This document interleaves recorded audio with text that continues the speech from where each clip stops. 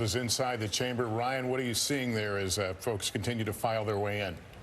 Well, Lester, we're already seeing members of Congress displaying messages that they want the world to see. Even though they're not going to have a voice in this room here tonight, they want to make sure the policy issues that they care about are front and center. Among them, you see a sea of white. And this is women from the Democratic caucus. They decided to band together to wear white in representation of women's rights and, in particular, reproductive rights. Yeah, early stream. This is live. I was going to watch it anyway. I figured I should go live. Yellow and blue to show their ongoing support. Is my audio balanced? Of course, the push for that supplemental aid package to pass at some point. We're also noticing Republicans in the crowd today, many of them wearing white ribbons. What does that mean? Their way of demonstrating their concerns about the ongoing border crisis and the violence that they believe is associated with it. Some also displaying pins with the name of Lake and What's Riley, up? of course. Thanks for. I got a haircut. Yes, I did. By an undocumented immigrant. Watching politics. Yeah. Well, I was going to watch this. I mean, it is like a pretty important speech. Probably Biden's last. So I figured I'll just go live instead of doing it out. Those slim margins make it really difficult for Congress to get anything of substance accomplished. And because that partisanship is at an all-time high, there is, of course, the possibility of the president being heckled by members of his opposing party. Members of Twitch. Although the new speaker, we got to heckle him. It's important to point out he'll be sitting behind You're too young, Biden. For the first time. Your swag is too different. He has instructed his members to abide by the House rules, and he's told them. We are watching Ricky Stanicki. That's correct. Decorum. Today is Rick. Oh, I should probably change that. Lester and Savannah, is that there's going to be several guests in the gallery who represent various causes. They have been invited by members of Congress or the White House. Among them, the families of the American hostages that are thank you for 23 months. MX Fuzz, thank you for the 3. And of course, caught up. Juso, thank you for 23 months. In Israel. And of course, we do expect the conflict in the Middle East to be a key focus tonight. We do know that the president will address this situation. But as we talk about protesters, there's also that possibility that an individual. Let's turn this down. I feel like Joe Biden needs to show up and do a backflip. I think put all the speech writing aside. There's no words that are going to change things. I think if Joe Biden shows up on stage, runs out, like hustles out, backflips, then I think he changes hearts, changes minds. Challenge Mike Johnson to a push-up contest. Yeah, maybe. Iron Man 2 entrance. You know what's funny is this looks so boring to be here. All these people just got to sit around. Something to keep in the back of your mind as the president addresses this group here tonight, that there are this is not a fun party. Who believe that he should be impeached, even though at this point I think there should be an open bar at these things. Because then the heckling would get raw. It would get real. You know? I feel like an open bar, plus like the way they have it at concerts where they have a little bar at the front where like you can get cheap tickets if you're going to stand. There should be a standing room only. Fans can get in and get loud, get rowdy. Coveted seats along the aisle where the president will walk so that they can get that moment, shake the president's hand, and be seen on national television and seen by millions of Americans. It's, of course, one of the most coveted seats in politics. Isn't Santos supposed to be display here when the president enters this completely room out of office? Noting quite a contrast in the number Why of is he there? People we're seeing in there, including George Santos. An expelled member of Congress who still, as a former member of Congress not convicted of a crime, has a right to be there on the House floor and has decided. Why is he there? He's expelled from Congress. He's allowed to be there. I thought he was convicted of a crime. He's not on the team, bro. That's so cringe. A prime moment. The president for screen time, get his message out there to respond to the darker view of America. Dark Brandon mentioned. Have been offering. We want to bring in our chief White House correspondent, Peter Alexander. Peter, what can we expect from the president? He's there to farm cameos. Starting gun on the 2024 campaign, as a senior aide described to me. This is the starting gun, which means we have how many months? 5 months straight. What up, Bernie? Bernie always, always with the mask in the hands. Bernie. 5 months of election bullshit. He can still win, by the way. Coming to office, and that's why they're going to try to frame this as a comeback story of sorts. You'll remember January 2021, more Americans died due to COVID. Bernie got that shit on. The president came to office than any other month during the course of the pandemic. More than 105,000 Stop the Biden border crisis. A lot of pins. In the time since, the president will tout the strong job growth. He'll tout the fact that inflation, though still high, is now 2/3 of what it was at its peak. And while a lot Turn off of the focus for subs. many Americans, given concerns All about right. the president's age, will be on his They're all delayed. delivery. The White House's primary focus tonight is on what Backflip, the president has backflip, delivered backflip. for the American people. I'm told by a senior aide as I walked out to the North Lawn to speak with you this evening that the president right out of the gates is going to focus specifically on the topic of democracy, not just around the world, including in Democracy. It is a big year for elections, not just in America. If you are a simple Marabou, I guess. More people are voting this year than any year in human history. I think over half of the world's population is in a country that's having an election this year. It's pretty insane. Why are they wearing that much white? Looks like a cult. Be kind of fun if we had like a cult party that comes in like jumpsuits. And they have like one. Yeah, Korea. Did you guys know that I was talking to a Korean friend. There's been this big misogyny push in Korea right now, especially in politics. They're very anti-women. But part of that comes from this female president who kind of ruined things. Because she was president of Korea and a ferry went underwater and all the students on board drowned. There was a ferry crash. And then the president couldn't be found for days. And they didn't know where she was or what she was doing. It turns out she was like with a cult, giving them money and asking for advice on what to do. It was like this big scandal. It was crazy. And so she became like a scapegoat for some anti-women attitudes. Talking about South Korea, that's correct. Yeah. What are we hearing on this? It's so often in past years about policy. It certainly will be tonight. President Biden needs to lay out what he would do with a second term. Bro, when's this fucker gonna get here? Performance tonight. There are Joe persistent Biden questions fashionably about his late? age. It shows up in poll after poll. It is no secret. They should smash cut to him napping. Just fucking zonked out. EP Joe. What if Joe Biden shows up, backflips, announces Silk Song, and dips? He wins every state. Oh, if you're a Europort, this is the State of the Union. It's a yearly speech by the president. Oh, he's here. Wait. Fight. Here comes the First Lady entering the chamber. If we want to pause for a moment. Well, this is likely? Not likely. Well, there's a realistic chance this will be Biden's last one, so he's going to try and nail it. I think that it's also important against the election year. What we'll be looking for tonight. Does he show the same fight? And does it feel authentic? We know that the White House has been preparing for some jeering from Republicans, even though the House Speaker has encouraged his conference not to do that. But undoubtedly, that is something we might see. All right, we'll pause for a moment as the president is about to be introduced. Mr. Speaker, the President's Cabinet. What was that?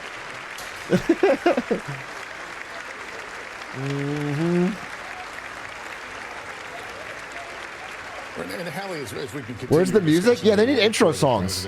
There's also the question, will the president... This is my fight song. Take back my life song. And a positive, affirmative case for his Has policies. I think you'll see Kamala Harris I can tell you based on conversations responded to all the coconut memes, or no? He will look to flip the script on immigration. He is going to Has she said what anything? he's been trying to do with a smaller audience. Obviously, he's got tens of millions of eyeballs on him tonight to try to point out, hey, wait a second, you could have passed a comprehensive bipartisan border security bill and Congress did not. I would not be surprised. You to don't hear know the talk about the that Kamala Harris I also spoke with a member of Republican leadership coconut who's in memes the room tonight, who suggested that may not be the most effective line of attack for the president. Republicans have been going after him on the humanitarian crisis at the border for months now. She did gun fingers? Arguments against him. Because we've seen something really interesting happen.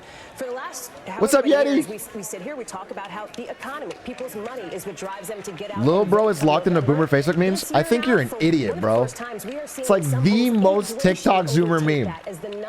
I think you're literally an idiot for saying that. I was texting with a Democratic member of Congress who's now in the room. I asked how this person was feeling. They said, I'm excited, but honestly, a little bit anxious. I wonder how high the number of... tonight, Savannah, as you point out, not what he says, but how he says it. Can you explain to an Aussie what's going on? Joe Biden is going to show up and give his State of the Union, his yearly speech, where he tries to explain how America's doing and what his plan is going forward. Now, normally I wouldn't watch this, but I'm watching it this year because it's important, because it's going to basically kick off 5 months of election insanity. This is the beginning. This is where he's like, the lines are drawn. It also could be his last one if he doesn't win, which the poll shows he probably won't currently. We're in election season, baby. 8 months? Is it 8 months? Damn, when is the election? November? God damn, it is. Fuck. Where's Bernie? We showed him earlier. Bernie was doing his thing. He was iced out, to be honest. They're welcome in my campaign. That's right. And remember what Donald Trump has said. He's basically said, I don't need those voters. So those voters are for the taking. Although on Tuesday night in a statement, he did say, if you want to join my movement, you may. But he was not moving in their direction. He said, feel free to move in my direction. But it raises... Doesn't whoever's taller usually win? I think statistically, on average, yes. I think both are tall enough in this election to not be a factor. I do think it would be really funny if it was 100% of the time, because then candidates would be like the NBA. Then Wemby would sweep, bro. We would just keep getting people, or eventually we get stilts. We would have 2 candidates coming out on extra tall stilts to try and compete.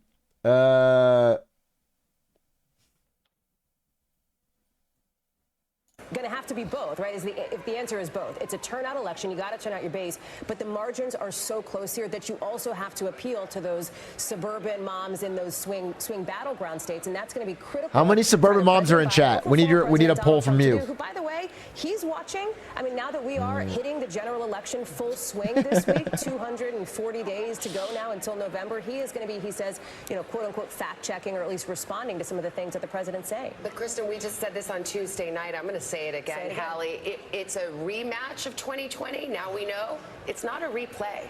The rematch of the century. Things are very different. First of all, former President Trump is facing 4 different indictments. His first criminal trial gets underway later this month. So that is a massive difference. I think none of them finished before the election, though. It's energized him. It's allowed him to galvanize Republican voters around him. How will it play in the general election? Here's why it's also different. During the last election cycle, candidate Biden was never trailing former President Trump. Very different situation this time around. Polls show he's trailing him in general election polls as well as in key battleground state polls. And that's what, based on my conversations. I feel like Biden's just got to shake it up, bro. He's got to show up with like a cool new mustache or something. He's got like a under eye tattoo. Just, he's got to show up and it's got to be different. It's got to be visually distinct. He shows up with BTS. Oh my God. Now you're thinking like a campaign manager. If Biden showed up with BTS in tow, just like they're buds, just like that would be like a halftime show. Yeah. He's got to drop a new state. Ladies and gentlemen of America, please introduce the 51st state. And it's just like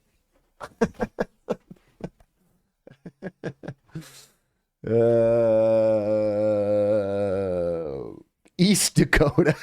You've heard of North Dakota. You've heard of South Dakota. Introducing East and West Dakota. We're putting it in. That would fucking shake things up. And exhausted by, the 3 years of higher inflation. Inflation is moderating. You'll hear the president say that today. He won't say it's mission accomplished, but prices are higher than they were 3 years ago. Joe. There he is. Speaker, the President of the United States. Does everyone clap or are the Republicans silent?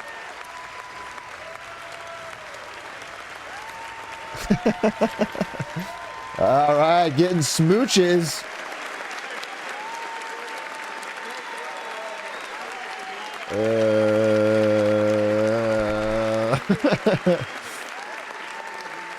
Bro, he's so old.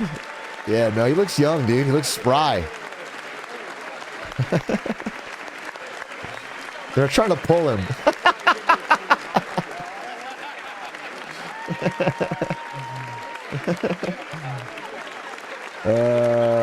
All right.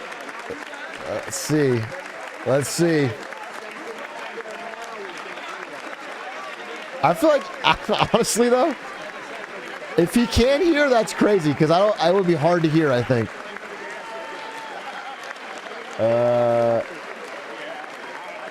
All right. Let's see what the speech is. Get to the podium any percent. Put up a live split timer. What is he talking about? I wish we had a lip reader. Is it like political stuff or just like, hey, how was the... Did you see Dune? The president who spent a lot of time in these chambers still has a lot of friends. He's yapping, bro. He's straight up yapping. He has in previous years, making his way through this crowd and greeting virtually anyone who can stand along the sideline. I'm so struck by it because, more than anywhere in Washington, the halls Is of this Congress ceremonial? where Joe Biden I mean, feels at home. this is just like, literally I think this is pretty normal. in Congress. And also having run Intro, for president pomp, 3 times, circumstance. You can imagine a young Joe Biden imagined himself in this role, and it seems he's relishing every single.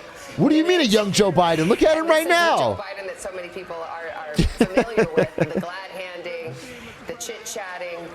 He's going to stretch out this moment. He's young, bro. We'll be talking here until the president goes to deliver his speech. And what's so Who knows how long we'll be talking? About both sides of the aisle. Bro, I thought this was started already. Talking with Republicans. He spent some time. I would have gone live 20 minutes later and watched more Balatro from Ari.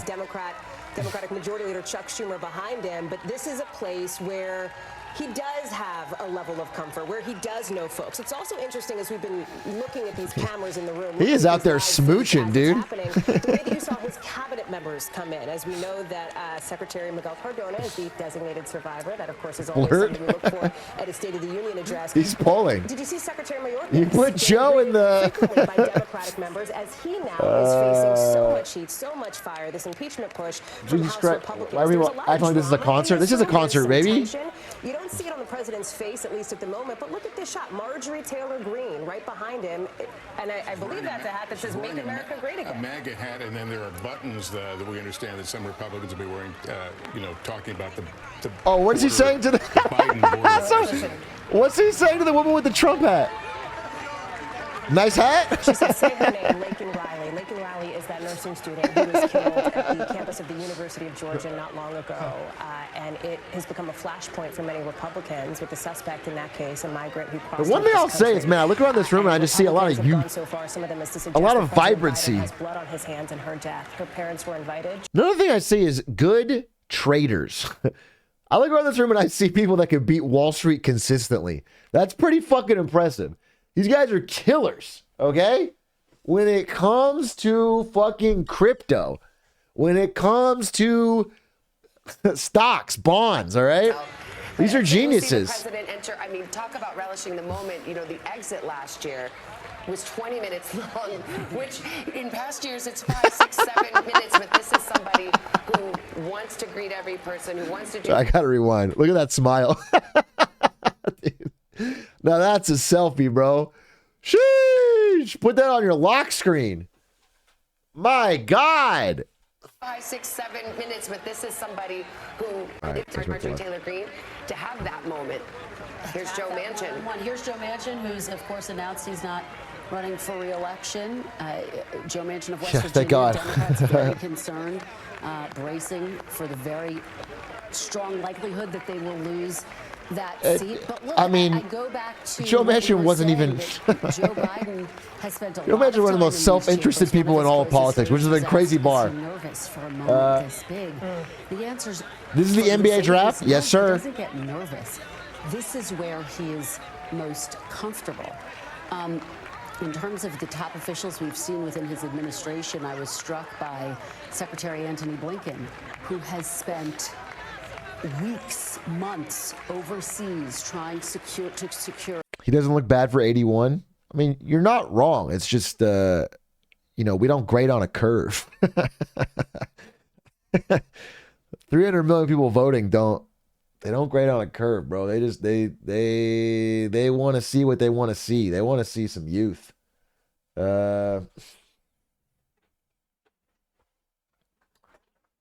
It's just crazy because, like, you guys know how old Obama looked after he got out of office? Remember when Obama, first term, he looked so young, and then by the end of his second term, he looked fucking old? Like, it aged him so much.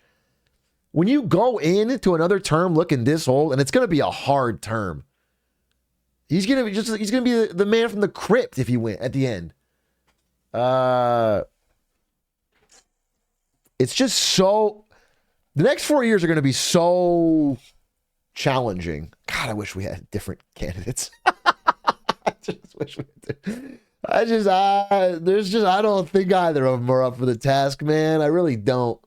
What if we did a new election every 8 weeks? You know, just cycle some people in. That way we could try some chatters.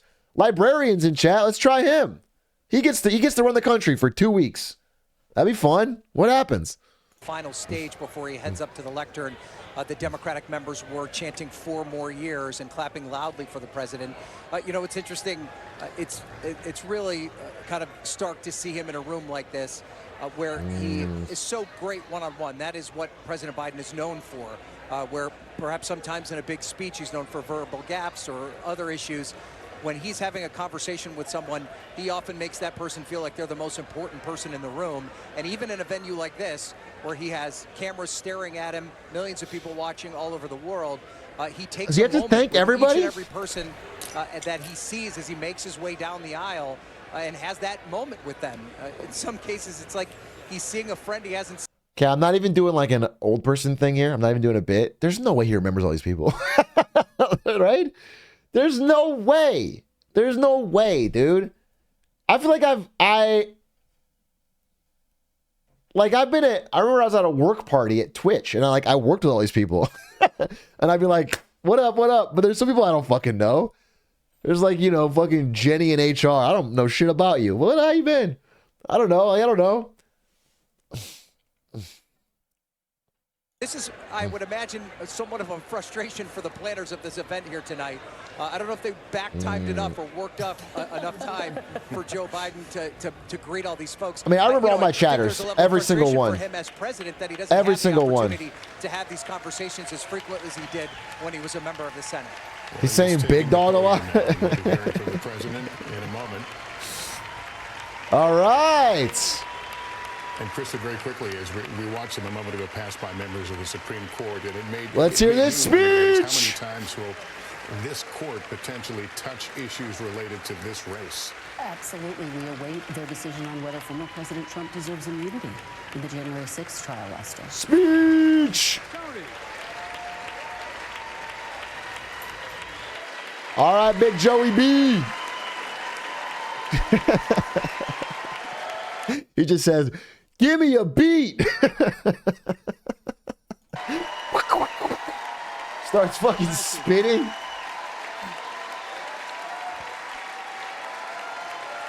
Here we go. Damn, a lot of clapping. 5 fingers of death. All right, lock in, Joe. Lock in. Lock in.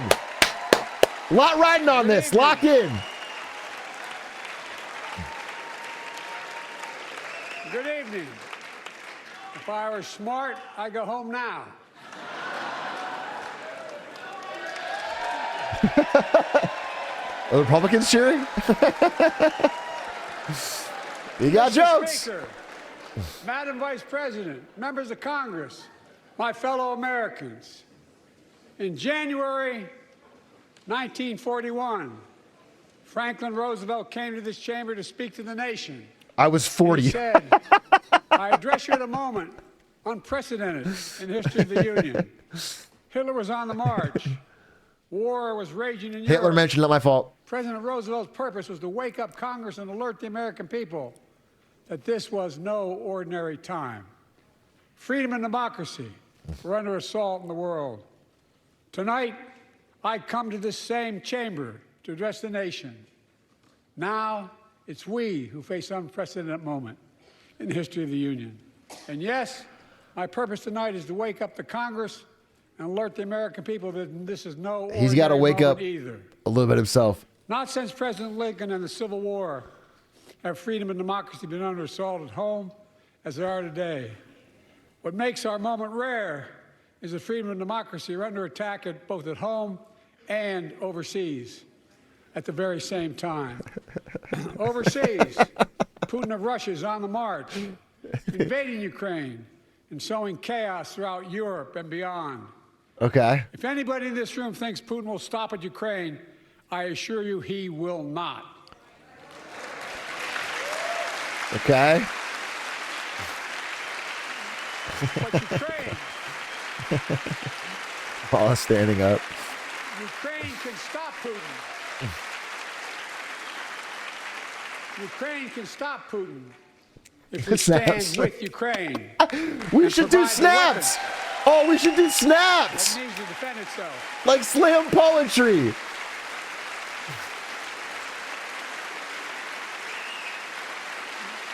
That is all. That is all Ukraine is asking. They're not asking for American soldiers. In fact, there are no American soldiers at war in Ukraine, and I'm determined to keep it that way. But now, Okay. assistance to Ukraine is being blocked by those who want to walk away from our world leadership. It wasn't long ago when a Republican president named Ronald Reagan thundered, "Mr. Gorbachev, tear down this wall." Now, Greatest hits. Greatest hits. Greatest hits. No other than that. now my predecessor, a former Republican president, tells Putin, quote, "Do whatever the hell you want." That's a quote. A former president actually said that, bowing down to a Russian leader. I think it's outrageous, it's dangerous, and it's unacceptable.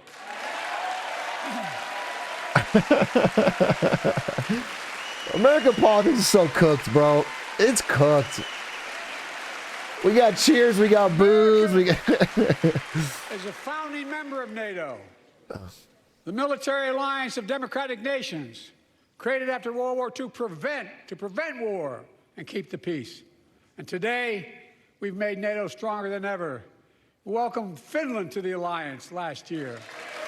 What up, Finland? And just this morning, What up? Welcome to Sweden NATO, officially baby. joined, and their minister is here tonight. Come here, stand up. Sweden. Welcome. That's Lincoln's father. Welcome, welcome. That is Mr. Lincoln himself. He's here. And they know how to fight. They'll be sending 100 meatballs to the war front. The strongest military alliance the world has ever seen. I say this to Congress. We have to stand up to Putin. Send me a bipartisan national security bill. History is literally watching. History is watching. If the United States walks away, it will put Ukraine at risk. Europe is at risk. The free world will be at risk, emboldening others to do what they wish to do us harm. My message to President Putin, who I've known for a long time, is simple. We will not walk away.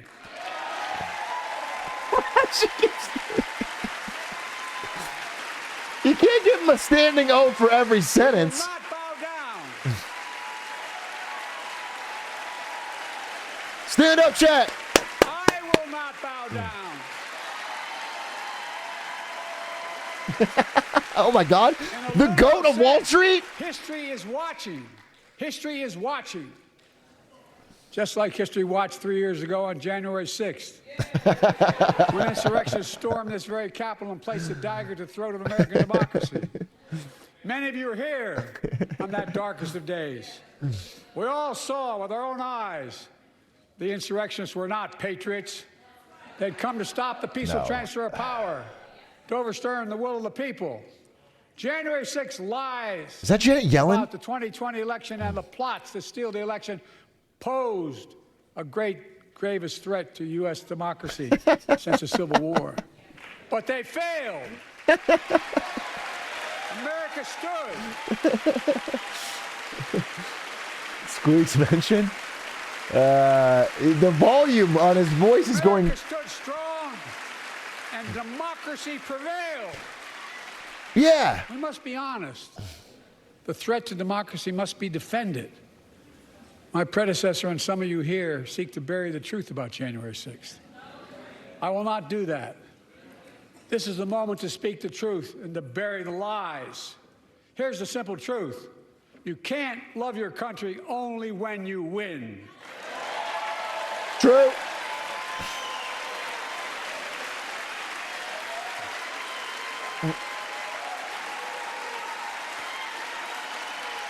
True. +2. I'll +2 that. As I've done ever since being elected to office, I ask all of you without regard to party to join together and defend democracy. Remember your oath of office of defending against all threats, foreign and domestic. Respect. Is he rolling his eyes? Respect free and fair elections. Restore trust in our institutions. And make clear political violence has absolutely no place in America, zero place. Again. Yeah, I think he rolled his eyes. It's not hyperbole to suggest history is watching. We're watching. Your children and grandchildren will read about this day and what we do. History is watching another assault on freedom. Joining us tonight is Latoya Beasley, a social worker from Birmingham, Alabama. 14 months ago, she and her husband welcomed a baby girl thanks to the miracle of IVF. She scheduled treatments to have that second child, but the Alabama Supreme Court shut down IVF treatments across the state, unleashed by a Supreme Court decision overturning Roe v. Wade. She was told her dream would have to wait. What her family had got through should never have happened. Unless Congress acts, it could happen again. So tonight, let's stand up for families like hers. To my friends across the aisle, don't keep this waiting any longer. Guarantee the right to AVF. Okay, so I'm assuming the order he's saying things in the speech is kind of the order of what they're going to push for in the election. So number one is like defend democracy, no political violence, January 6th. And then number two is like Republicans overturned Roe v. Wade, abortion. Like most Americans, I believe Roe v. Wade got it right. This is like priorities list. Basically, we're seeing priority Vice list. President Harris for being an incredible leader defending reproductive freedom. Oh, yeah, they kind of opened with Ukraine, when I think it was a bad mistake. I feel like domestically people just are not, Ukraine's not hitting. My predecessor came to office determined to see Roe v. Wade overturned. He's the reason it was overturned, and he brags about it. Look at the chaos. Yeah, Ukraine's not polling well. Resulted. Joining us tonight is Kate Cox, the wife and mother from Dallas. She's become pregnant again and had a fetus of a fatal condition. Is he just rolling out pregnant women? That her own life and her ability to have children in the future were at risk if she didn't act. Because Texas law banned her ability to act, Kate and her husband had to leave the state to get what she needed. What her family got through should have never happened as well, but it's happening in too many others. There are state laws banning the freedom to choose, criminalizing doctors, forcing survivors of rape and incest to leave their states to get the treatment they need. Many of you in this chamber and my predecessor are promising to pass a national ban on reproductive freedom. My God, what freedom else would you take away? Look, it's a decision to overturn Roe v. Wade. The Supreme Court majority wrote the following, and with all due respect, justices, women are not without electoral power. Electoral or political power. You're about to realize just how much you're right about that. I think that line was written well, not delivered well. Clearly. He's got to lock in, bro. You got to lock in. You kind of butchered that one, and that's like the key thing to hit. Clearly. Take a breath. Take a breath, Big J. Those bragging about overturning Roe v. Wade have no clue about the power of women. But they found out when reproductive freedom was on the ballot. We won in 2022 and 2020, and we'll win again in 2024.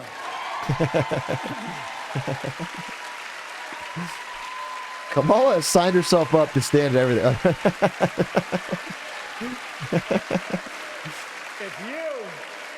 If you, the American people, send me a Congress that supports the right to choose, I promise It's leg day. I'll restore Roe v. Wade as the law of the land again. Yeah, that's good. Strong statement. I was saying, one thing you got to do in these things is you can't just say what's bad. People don't like hearing bad. This is bad. This is bad. They don't want to hear problems. You got to tell them how great things are going to be. I'm here tonight to show what I believe is the way forward, because I know how far we come. 4 years ago next week, before I came to office, the country was hit by the worst pandemic and the worst economic crisis in a century. Remember the fear, record losses. Remember the spikes in crime and the murder rate, raging virus that took more than 1 million American lives of loved ones, millions. Thank God it's gone now. A mental health crisis of isolation and loneliness. A president, my predecessor, failed the most basic presidential duty that he owes to American people, the duty to care. I think that's unforgivable. I came to office determined to get us through Someone one of the shout toughest lies? periods in the nation's history. We have. It doesn't make news in 1,000 cities and towns. The American people are writing the greatest comeback story never told.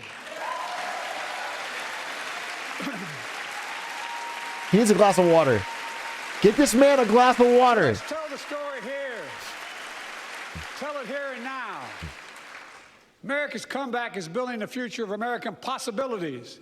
Building an economy from the middle out and the bottom up, not the top down. Okay. Investing in all America. Okay. All Americans. To make sure everyone has a fair shot. And we leave no one behind. The pandemic no longer controls our lives. The vaccines that saved us from COVID are now being used to beat cancer, turning setback into comeback. Are they? That's what America does. That's what America does. Setback into comeback. I like that.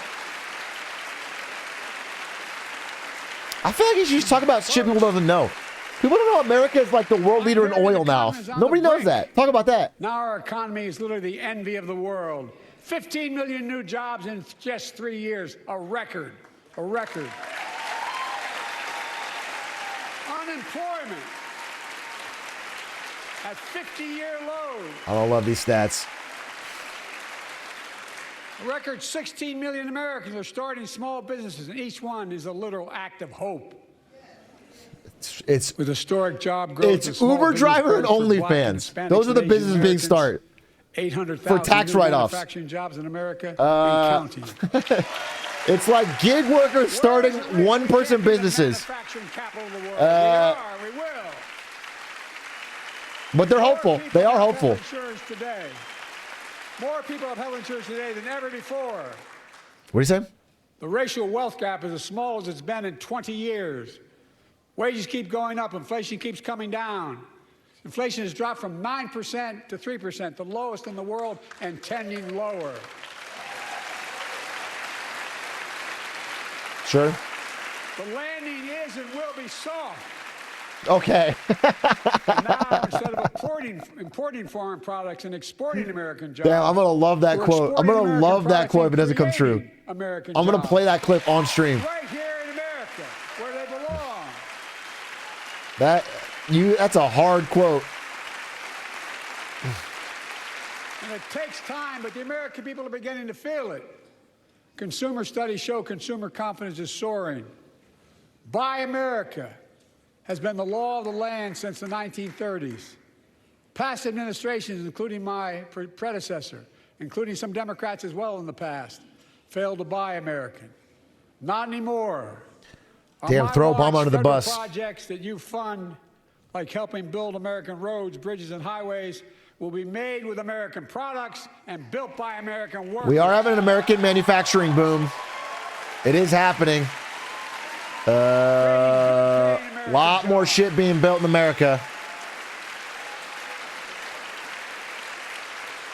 And thanks to our CHIPS and Science Act, the United States is investing more in research and development than ever before.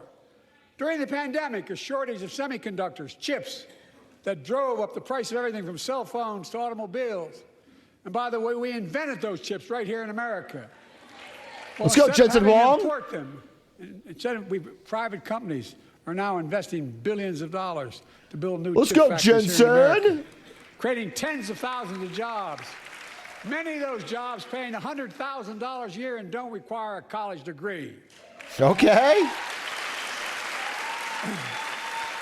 He's hitting a stride a little bit. In fact, my policies have attracted $650 billion in private sector investment in clean energy, advanced manufacturing, creating tens of thousands of jobs here in America.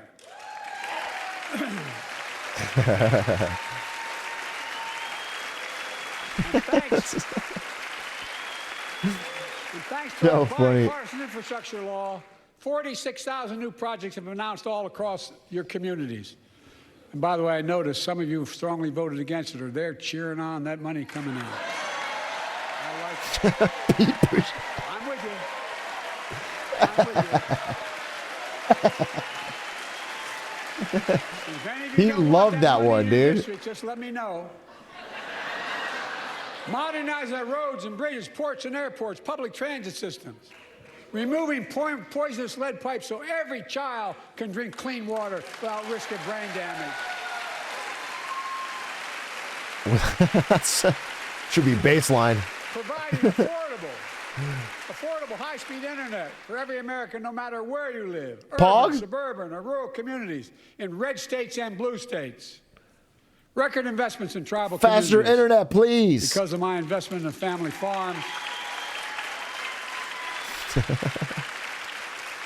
I invested in family farms led by my Secretary of Agriculture, who knows more about this than anybody I know. We're better able to stay in the family for those farms and their children and grandchildren won't have to leave home to make a living. It's transformative. The great comeback story is Belvedere, Illinois. Home to an auto plant for nearly 60 years. Before I came to office, the plant was on its way to shutting down. Thousands of workers feared for their livelihoods. Hope was fading. Then I was elected to office, and we raised the Belvedere repeatedly with auto companies, knowing unions would make all the difference. The UAW worked like hell to keep the plant open and get these jobs back, and together we succeeded. Instead of auto factories shutting down, auto factories reopening, a new state-of-the-art battery factories being built to power those cars there at the same. Booyakasha. UAW, baby. I respect that. I respect that. Good year for the UAW. I say, instead of your town being left behind, your community is moving forward again.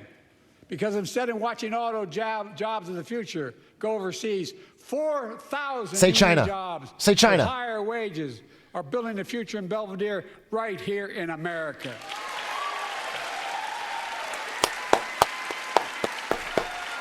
Say you're going to ban TikTok. Get some greatest hits. Here tonight. Get some clips. Is UAW President Sean Fain, a great friend and a great labor leader. Sean Fain's there. Stand up. What up, Sean Fain? Oh.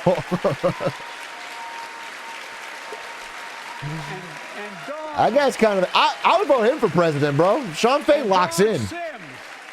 You got long-term plans. Generation worker, UAW worker at Belvedere. Sean, I was proud to be the first president to stand on the picket line, and today, Dawn has a good job in her hometown, providing stability for her family and pride and dignity as well. Showing once again, Wall Street didn't build America. They're not bad guys. They didn't build it, though. The middle class built the country, and unions built the middle class. They're not bad guys. I'm still fundraising. They're not bad guys. They didn't build it, though.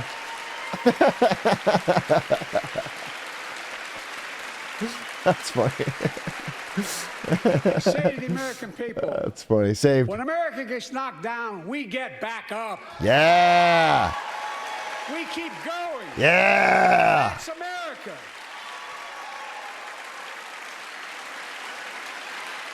That's you, the American people. It's because of you America's coming back. It's because of you our future is bright. It's because of you that tonight we can proudly say the state of our union is strong and getting stronger. Boom.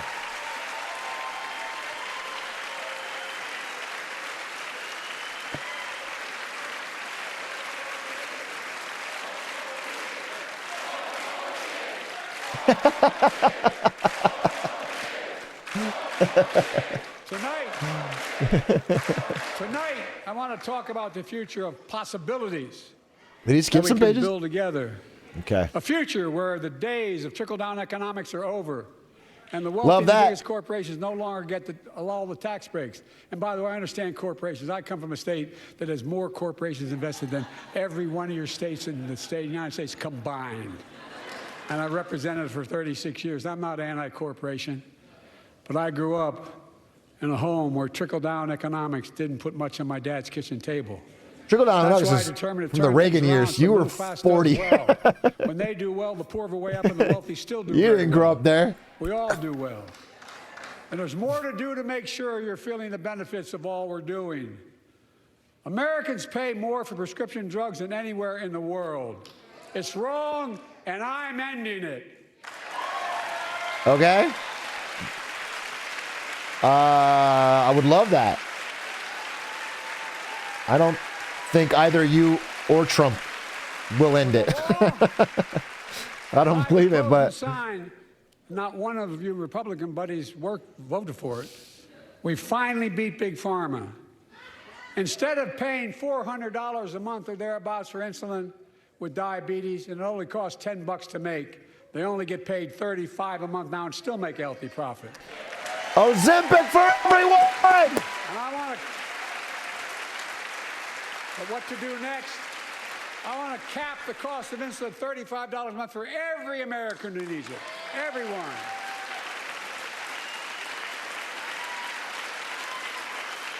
For years, people have talked about it, but finally we got it done and gave Medicare the power to negotiate lower prices on prescription drugs, just like the VA is able to do for veterans.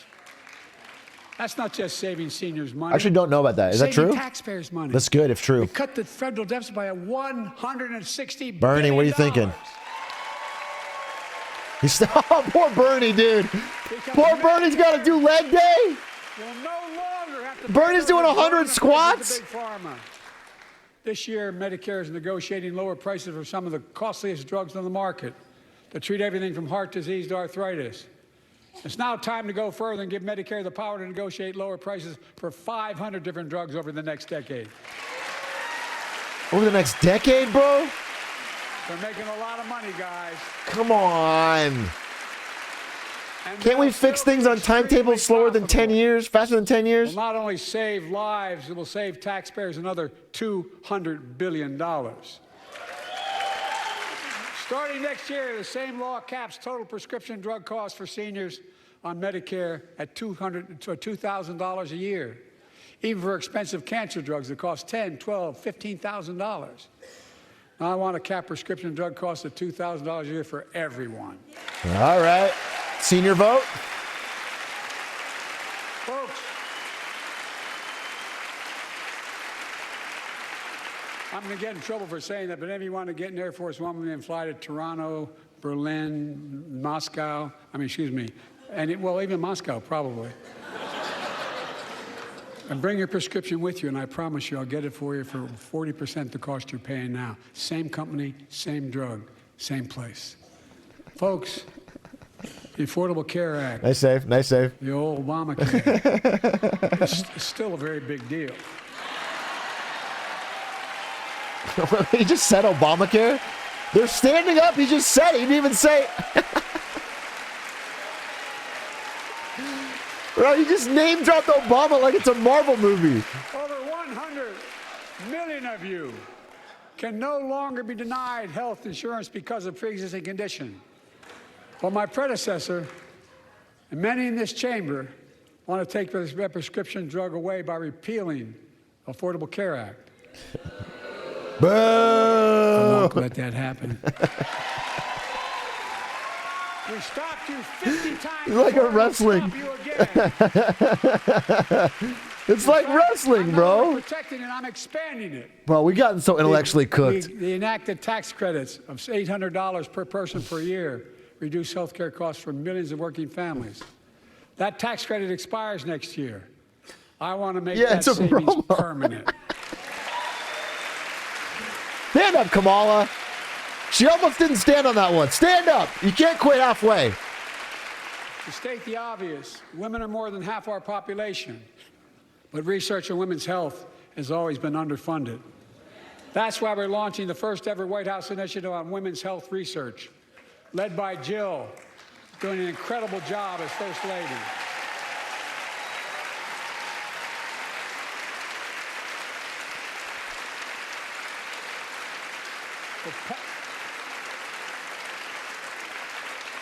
We'll pass my plan for $12 billion to transfer women's health research and benefit millions of lives all across America. I know the cost of housing is so important to you. Yeah, okay. If inflation keeps coming down, mortgage rates will come down as well, and the Fed acknowledges that. But I'm not waiting. I want to provide an annual tax credit. Oh, I hate this. That will give Americans $400 a month for the next 2 years as mortgage rates come down. I hate this. To put toward their mortgages when they buy their first home or trade up for a little more space. What is this? Am I serious? Just for 2 years. Do I like this tweet?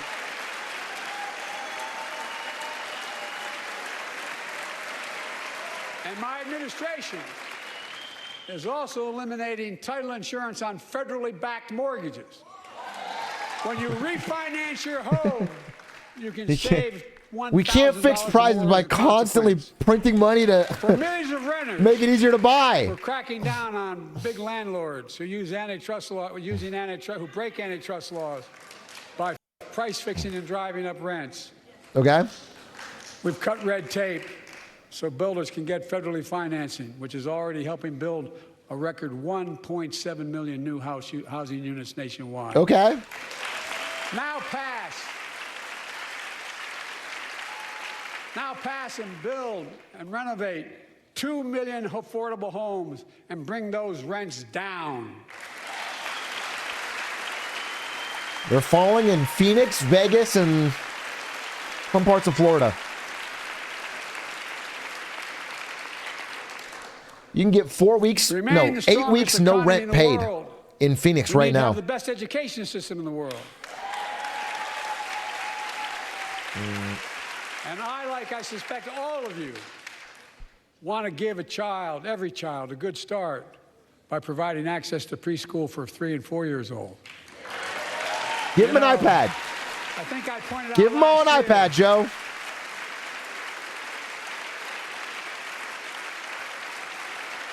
I think I pointed out last year that children coming from broken homes where there's no books, they're not read to, not spoken to very often, start school, kindergarten, or first grade, having heard 1 million fewer words spoken.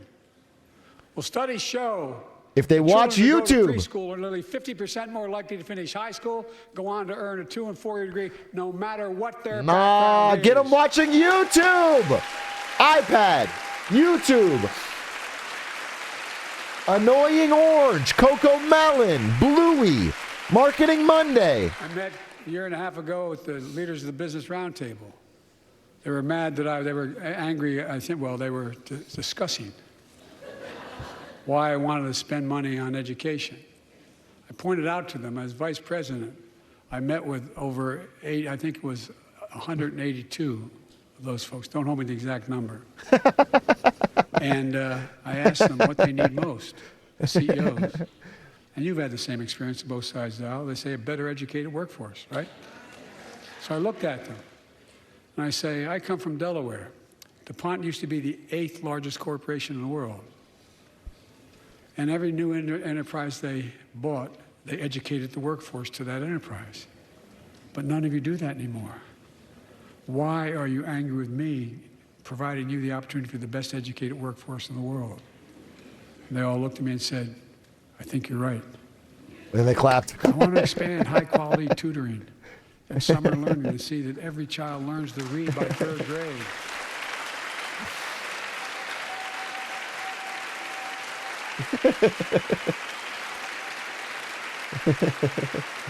I'm also connecting local businesses and high schools so students get hands-on experience and a path to good-paying job, whether or not they go to college. Let's put our high schoolers to work. The college is more affordable. Let's continue increasing the Pell Grants to working and middle-class families and increase record investments in HBCUs. We can't make college or housing more affordable by subsidizing demand. That just makes the prices go up. When you give more loans to people, they raise the prices. Change the way in which you did it doesn't work. Loans. I fixed 2 student loan programs that already existed to reduce the burden of student debt for nearly 4 million Americans, including nurses, firefighters, and others in public service. Like Keenan Jones, a public educator from Minnesota, who's here with us tonight. Keenan, where are you? Keenan, thank you. He's educated hundreds of students so they can go to college. Now he's able to help, after debt forgiveness, get his own daughter to college. Are we talking debt forgiveness? Greatest hit. Bring it out, Joe. Say it loud and proud. And folks, look. Student loans, gone. Such relief is good for the economy because folks are now able to lock these votes, baby. Start a business, start a family.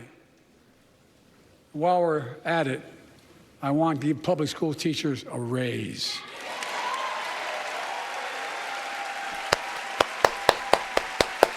Overdue.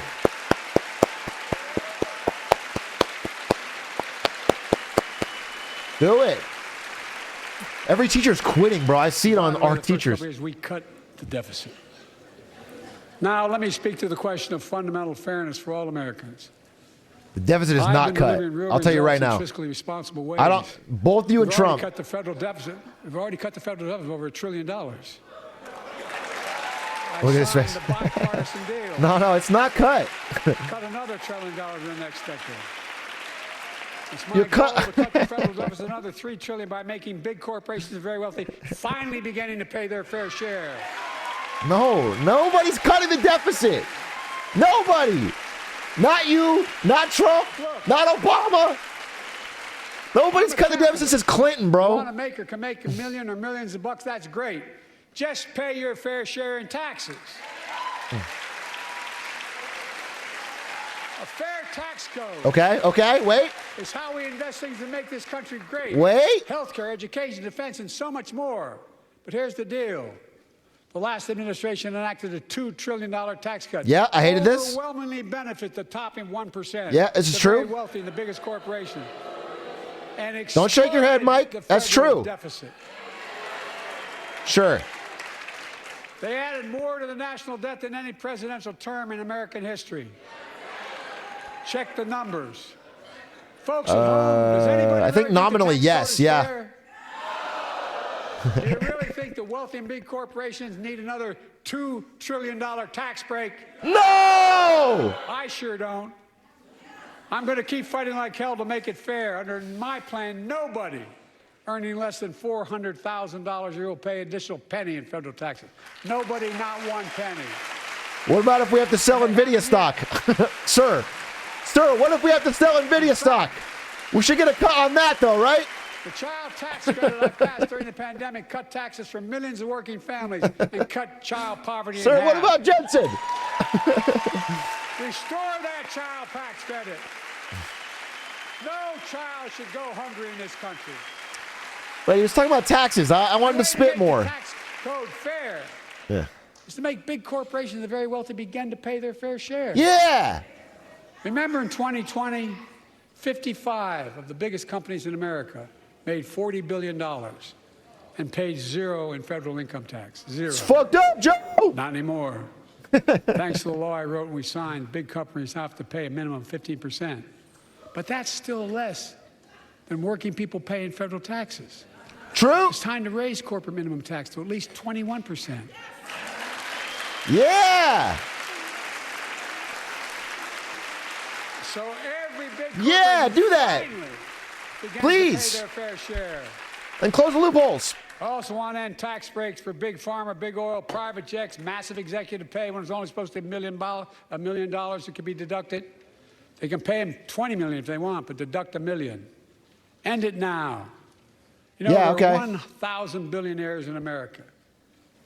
You know what the average federal tax is for those billionaires? No. They're making great sacrifices, 8.2%. That's far less than the vast majority of Americans pay. No billionaire should pay a lower federal tax rate than a teacher, a sanitation worker, or a nurse. Yup. Yeah. Bro, I'm with you on this. You didn't do it the first time, but yeah. I propose a minimum tax for billionaires of 25%, just 25%. You know what that would raise? That would raise $500 billion over the next 10 years. For And 10 imagine years. what that could do for America. Damn, that's actually so little. We're Imagine at a $1 trillion future deficit with every affordable 100 childcare. days. Millions of families Every can 100 days, we're spending $1 trillion more than we have. You're going to raise half $1 trillion over 10 years? Because no one should have to choose between working and taking care of their sick family member. That's crazy. Imagine the future of home care and elder care and people living with disabilities.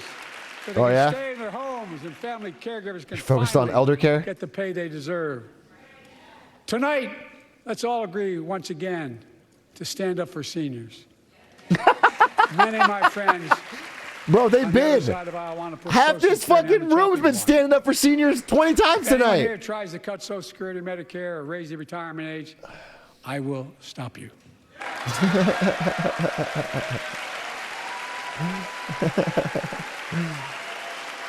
The working people who built this country. I will stop. pay Dark Brandon, more in baby. Social Security Dark than Brandon. millionaires and billionaires do. It's not fair. We have two ways to go. Republicans can cut Social Security and give more tax breaks to the wealthy. That's the proposal. Oh, no. You guys don't want another $2 trillion tax cut? I kind of thought that's what your plan was. Well, that's good to hear. You're not going to cut another $2 trillion for the super wealthy. That's good to hear. I'll protect and strengthen Social Security and make the wealthy pay their fair share. I like this stuff. I don't know if this hits with regular people, but I like to hear. I want to see higher corporate taxes, higher. Too many corporations raise prices to pad their profits, charging more and more for less and less. That's why we're cracking down on corporations that engage in price gouging and deceptive pricing, from food to healthcare to housing.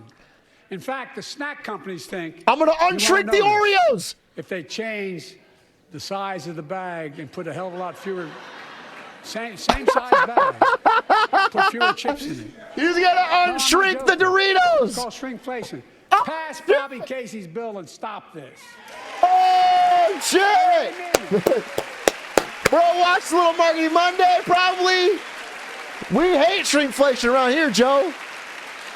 Give us our snacks back, bro. You probably all saw that commercial on Snickers bars. You get charged the same amount, and you got about, 10% fewer Snickers in it. Look, I'm also getting rid of junk fees. Those hidden fees at the end of your bill that are there without your knowledge. My administration announced we're cutting credit card late fees from $32 to $8. Bro, this is a huge Band-Aid to try and cover, slow down default rates right before an election. I'll tell you that right now. To charge what it costs them to instigate the collection. And that's a hell of a lot, like $8 and 30-some dollars. They don't like it. The credit card companies don't like it. But I'm saving American families $20 billion a year with all the. Bro, they can't pay it anyway. They can't pay it anyway. This is just slowing it down. Folks at home,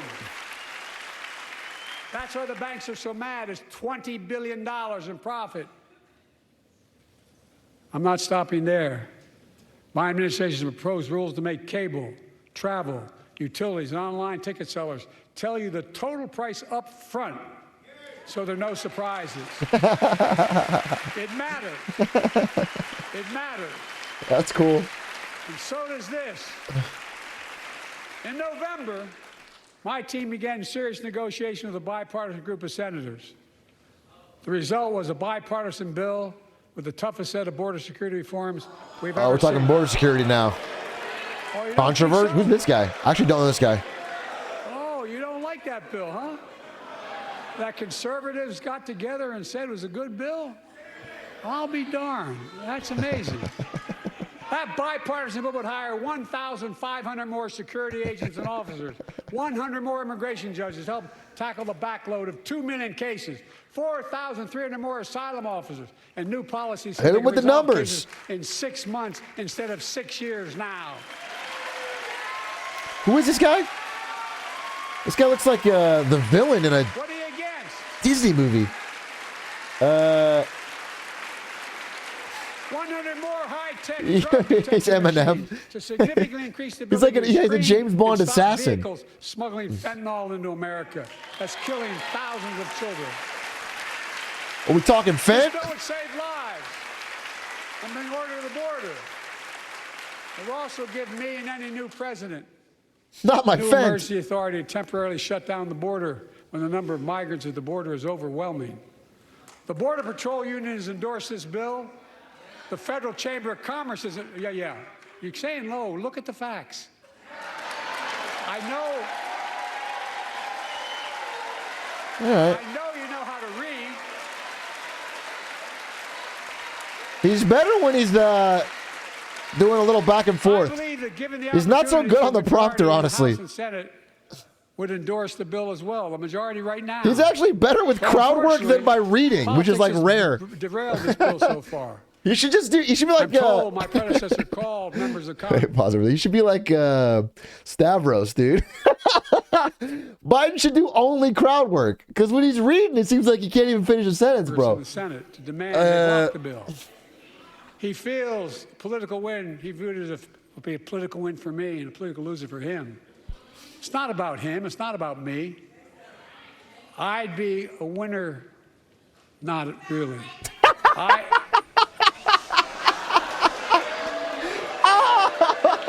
Dude, stick to the crowd work, bro. Lincoln Riley, an innocent young woman who was killed by an illegal. That's right. But how many of the thousands of people being killed by illegals? To her parents, I say, my heart goes out to you, having lost children myself. I understand. But look, if we change the dynamic at the border, people pay these smugglers $8,000 to get across the border because they know if they get by and let into the country, it's 6 to 8 years before they have a hearing. And it's worth taking the chance of the $8,000. But if it's only crowd's getting loud. 6 weeks, the idea is it's highly unlikely that people will pay that money and come all that way, knowing that they'll be able to be kicked out quickly. Folks,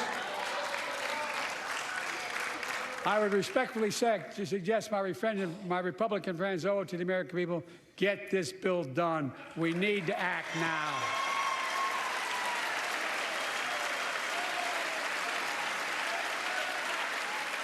What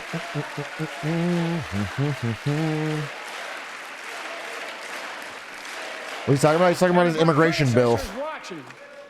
Instead of paying politics and pressuring members He of never Congress says to block Trump, the huh? bill, join me in telling the Congress to pass it. We can do it together. But that's what he apparently here's what he will not do. I will not demonize immigrants saying they are poison in the blood of our country. I will not separate families. Okay. I will He's not trying to weave a line here. ban people because of their faith. Unlike my predecessor on my first day in office, I introduced a comprehensive bill to fix our immigration system. Take a look at it. It has all these and more. Secure the border, provide a pathway to citizenship for dreamers, and so much more. But unlike my predecessor, I know who we are as Americans. We're the only nation in the world with a heart and soul that draws from old and new. Home to Native Americans, whose ancestors have been here for thousands of years. Home to people of from every place on earth. They came freely. Some came in chains. Some came when famine struck, like my ancestral family in Ireland.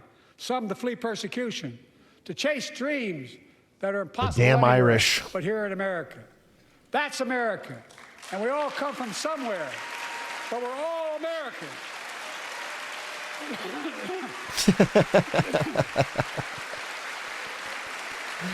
Smash cut to 3 angry white guys is pretty funny. Look, folks, we have a simple choice. We can fight about fixing the border, or we can fix it. I'm ready to fix it. Send me the border bill now. He's doing big eye rolls. Mike Johnson's doing big eye rolls. A transformational moment in history happened 59 years ago today in Selma, Alabama. Hundreds of foot soldiers for justice marched across the Edmund Pettus Bridge, named after the Grand Dragon of the Ku Klux Klan, to claim their fundamental right to vote. They were beaten, they were bloody, and left for dead. Our late friend and former colleague John Lewis was on that march. Game reference. We miss him.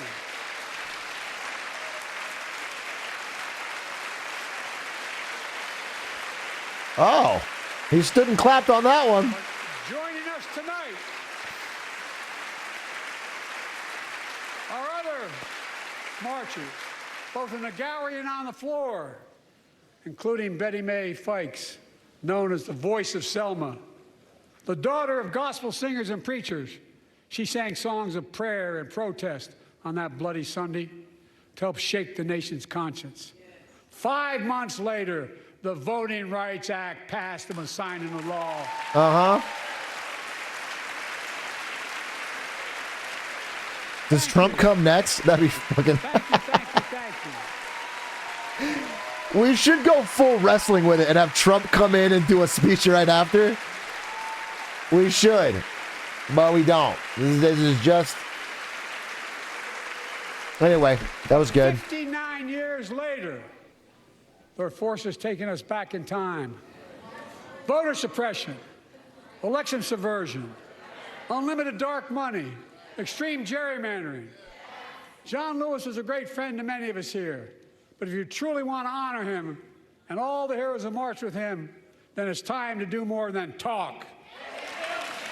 Pass the Freedom to Vote Act, the John Lewis Voting Rights Act. Okay.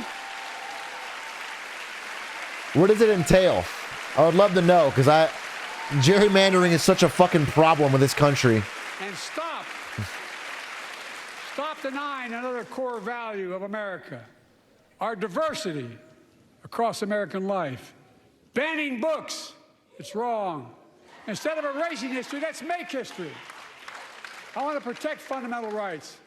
Pass the Equality Act. Why do we need to ban books when no child reads? I have your back. You know what I'm saying? Pass the PRO Act for workers' rights. Who's banning a book anymore? No one's... Raise the federal minimum wage, because every worker has a right to a decent living more than $7 an hour. We're also making history by confronting the climate crisis, not denying it. I don't think any of you think there's no longer a climate crisis. At least I hope you don't. I'm taking the most significant action ever on climate in the history of the world. I'm cutting our carbon emissions in half by 2030, creating tens of thousands of clean energy jobs, like the IBEW workers building and installing 500,000 electric vehicle charging stations.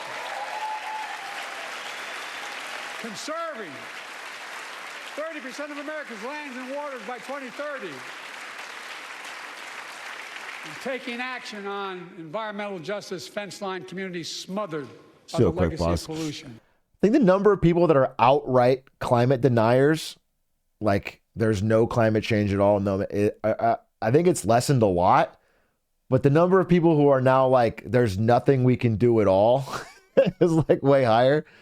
You know what I'm saying? I think it switched. I think the number of people that are like, there's no, because I mean, you just look, I mean, we literally had the warmest year in 2023 before that. But the number of people who are like, you know what? There's no fucking point in doing anything. Yeah, climate doomers is like the new, where it's like, don't bother doing anything. That's the new anti any climate. Though I'm not so sold on whatever this is. And I'm also not, I'll be honest with you, I'm a bit of a individual country doomer in that I don't know what America, even if we did cut our emissions, you know, it all just goes to a poor country that doesn't care who needs to grow. And I don't blame them because they have to do the cheap thing. So I don't know that I... Pattern after the Peace Corps and AmeriCorps, I launched the Climate Corps to put 20,000 young people to work in the forefront of our clean energy future. I'll triple that number in a decade.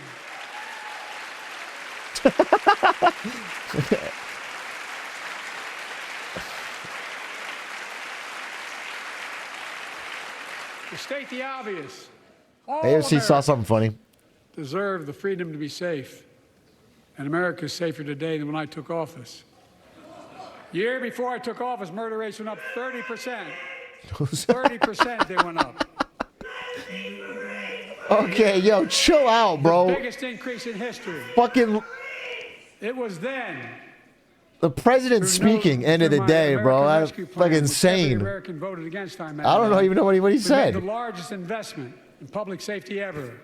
Last year, the murder rate saw the sharpest decrease in history. I think he was saying violent crime fell to release Silk Song, which is like fair, but but we have more to do. We have to help cities invest in more community police officers, more mental health workers, more community violence intervention.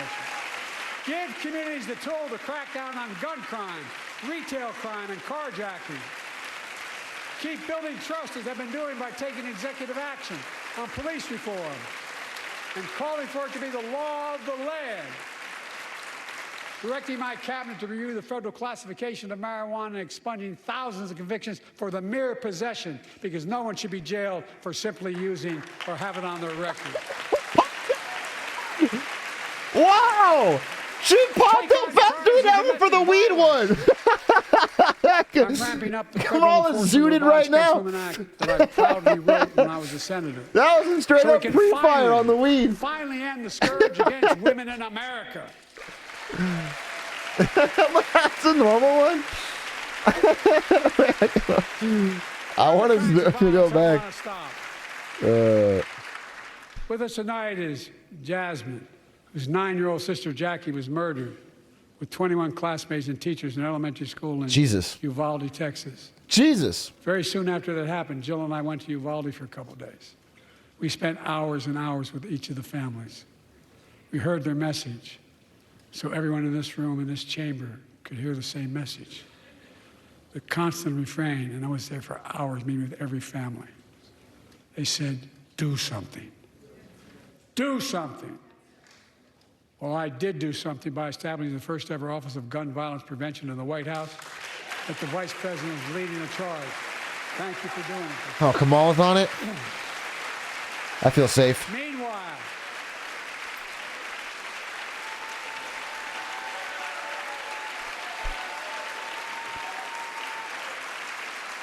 Meanwhile, my predecessor told the NRA he's proud he did nothing on guns when he was president.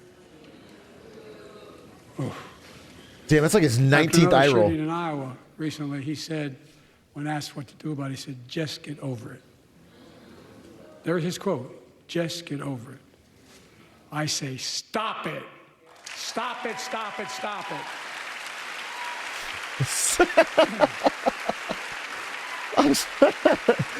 Stop it. Stop it, stop it. Like talking to a dog. Cut it out. In nearly 30 years because of this Congress. We now must if you're going to shoot a school, don't. I'm demanding a ban don't on assault do it. weapons and high-capacity magazines. Okay. Universal background checks. None of this. Dude on his phone? He's playing the Wordle? For 12 years. None of this. Is bro doing the Wordle? During the State of the Union? None of this. I taught the Second Amendment for 12 years.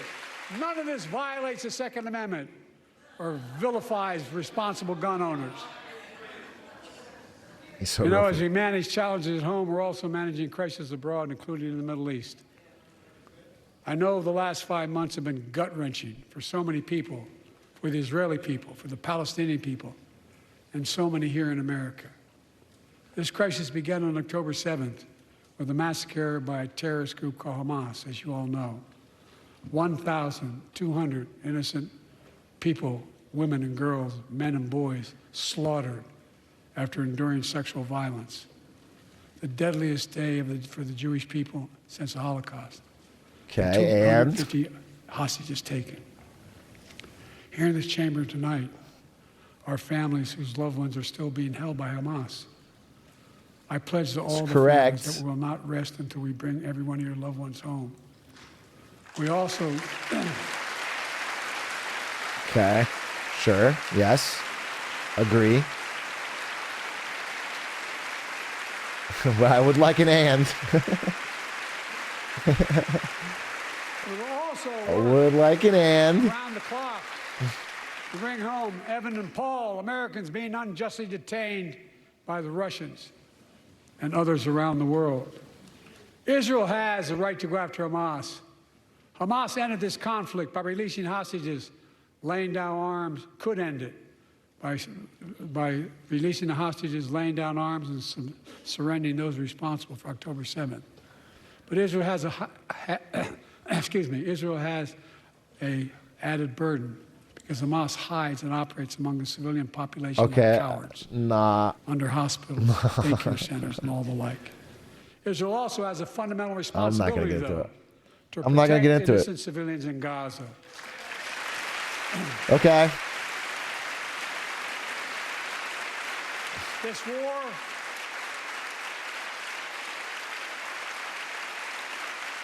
has taken a greater toll on innocent civilians than all previous wars in Gaza combined. Yeah.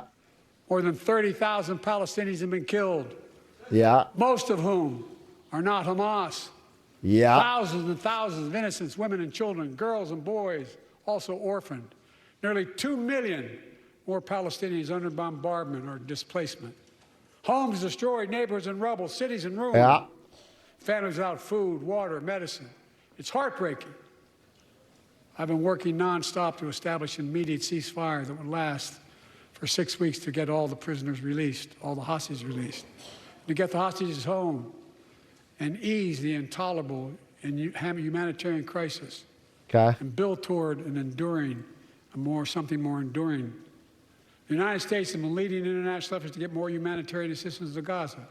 Tonight, I'm directing the U.S. military to lead an emergency mission to establish a temporary pier in the Mediterranean on the coast of Gaza that can receive large shipments carrying food, water, medicine, and temporary shelters. No U.S. boots will be on the ground. A temporary pier will enable a massive increase in the amount of humanitarian assistance getting into Gaza every day. Okay. Okay. And Israel must do its part. Israel must allow more aid into Gaza to ensure humanitarian workers aren't caught in the crossfire. And they're announcing they're going to have a crossing in northern Gaza. To the leadership of Israel, I say this: humanitarian assistance cannot be a secondary consideration or a bargaining chip. Protecting and saving innocent lives has to be a priority. As we look to the future, the only real solution to the situation is a two-state solution over time. Okay. I think he's going to talk about... And I say this... I mean, maybe not in this speech, but what leverage they're going to use to get Israel to agree. My entire career, they have to talk about that. Otherwise, record with Israel than I do. I challenge any of you here. I'm the only American president to visit Israel in wartime. But there is no other path that guarantees Israel's security and democracy There is no other path that guarantees Palestinians can live in peace with peace and dignity. And there's no other path that guarantees peace between Israel and all of its neighbors, including Saudi Arabia, with whom I'm talking. Creating stability in the Middle East also means containing the threat posed by Iran. That's why I built a coalition of more than a dozen countries to defend international shipping and freedom of navigation in the Red Sea. I've ordered strikes to degrade the Houthi capability and defend U.S. forces in the region. As Commander-in-Chief, I will not hesitate to direct further measures to protect our people and our military personnel. Okay. For years, I've heard many of my Republican and Democratic friends say that China is on the rise. He's talking China? America's falling behind. They've got it backwards. We're talking China? I've been saying it for over 4 years, even when I wasn't president. America's rising. We have the best economy in the world. And since I've come to office, our GDP is up, our trade deficit with China is down to the lowest point in over a decade. And we're standing up against China's unfair economic practices. We're standing up for peace and stability across the Taiwan Straits. I've revitalized our partnership and alliance in the Pacific. Oh, shit. India, Australia, Japan, South Korea, Pacific Islands. I've made sure that the most advanced American technologies can't be used in China, not allowing to trade them there. Frankly, for all this tough talk on China, it never occurred to my predecessor to do any of that. I want competition with China, not conflict. Okay. We're in a stronger position to win the conflict of the 21st century against China than anyone else, for that matter, than any time as well. Here at home, I've signed over 400 bipartisan bills, but there's more to pass my unity agenda. Strengthen penalties on fentanyl trafficking. You don't want to do that, huh? Pass bipartisan privacy legislation to protect our children online. Harness. They're banning TikTok. Harness the promise of AI to protect us from peril. Ban AI voice impersonations and more. Okay. And keep our truly sacred obligation to train and equip those we send into harm's way and care for them and their families when they come home and when they don't. Okay.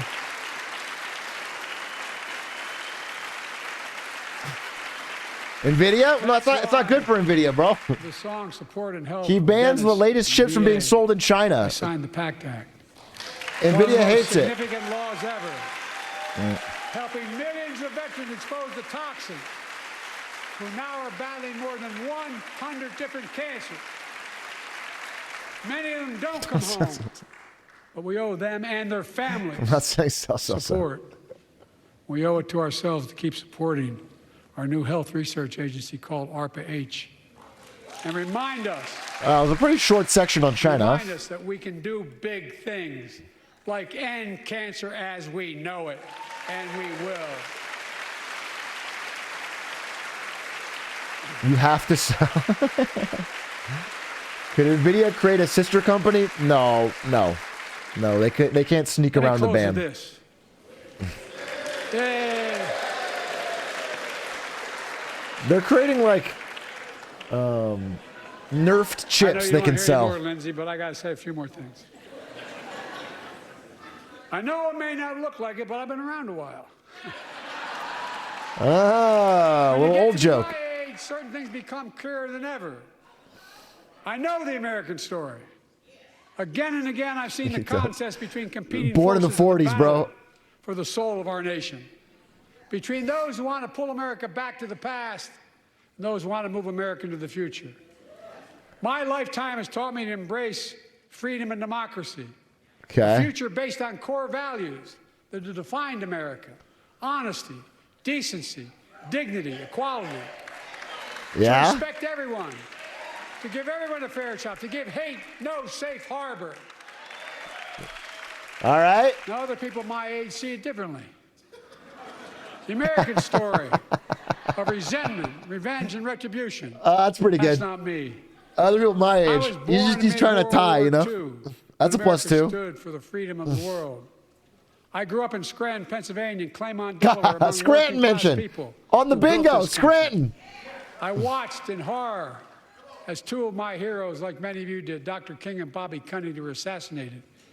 And their legacies inspired me to pursue a career in service.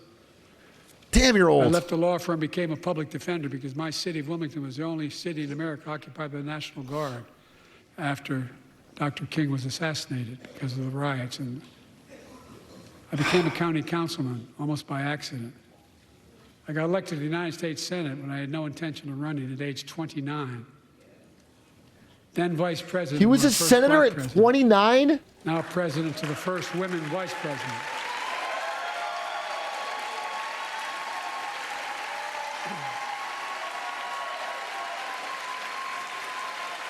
Bro's been in politics for 50 years? Joe, 30 under 30 Biden? My career, I've been told I was too young. By the way, they didn't let me on the Senate elevators for votes sometimes. Not a joke. And I've been told I'm too old. Whether young or old, I've always known what endures. I think you're too young right now, Joe.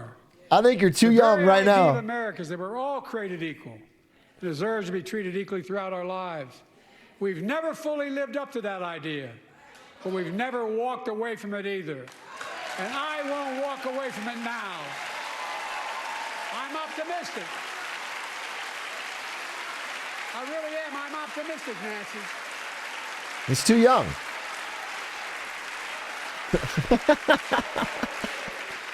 My fellow Americans, Nancy Pelosi got a glimmer in her eye. the issue facing our She just nation bought more calls on some fucking stock, isn't how dude. old we are.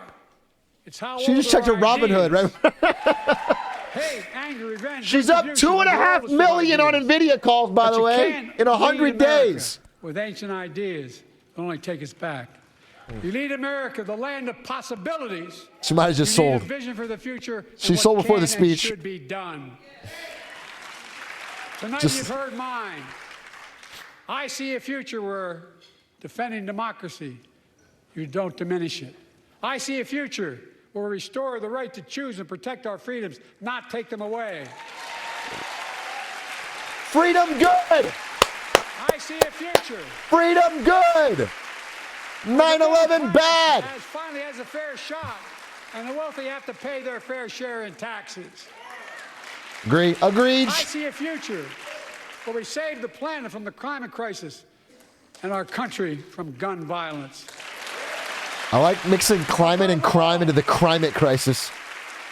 I see a future for all Americans. I see a country for all Americans. And I will always be president for all Americans. The climate Because I crisis. believe in America. I believe in you, the American people. You're the reason we've never been more optimistic about our future than I am now. So let's build the future together. Let's remember who we are. We are the United States of America. And there is nothing, USA. USA. beyond our capacity when we act together.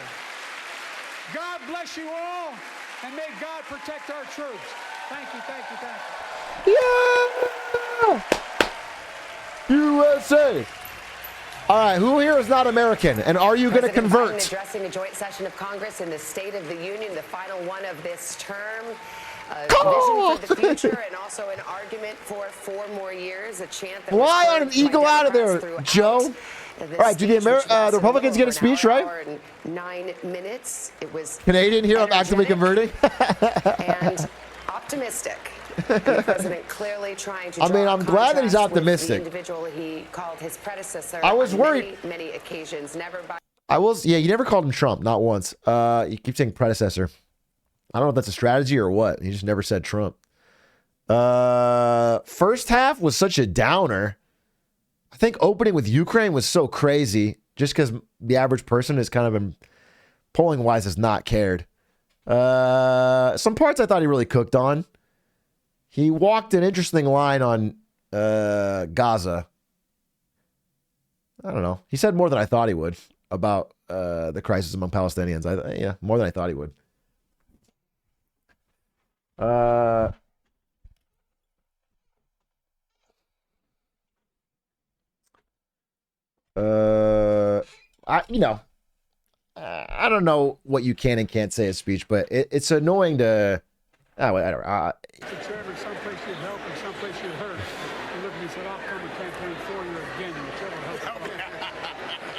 I don't know what he said, but everyone's gonna laugh. Come on now. In any event, talking about democracy attacked abroad. What did he say on Ricky Stanicki? Not one word, if you can believe it. Not one word from the commander-in-chief on. Oh, what's Bernie gonna say? Republicans and the president. He seemed to relish those moments. Seemed to be expecting Coward. those The moments. silence was deafening. Probably fairly say, and parried a little bit. Not one word on Silk Song. Not one word. Cowardly. Okay? Cowardly. Not one word on Dune 2. Turning around the franchise.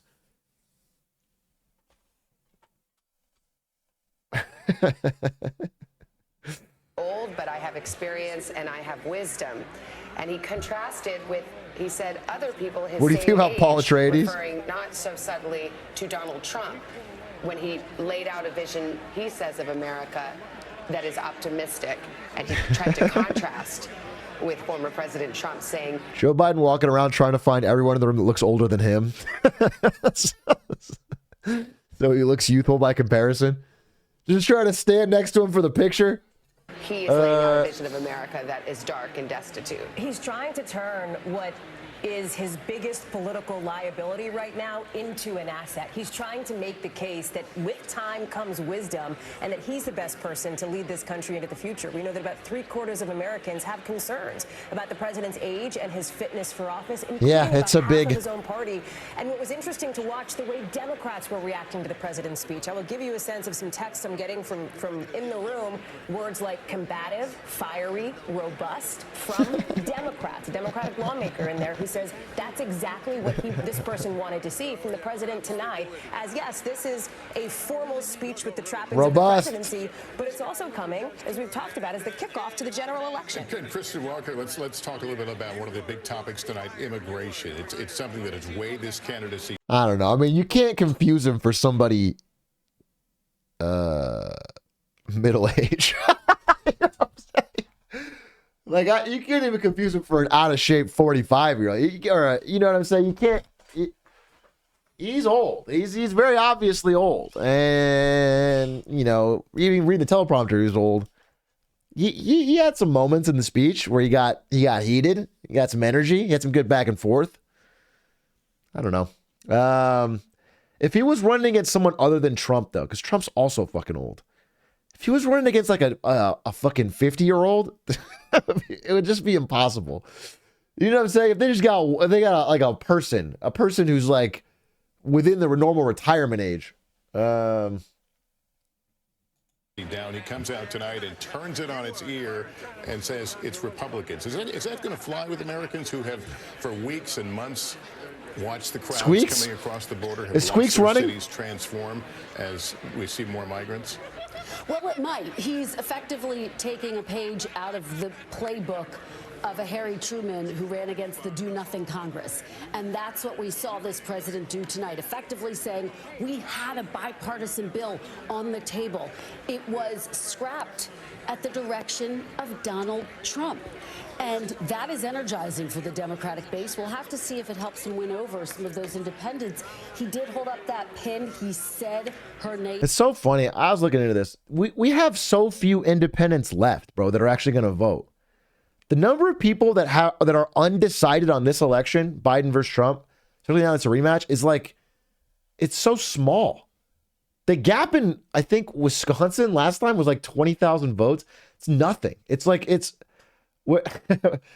whole election is going to be down to like, I'm sorry, but like a couple idiots that don't watch anything. The whole thing's going to come down to like a few people that like watch one TikTok a year to keep up. There's just nobody has. That's the undecided people. They don't even know. They don't know who stands for what. They don't know. It's gonna be wild, bro. It's gonna be so fucking. It's gonna be a wild one. It's gonna be a hoot. You gotta smile. We gotta enjoy it. We gotta be LeBron. This is my life now. I can't believe this is my life. Smile. Otherwise, what's the point, bro? I like Biden because he likes ice cream a lot. Smiley. Bro, that's what I'm saying. It's like that, and then like they'll hear Trump make a joke or something, and it's like, that's fun. It's just like they pick something random, and yeah, that's it. I'm locked in. That's my vote. They might decide 2 days before the election. It's just not.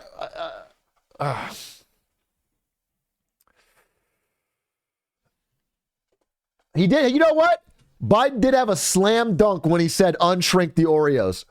I'll give him that, dude. When he brought up shrinkflation, he said, "You think we don't notice? You're making the packages smaller." You should put that on every fucking TV in America. That should be, just run on that, dude. Something easy, something everyone agrees on. Don't talk about Israel Palestine. Don't talk about taxes. Just say, you know what? We're gonna make the Doritos bags bigger. Run that in every state. Blanket it. I swear to God, that could work. Of course, that's what he stayed away from that. But he also talked about these. You talk about kitchen table things, shrinkflation. Oh my God, nailed it. The overfeification, that's my term, in this case, of the country. He talked about these Oreos are too damn thin. Late fees, the things that really directly affect. And drug costs. Pre-watch. I mean, he lowered insulin. They lowered insulin costs on his watch, and he wants to do that. I'm gonna make FIFA packs free. When you play Madden Ultimate Team, you should be able to get whatever player you want for free.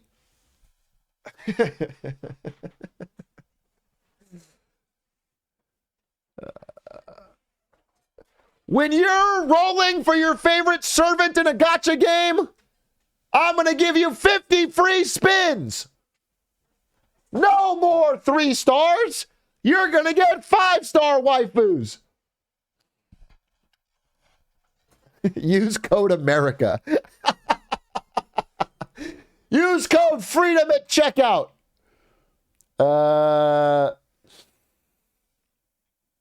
Hand that wants to shake his and greeting old colleagues in the When you bet for a parlay on DraftKings and you get 2 out of 3 of them right, I think you should still get paid some. I think you should get a little bit of your money. You should. If you don't get all 3, it's still pretty good.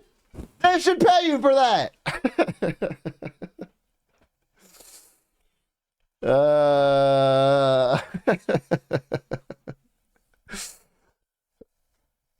You should run for office. It would be funny if he, to raise some money for the campaign, did an ad read in the middle. Just like right in the middle of the speech, you know? You inspire me, America. You inspire me the way I'm inspired to play Raid Shadow Legend this weekend.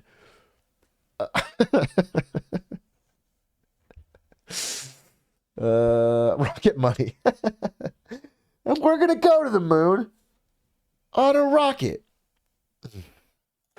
Play out in Alabama. Even in those moments, you saw more people into his coalition, or was this a speech for the base? Yeah, I agree with David. I think this was very much a speech to the base. The president made a couple of references to his unity agenda, but there really wasn't much in his unity agenda that would bring Republicans along. I thought he had a difficult time trying to make the case that the country is strong. He said the state of our union is strong and getting stronger. He ended with sort of a flourish. Yeah, it's difficult because I think a lot of things are bad.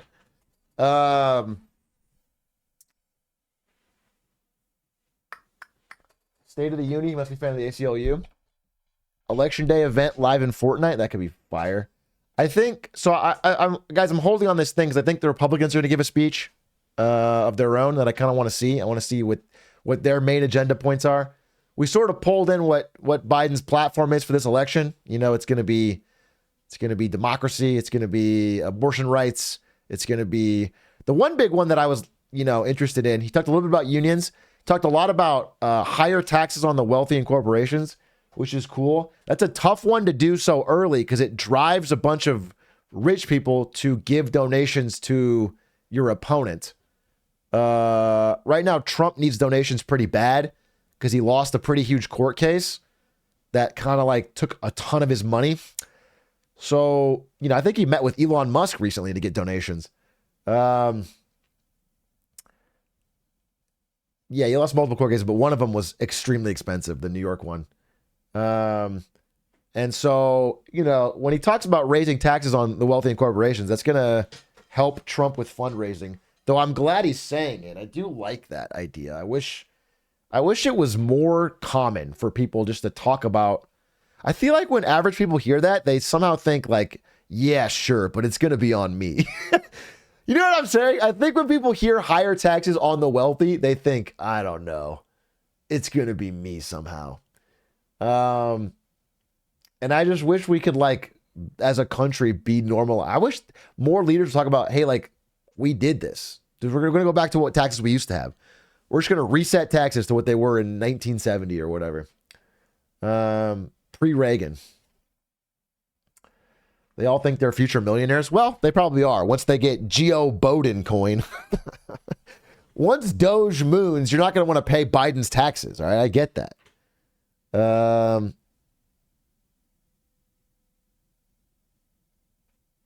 Once I hit this parlay. He should have said that, dude. He says, I'm going to raise taxes on the wealthy. Anyone making over 400K, you'll see a tax increase. Unless, of course, it came from a parlay or crypto. In which case, tax-free. And I swear to God, I think the house erupts. Especially Pelosi. Or NVIDIA stock, yeah. The 7-leg parlay. Yeesh. With the Supreme Court sitting right there. Where do those pay out? If you get a 7-leg parlay, what is your...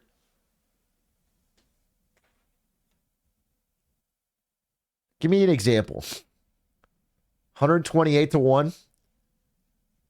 Yeah, I know. It depends on the odds of each leg. I know that. But, like, what's a parlay? It's like a multiple part bet. You might bet that, like, this player scores over 20 points and this team wins and something else. You know, it's like you have to hit all three. And if you hit all three, you get a bigger.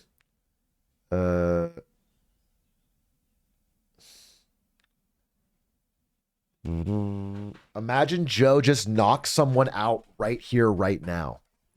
Yeah, it'd be fire. I mean, probably not this guy. That'd be bad. That'd be a bad look.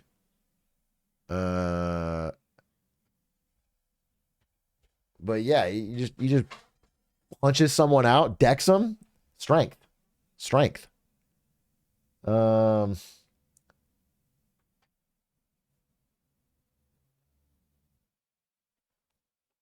He just clocks and Marjorie Taylor Greene. Yeah, there we go. I don't know if he, I think that could be a tough sell, but maybe. Did you know Lisa Su and Jensen Huang are cousins? I did know that.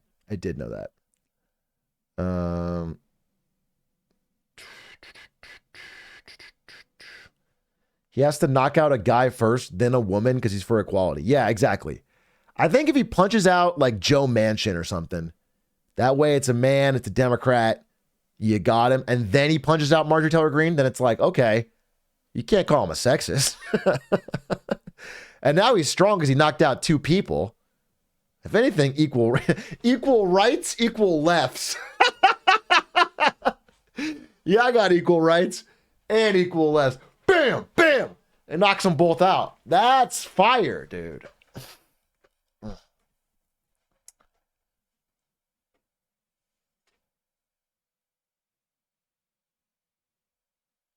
The creator of Dragon Ball died? What is this?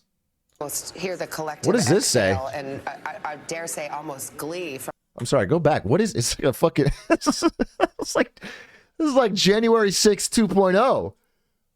What is his plan?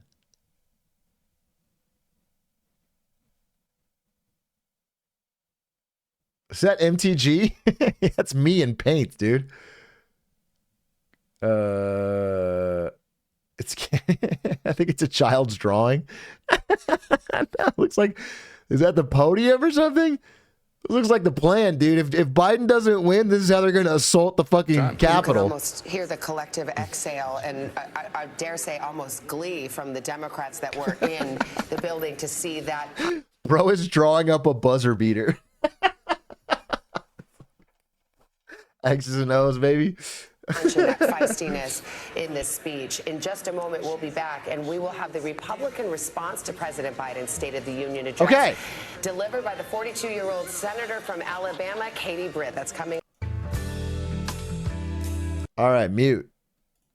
Katie Britt giving the speech here any second. They should wrap their response. You think the Alabama Senator Katie Britt should wrap her response? It's like that woman, Gen Z wants to cancel Eminem.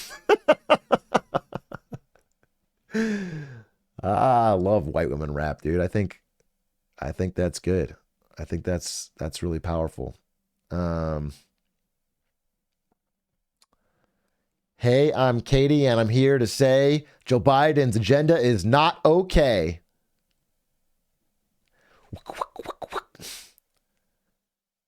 How can she be American if her name is Katie Britt? Hey, bruv? Hey, bruv? She gonna eat fish and chips during this fucking speech? What the fuck? She's a redcoat.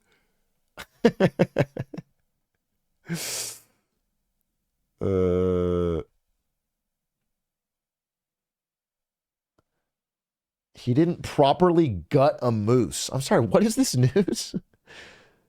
This ExxonMobil sponsored Iditarod musher got a 2-hour time penalty because he didn't gut the moose he killed during the race. What? Are you supposed to even stop and kill moose during the race? Rules are rules, baby. Rules are rules. That's a fact. Britt, who will deliver the Republican response. Lester, back in the 80s, then Senator Biden gave the Democratic response when he was in his 40s. Now let's see Senator Britt. When he was in his 40s in the 80s. Good evening, America. Oh. My name is Katie Britt, and I have the honor of serving the people of the great state of Alabama. I'm sorry. This is kindergarten teacher's first day. What energy is she giving out here? Alabama and the United States Senate. However, that's not the job that matters most. I am a proud wife and mom of 2 school-aged kids. My daughter Bennett and my son Ridgway are why I ran for the Senate. I'm worried about their future and the future of children in every corner of our nation. And that's why I invited you into our home tonight. Like so many families across America, This is like my husband Wesley and I just watched Instagram President tradwife Biden's State of the video. Union address from our living room. And what we saw was the performance of a permanent politician who has actually been in office for longer than I've been alive. One thing was quite clear. Stop smiling! I'm actually getting freaked out.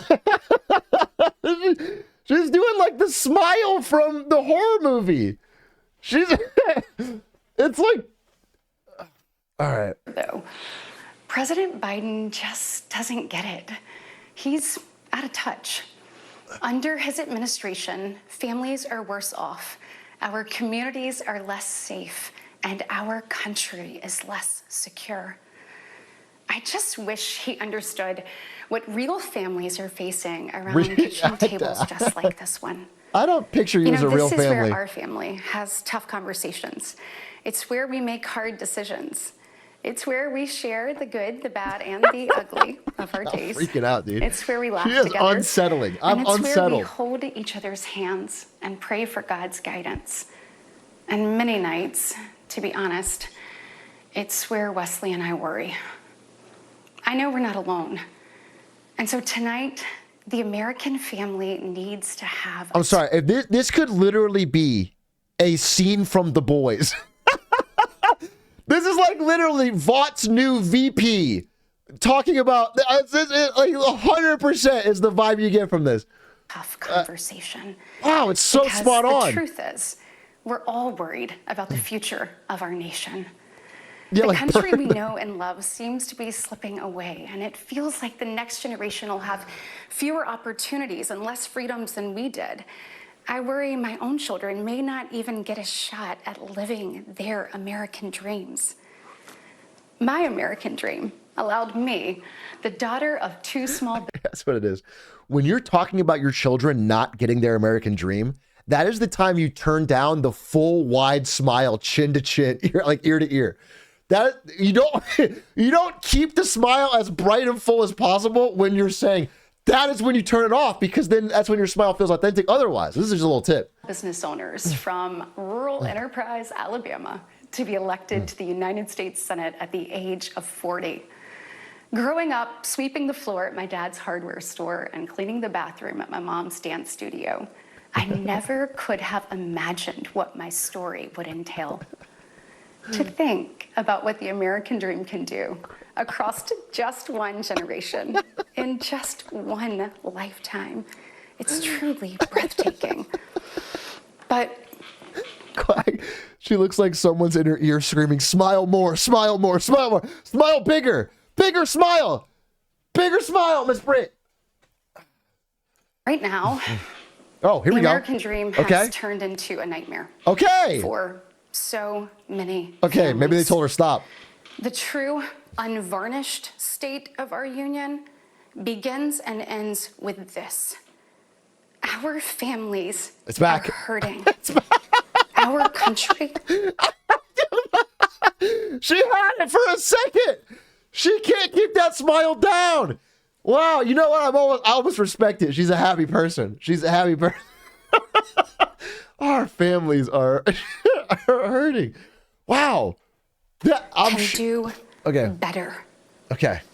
All right. And you don't have to look any further than the crisis at our southern border to see it. President Biden inherited the most secure border of all time. But minutes after taking office, he suspended all deportations, he halted construction of the border wall, and he announced a plan to give amnesty to millions. We know that President Biden didn't just create this border crisis. He invited it. She actually has to stop herself. I'm gonna just watch this part. It keeps trying to sneak back in, and she has to stop herself. Just watch this. Construction of the border wall, and he announced a plan to give amnesty to millions. We know that President Biden didn't just create this border crisis. He invited it with 94 executive actions in his first 100 days. Again. When I took office, I took a different approach. That damn smile. I traveled to the Del Rio sector of Texas. That's where I spoke to a woman who shared her story with me. She had been sex trafficked by the cartels starting at the age of 12. Don't smile on this. She told me not just that she was raped every day, but how many times a day she was raped. Jesus Christ. The cartels put her on a mattress in a shoebox of a room. Jesus Christ. And they sent men through that door over again. What are you doing? Hours and hours. The fuck kind of fear mongering? This is so weird. We wouldn't be okay with this happening in a third world country. This is the United States of America, and it is past time, in my opinion. That was crazy. We start acting like it. Why would you graphically? President Biden's border policies are a disgrace. This crisis is despicable. And the truth is, it is almost entirely preventable. From fentanyl poisonings. Okay, so it's to horrific murders. There are empty chairs tonight at kitchen tables just like this one, because of President Biden's senseless border policies. Just think about Laken Riley. In my neighboring state of Georgia, this beautiful 22-year-old nursing student went out on a jog one morning, but she never got the opportunity to return home. She was brutally murdered by one of the millions. Oh my God, this is actually so manipulative. It's like so it's like a sociopath speech, bro. This is so fucked up. This is like, they're being so graphic on these things, like a fear-mongering kind of. I hope there's more than just the border discussion in this. Of illegal border crossers, President Biden chose to release into our homeland. Y'all, as a mom, I can't quit thinking about this. I mean, this could have been my daughter. This could have been yours. And tonight, President Biden my daughter, finally big smile, said her name. But he refused to take responsibility for his own actions. Mr. This is live? President, This is live. Enough is enough. Innocent Americans are dying, and you only have yourself to blame. Fulfill your oath of office. Reverse your policies. End this crisis and stop the suffering. Is there a bill? Sadly, we know that President Biden's failures don't stop there. His reckless spending dug our economy into a hole and sent the cost of living through the roof. We have the worst inflation in 40 years and the highest credit card debt in our nation's history. True. Facts. Let that sink in. Hardworking families are struggling to make ends meet today. And with soaring mortgage rates and sky-high childcare costs, they're also struggling to how to plan for tomorrow. The American people are scraping by, while President Biden proudly proclaims that Bidenomics is working. Goodness, y'all, bless his heart. We know better. Oh, man, that is a very unlikable way to say that. In Fulton County one evening, the gentleman working the counter told me that after retiring, he had to pick up a job in his 70s so that he didn't have to choose between going hungry or going without his medication. This is true. He said, I did everything right. I did everything I was told to do. I worked hard, I saved, I was responsible. He's not alone. I hear similar concerns from fellow parents, whether I am walking with my friends or whether I'm at my kids' games. But let's be honest, it's been a minute since Joe Biden pumped gas, ran a carpool, or even pushed a grocery cart. Meanwhile, the rest of us she got jokes, see huh? our dollar, and we know it doesn't go as far. We see it every day. And despite what he tells you, our communities are not safer. I don't feel like For you're on my years, side, lady. The left has coddled criminals. Oh, we're back to criminals. And defunded that was the economy? That was it? All while letting repeat offenders walk free. The result is tragic, but foreseeable. From our small towns to America's most iconic city streets, life is getting more and more dangerous. More for-profit prisons. President Biden's weakness isn't just hurting families here at home. Can we please? He's making us a punchline on the world stage. Look, where I'm from, your word is your bond. But for 3 years, the president has demonstrated that America's word doesn't mean what it used to. She didn't say shit. She said shit. From abandoning our allies in his disastrous withdrawal from Afghanistan to desperately pushing another dangerous deal with Iran. President Biden has failed. We've become a nation in retreat. And the enemies of freedom, they see an opportunity. Putin's brutal aggression in Europe has put with our this, bro. I allies can't. on the brink. Iran's this is terrorist comical. proxies have slaughtered Israeli, Jews, and American citizens. They've targeted commercial shipping, and they've attacked our troops nearly 200 times since October, killing 3 U.S. soldiers and 2 Navy SEALs. Meanwhile, the Chinese Communist Party here we go. is undercutting America's Here workers. we go. China is buying up our farmland, spying on our military installations, and spreading propaganda through the likes of TikTok. Oh, shit! TikTok ban! You see, here it comes. The CCP knows that if it conquers the minds of our next generation, it conquers America. And what does President Biden do?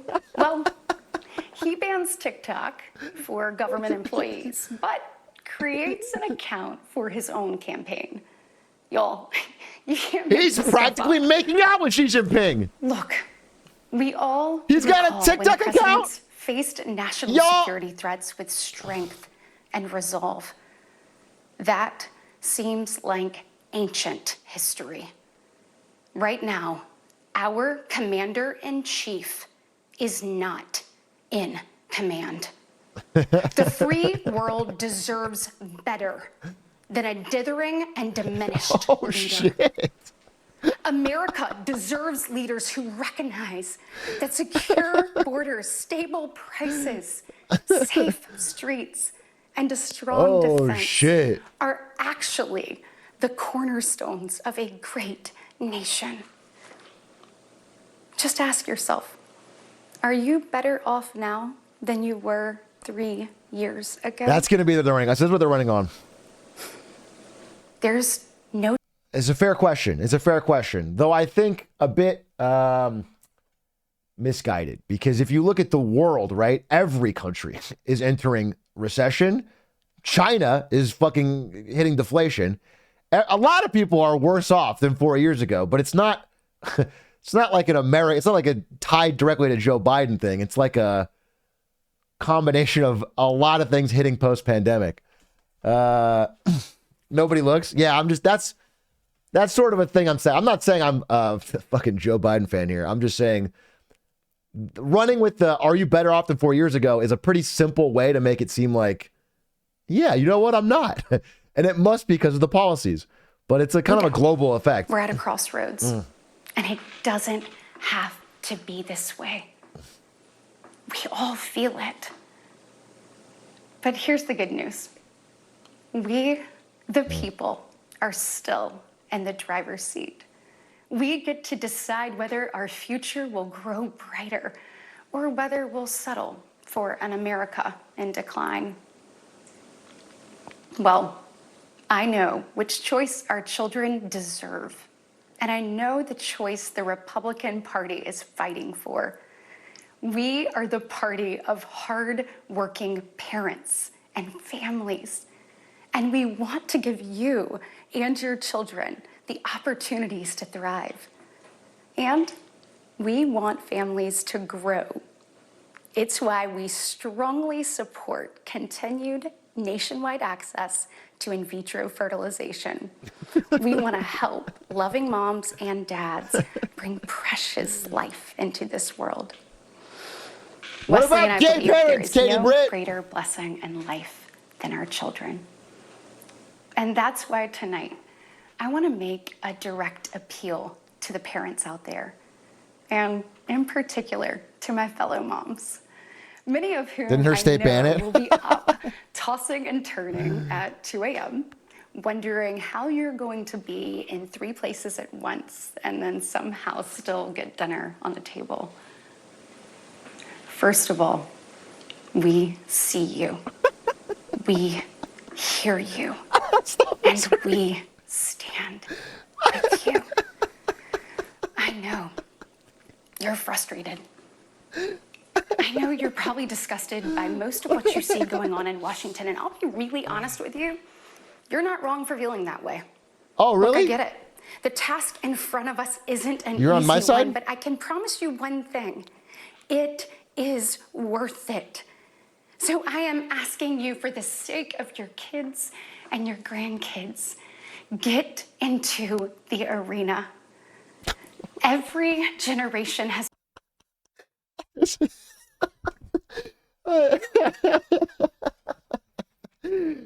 the Purge! It's the Purge! Arena Edition! Everyone has to fight! Into the Thunderdome, baby!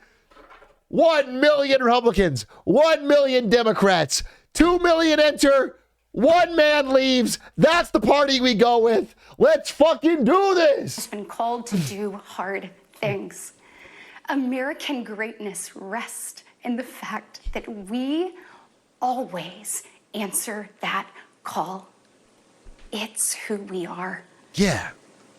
Never forget, we are steeped in the blood of patriots. Jesus. Who overthrew the most powerful empire in the world. We walk. Let's pause and get a Get Fucked UK. I got a salute for that one. Get fucked, England! Blew a 13 colony lead, baby! George Washington, my goat.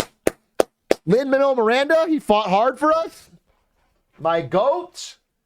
I think it's crazy that Lafayette from France put on a wig and pretended to be Thomas Jefferson. But I learned that from a documentary called Hamilton. That's pretty crazy. Powerful history. In the footsteps of pioneers who tamed the wild. We now carry forward the same flame of freedom as the liberators of an oppressed Europe. We continue to draw courage from those who bent the moral arc of the universe. And when we gaze upon the heavens, never forget that our DNA contains the same ingenuity that put man on the moon. America has been tested before, and every single time we've emerged unbowed and unbroken. Our history has been written with the grit. Vietnam. I don't know if we emerged from Vietnam unbowed and unbroken. Iraq wasn't too great. Okay. Of men and women who got knocked down. But we know their stories because they did not stay down. We are here because they stood back up. So now it's our turn. I literally can't smile that bright when I try to. I think I'm just freaky. Our moment to stand up and prove ourselves worthy of protecting the American dream. Together, we can reawaken the heroic spirit of a great nation. Because America, we don't just have a rendezvous with destiny. Nah. We take destiny's hand and we lead it. Our future starts around kitchen tables just like this, with moms and dads just like you. I'm not a mom or a dad. Are why I believe with every fiber of my being that despite the current state of our union, our best days will be all right. Still ahead. May God bless you, and may God continue to bless these United States of America. That was Alabama Senator Katie Britt delivering the Republican response to President. Yeesh, bro. Spooky. Truly spooky. Oh, man, this is going to be an awful election. This is going to be such a bad election, bro. Oh my goodness gracious, bro. This is gonna be such a fucking nightmare months. Oh, baby. Yeah! That threw into question whether or not people could have IVF and shut down clinics in that state, something that the state legislature is trying to... Wait, Trump's response? Trump's response? American. We're going to buy America. Folks, so trade rules. Buy America has been the law since 1933. Also caps and won't even go into effect until 2025. You're fucking joking. This is real Donald Trump? 23, this is really him. Oh, we're so fucking cooked. Oh, we're so fucking cooked. We're cooked. We're cooked. We're cooked. We're cooked. We're cooked. We're cooked. We're cooked. We're cooked. We're cooked. We're cooked. We're cooked as a nation. Oh my God, dude. You can go eat. Oh my God, dude. Dude, you can go back not very long. We had real debates. We had real. Oh my God. Can you imagine going back to like fucking debates in the 80s, 90s? Even then. Oh man, bro, we're cooked. By the way, that law was written and the benefit expires in 2025. New electric grids that are able to weather major storms and not prevent those forest fires. We're going to buy American. It's a Facebook filter Instagram post.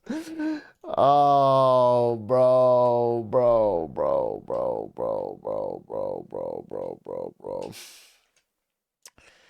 Outraged teen. As a Gen Z Californian, I think Biden looked demonic. He's been a disaster for our country. That's why I'm fighting to make sure he gets out of office. Ain't no way my man posted this. Woo, baby. Woo, baby. That's crazy. That's crazy. I, too, am a Gen Z Californian. I mean, his name is Outraged Teen. You know he's real.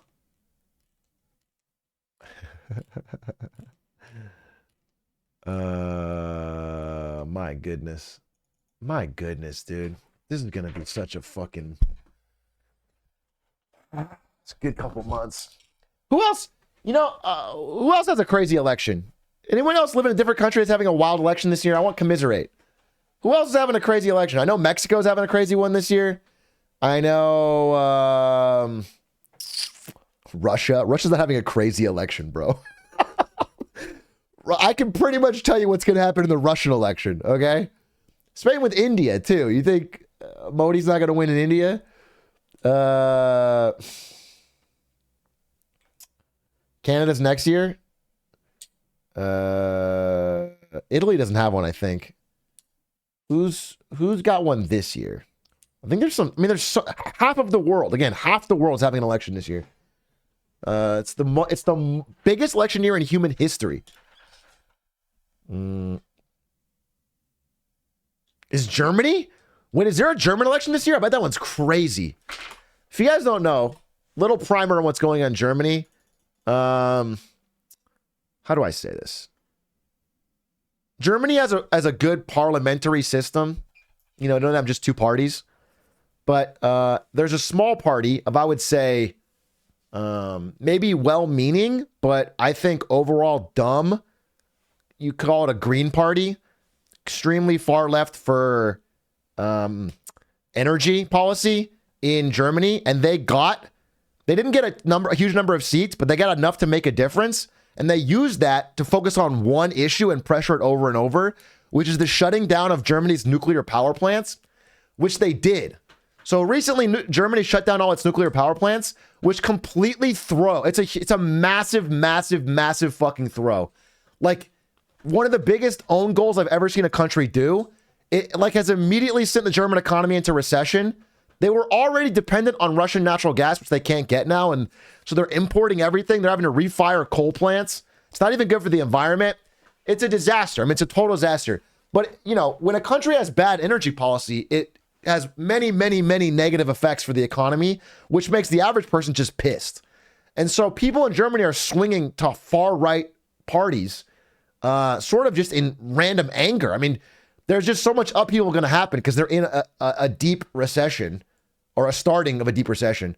It's just bad. Like, it's so stupid. It really is incredibly, incredibly stupid. Why did they focus so hard on nuclear? I'd have to research more, but that was their big one issue they pushed on, and they had swing votes, so they got it through. And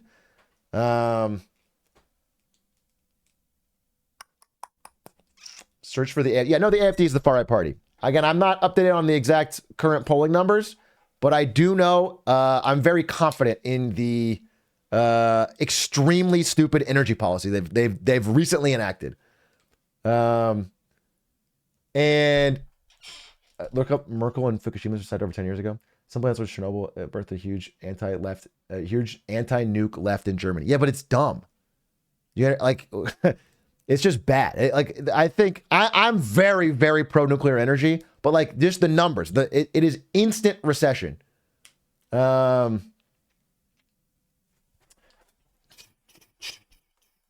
Is the France election this year? I don't know. Is France election this year? France election. 2022 was the last one, so no, there's not one this year. Next one's 27, maybe? Oh, we got a while. So Macron is still in office for 4 years. Canada, when's Canada's election? Canada election? 25 maybe? 25. Okay. Yeah, the last one was 21. Okay.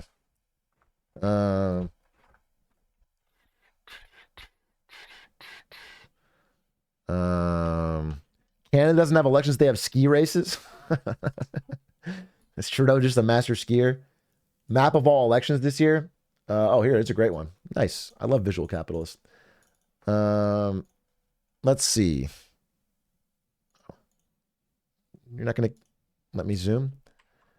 Russia, Mongolia, Ukraine, the UK. Who's running in the UK? UK election. The next one, I don't know who this is.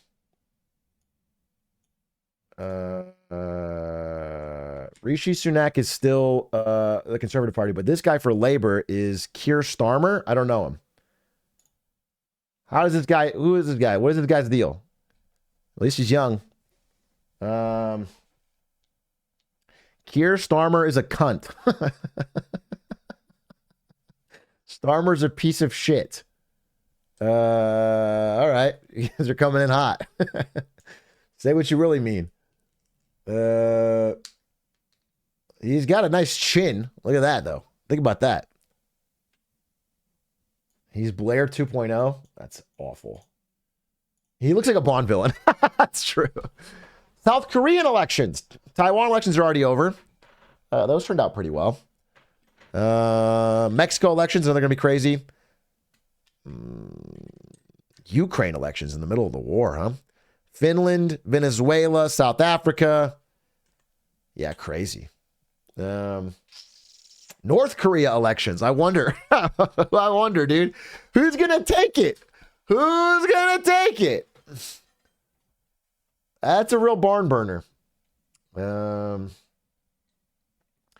going to be the president of Chad because I'm such a Chad. Congratulations, Mr. President. What an honor to have you in my chat. Wow, the president of Chad. This is your walkout song?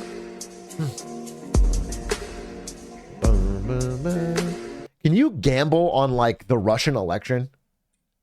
Can I just make guaranteed money getting 0.001% or whatever on Putin? Is someone going to give me that bet? Because I'll do it. I'll do it for a video. I'll bet on fucking North Korean, Russian, and Indian elections. And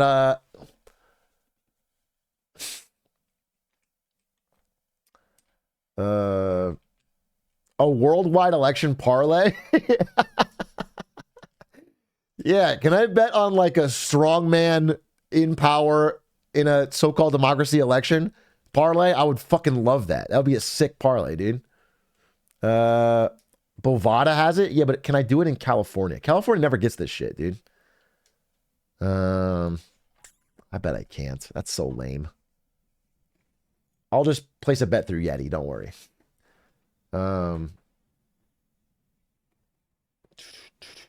What's the state of affairs in South Korea? I heard their men and women hate each other. Yeah, it's extremely, extremely polarized on the basis of gender in South Korea.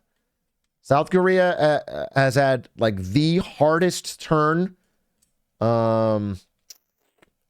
between male and female political split in any country in the world recently, and extremely divisive.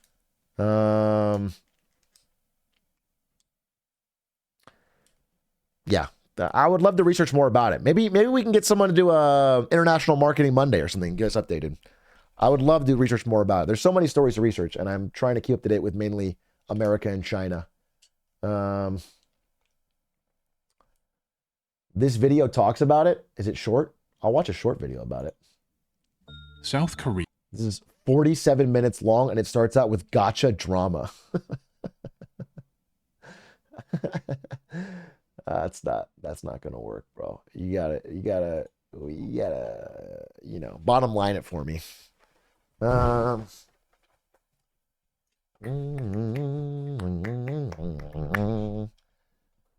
watched part of that video, lots of filler. Dude, filler's the meta on YouTube for these long videos, bro. They pop in filler because they know once you're hooked past 5 minutes, you're likely just putting it on. All they gotta do is keep the editing and the intro tight to get you hooked past 5 minutes, and then you leave it on, and then they get the full watch time, bro.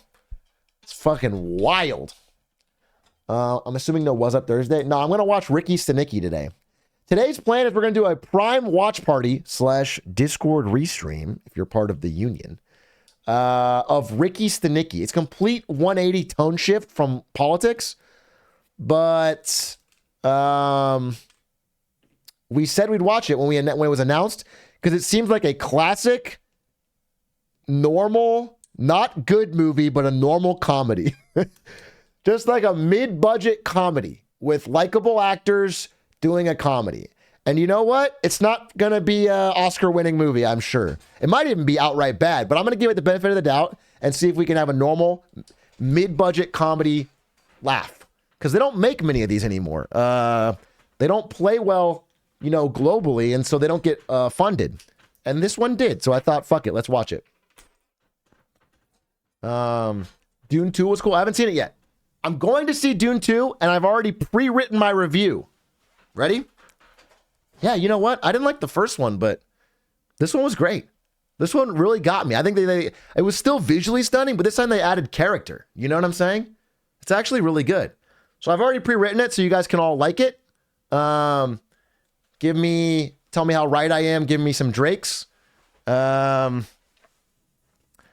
you really not like the first one? No, I didn't like the first one. I think the first one was again, I'm being honest. I think the first one was visually stunning, but kind of a mid-movie character-wise, plot-wise, being interested in it. But I heard this one actually focuses on that, no joke. So I think I'll like it.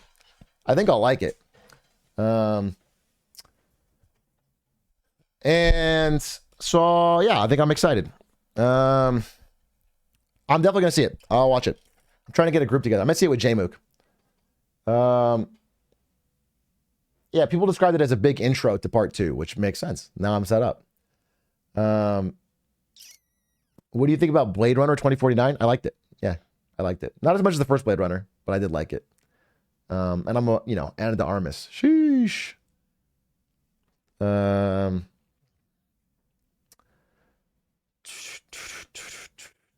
And Ryan Gosling, actually. Sheesh. Respectfully to both of them. So I'm going to watch this through Twitch. So I'm going to actually set this up. I think we should start now because it's a movie. So I'm gonna maybe run an ad. Everyone get snacks, get drinks, settle in. We're gonna watch Ricky Stenicki together. Should be fun. Ricky Stenicki watch party. It's probably slop, but we'll have fun.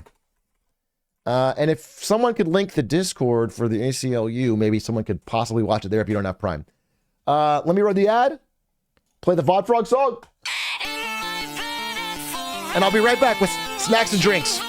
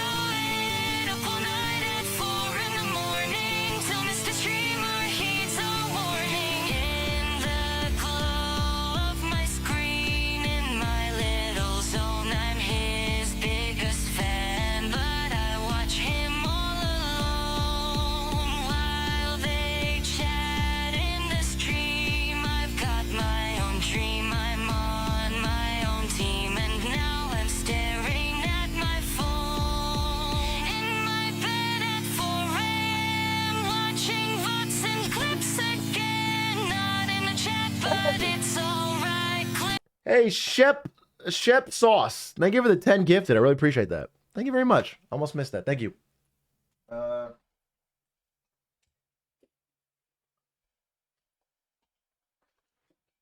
right. Hey, someone told me this. Can I ask you guys a question if you guys know shit about shit? Someone told me that one of the reason my hair is kind of doesn't have a lot of volume is because I wash it every day. And then I should not wash it every day. Is that true? Because I deep wash it. I use like cleansing shampoo every day. And I think it actually makes a lot of sense that I shouldn't be doing that. I feel like that strips my hair of its oils. But I feel like if I don't wash it, it's going to get so greasy. But I guess I could just wear a hat on those days. Do you condition? Yeah, I condition.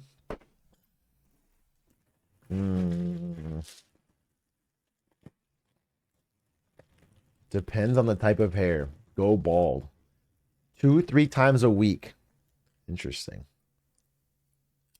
The trick to get volume is blow dry. I'm learning so much. I'm learning so much.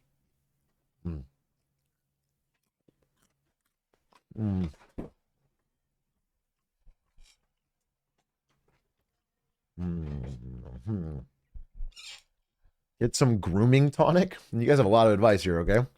You need to oil your hair. What do you mean? You mean put oil in my hair straight up? You think I should go get like crude, a barrel of crude? $80 barrel of crude from Iran? Straight to the Red Sea, and then I fucking slick that in my hair.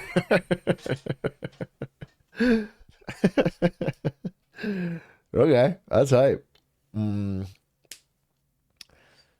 Bro needs that strawberry mint oil. Why?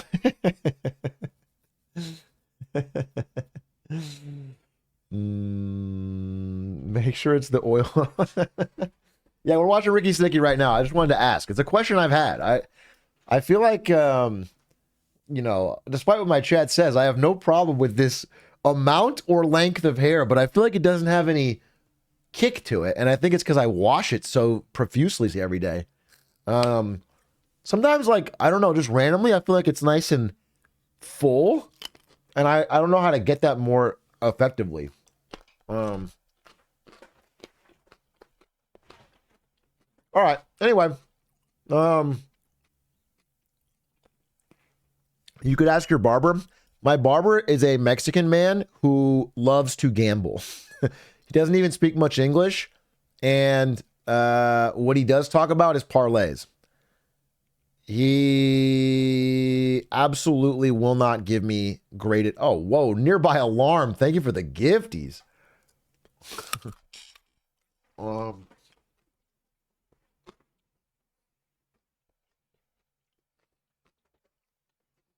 sorry, what? I didn't know you were supposed to get your hair wet before you added the shampoo until I was 16. 16 years old, you were putting shampoo on dry hair? This guy's an independent voter. This is our undecided voter.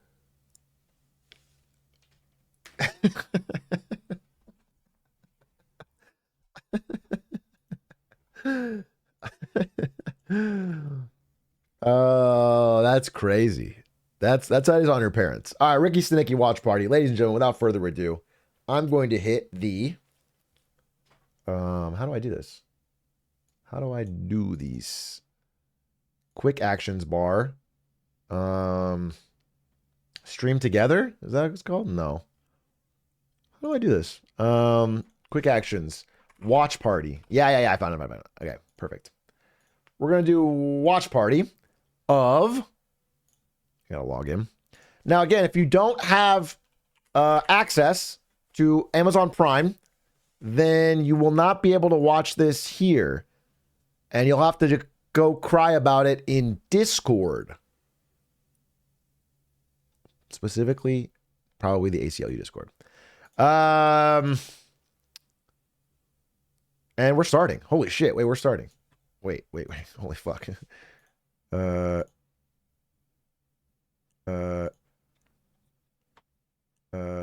we're running it, baby. Okay. I cannot show it to you on screen. You're just going to see me, and it's going to be in a popped out window while you're watching. Watch party begins now! Let's watch Ricky Stenicki, baby!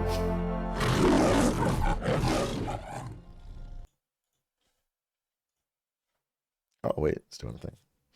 Mm-hmm.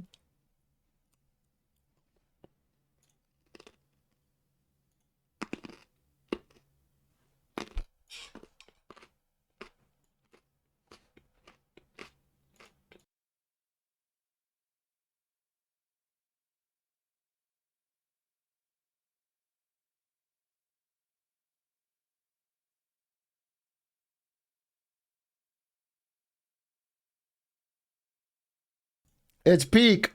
It's already peak. Okay, let them.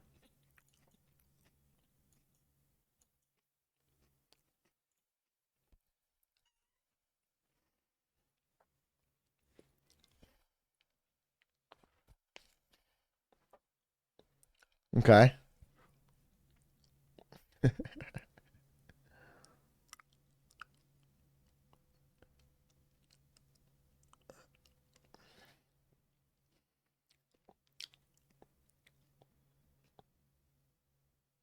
So it's dog shit? That's a lot. That's such a massive...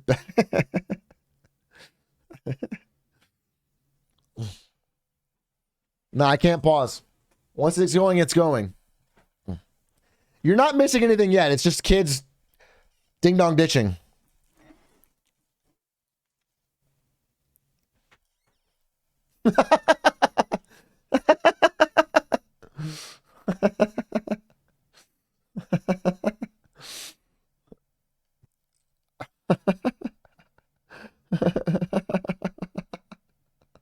It's disgusting.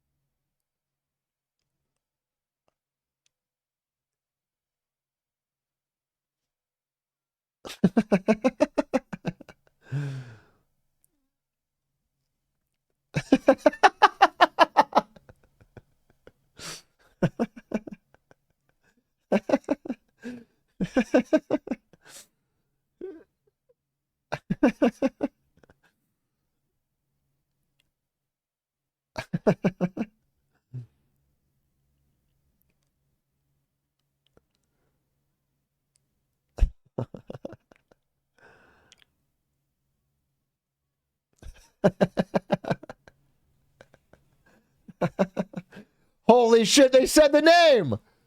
They said the name!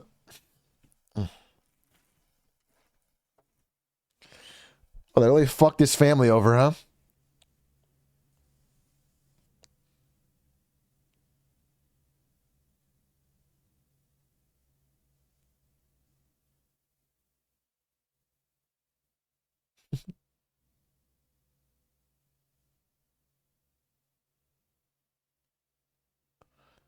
Genius.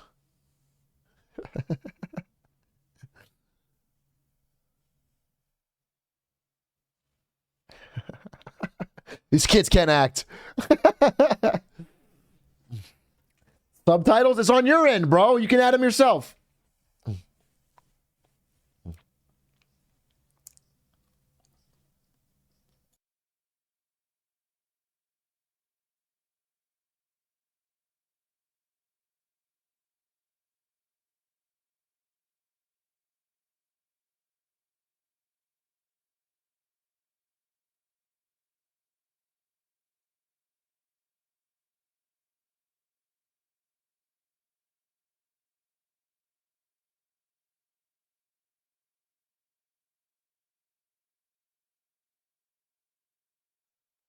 So these kids have just been shitheads their whole life.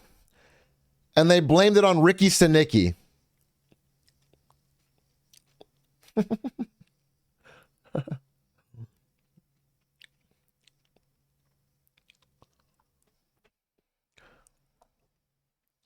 All right. I feel like someone should have caught on to that.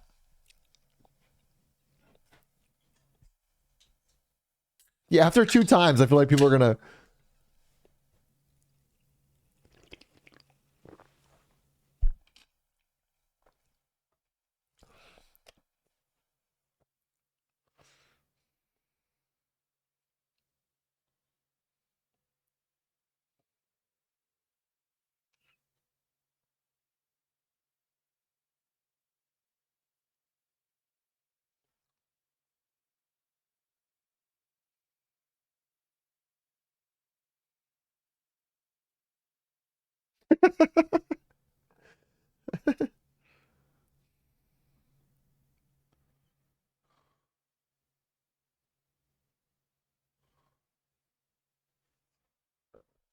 MF.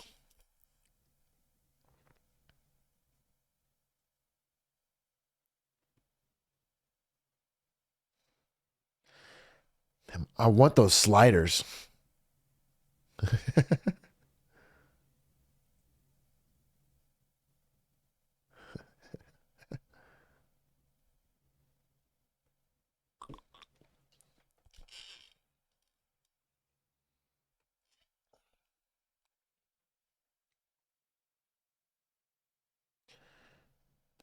You're telling me he pulled her?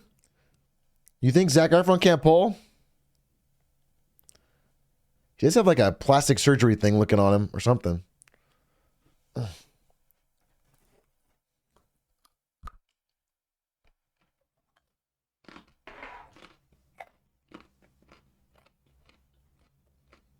Oh, it was an accident? Okay.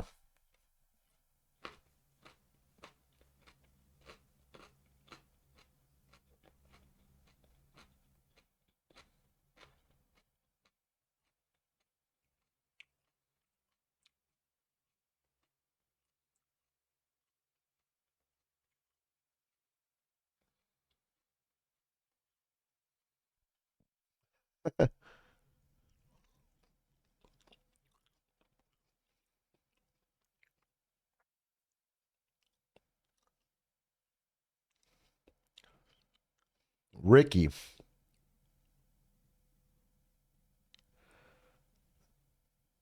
Sorry, wait, what?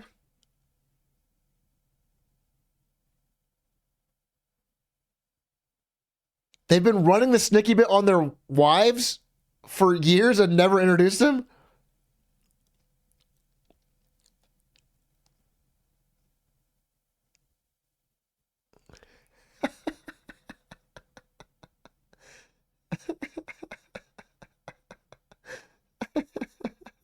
This is an insane bit.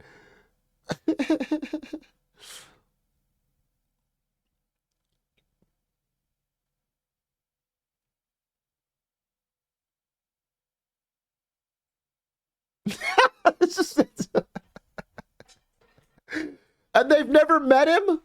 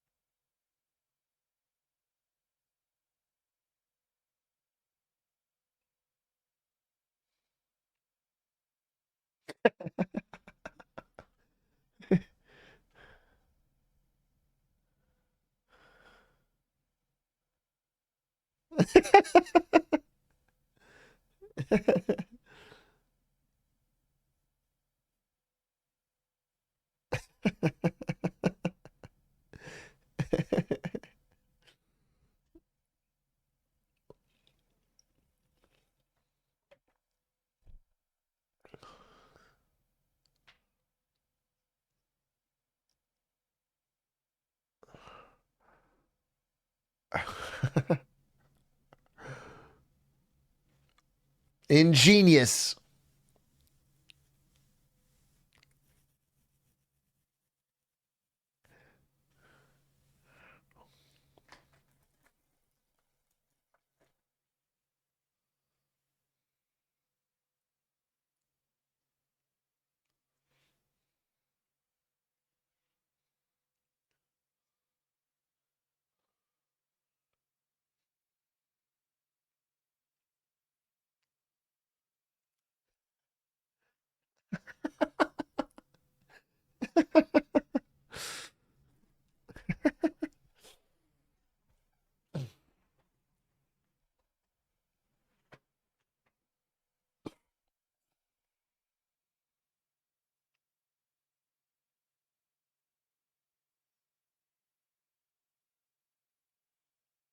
Get tracked.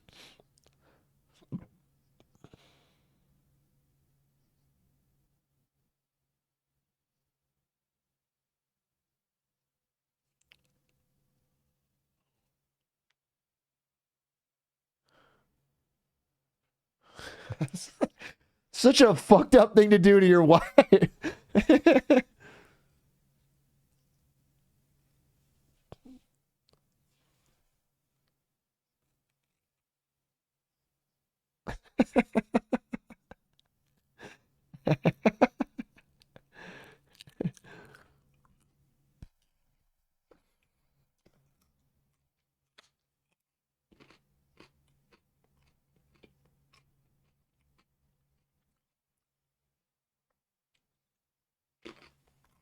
Hmm.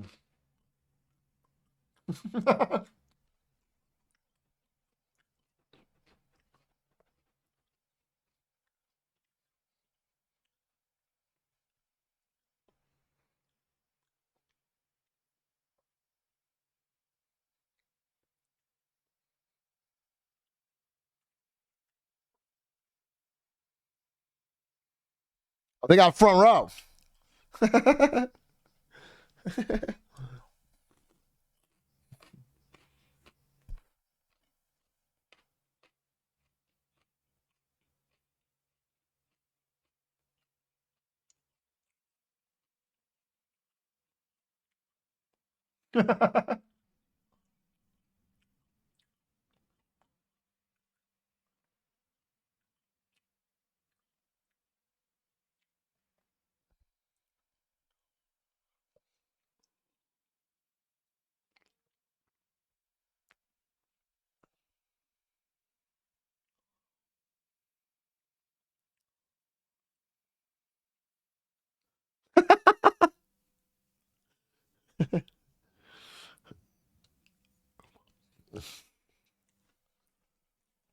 John Cena.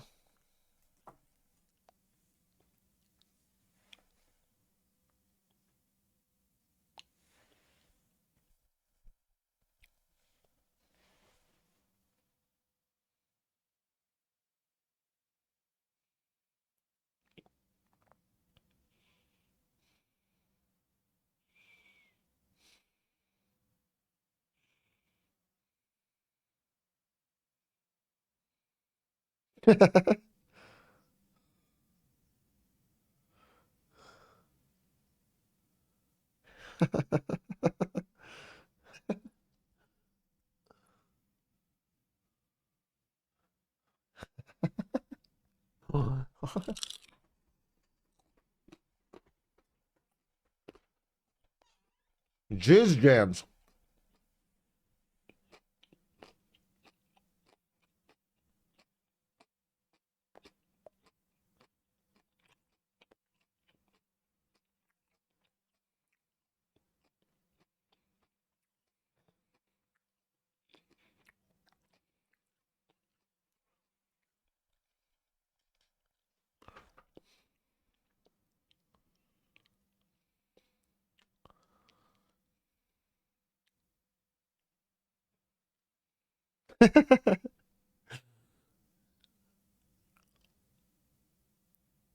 All right. Yeah. Let's see it.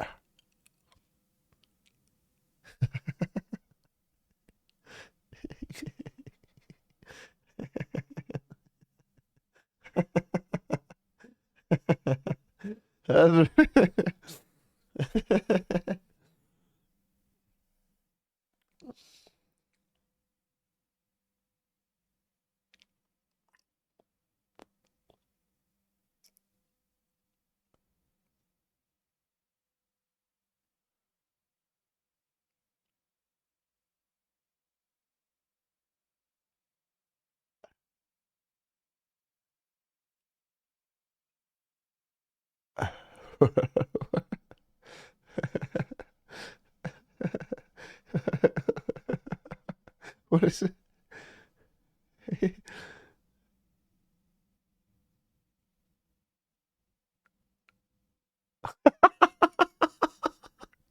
Jesus.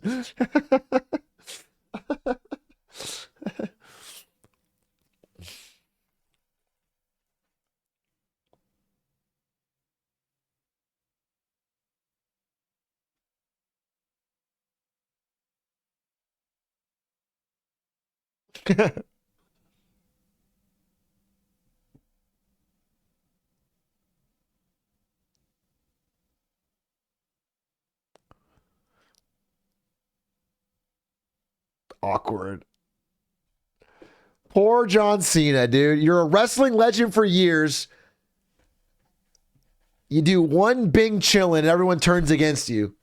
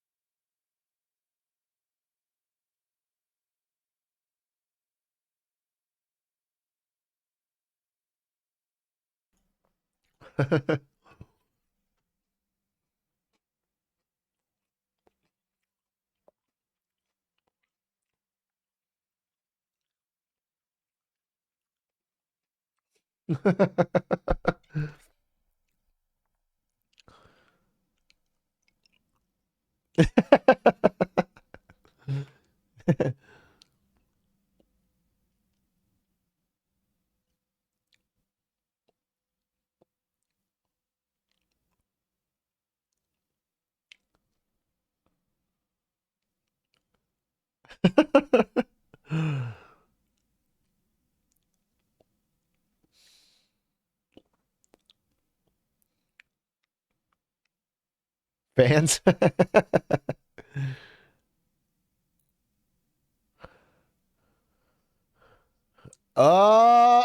That's going to come in handy.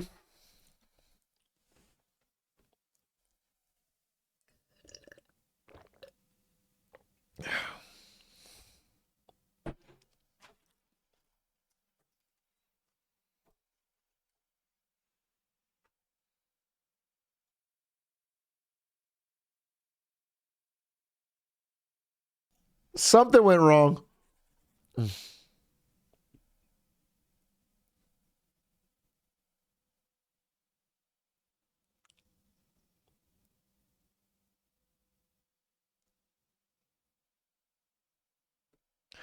Ah!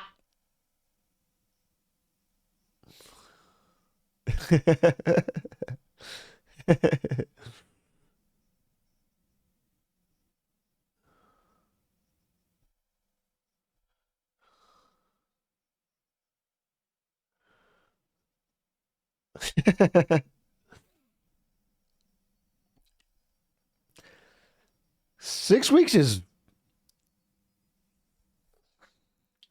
I was born early too, but I think a few weeks. 6 is dangerous, right? Yeah. No, you can't tell. I was born early because I was hustling. Always hustle.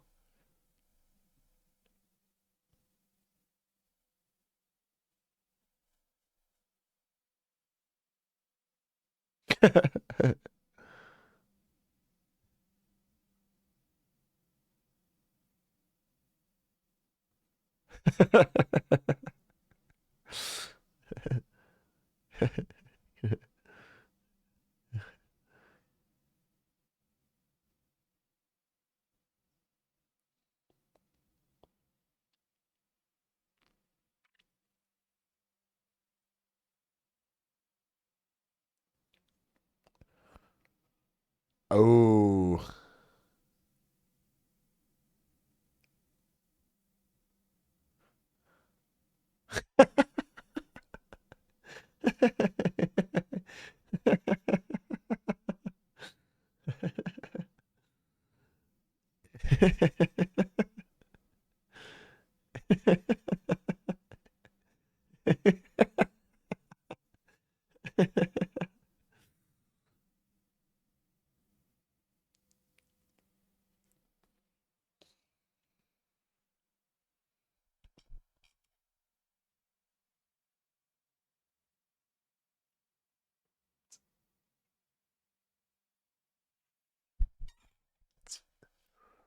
What?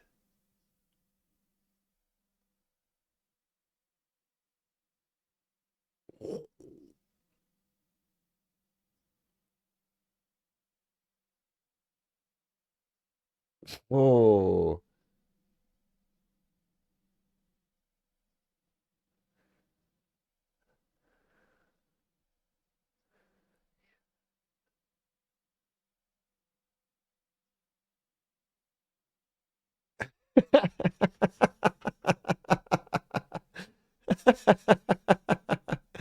Clutch.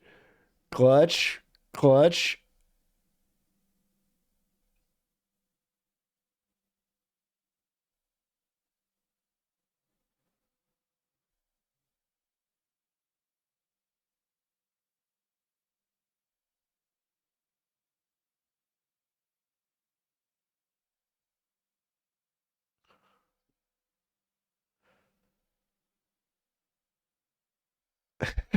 That is disgusting. It's nothing to suck, bro.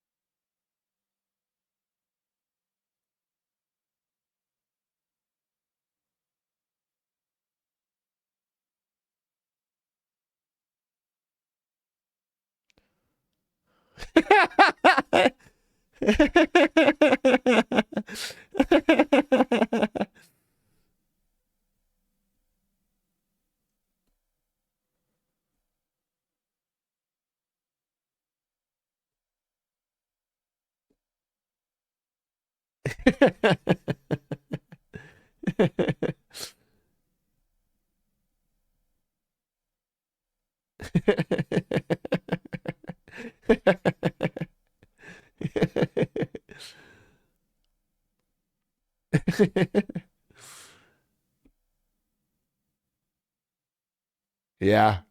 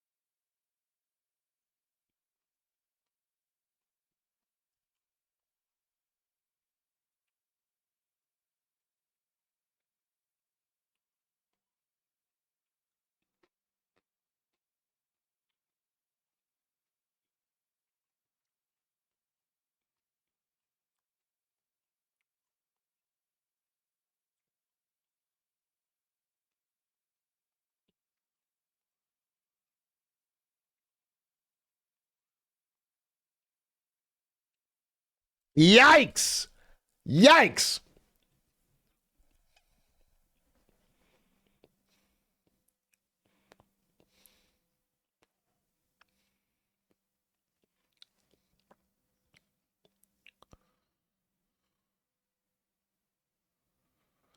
Oh yeah. Wait. He's got a newborn son born yesterday and he's hanging out with his friends. He's out at a cafe with his boys.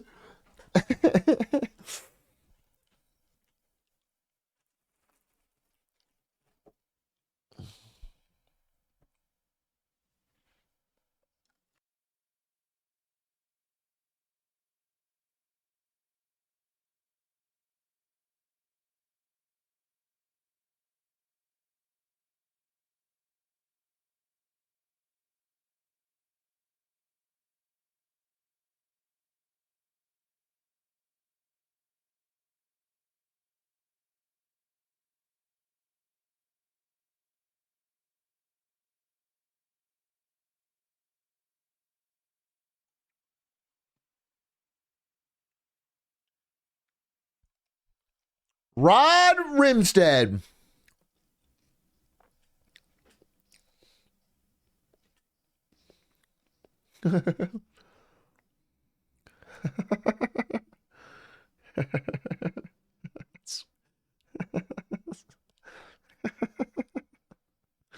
That's so crass.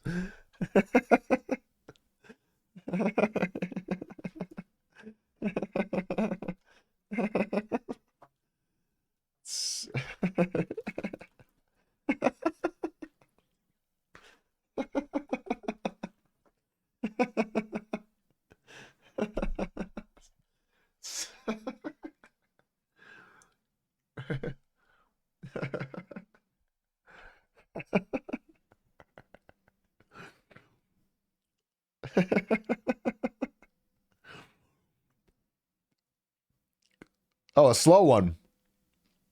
More soulful, beautiful.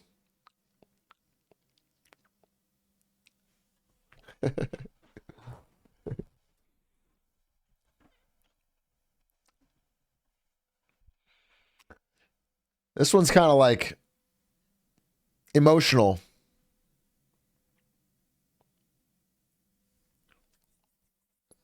Was that Dan Clancy? That probably was Dan Clancy in the crowd. Oh, Britney Spears.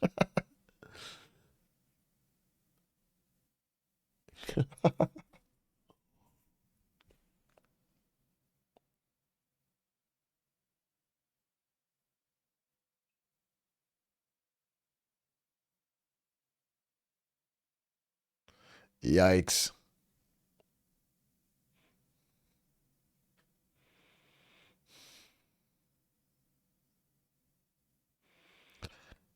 I assume he owes a bunch of money.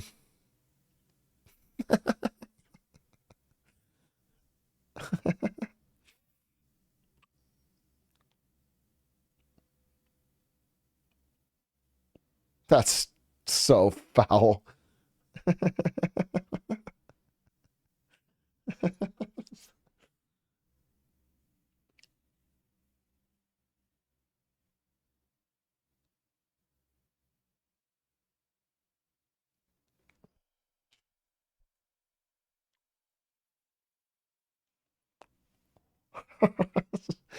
This is the low point. This is the low point.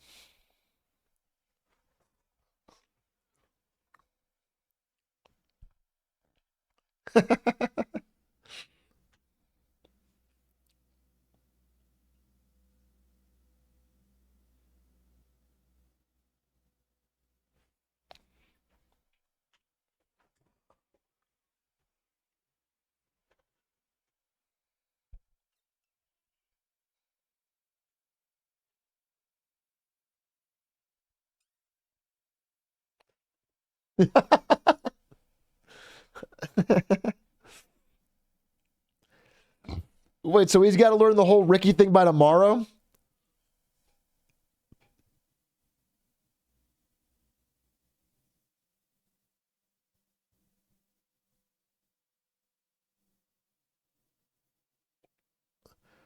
Don't they have to film it?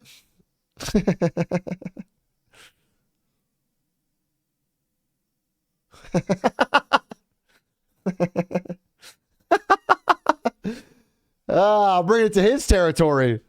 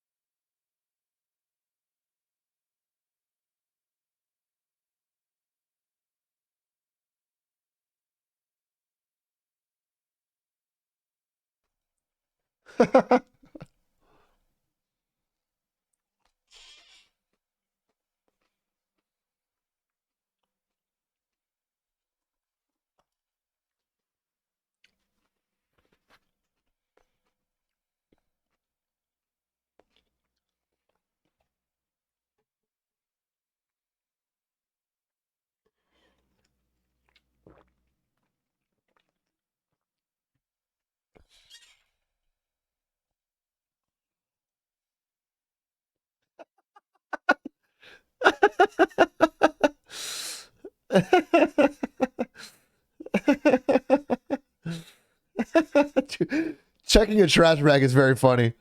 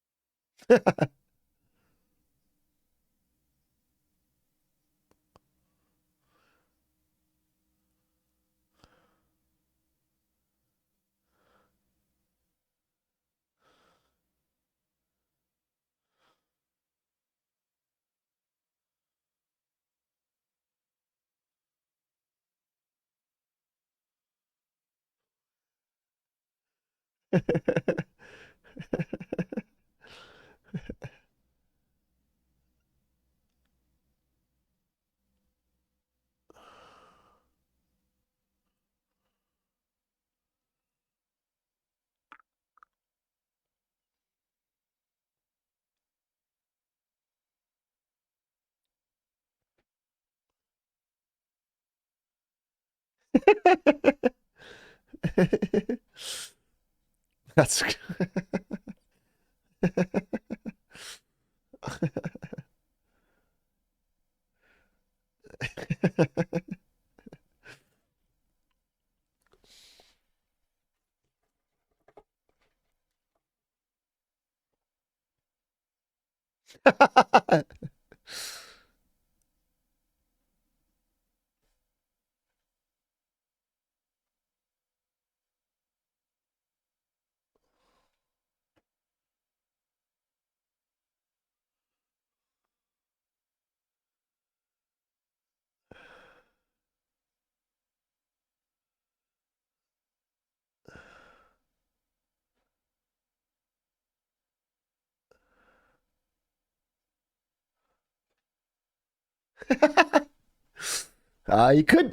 He could threaten to walk. They have no other way to go.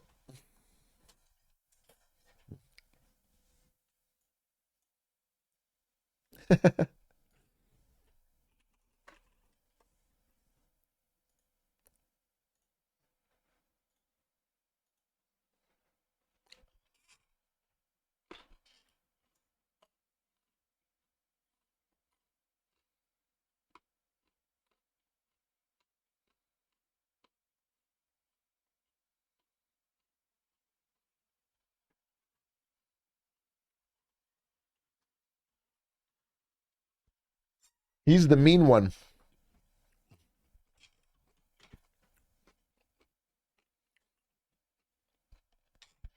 Yeah, rude.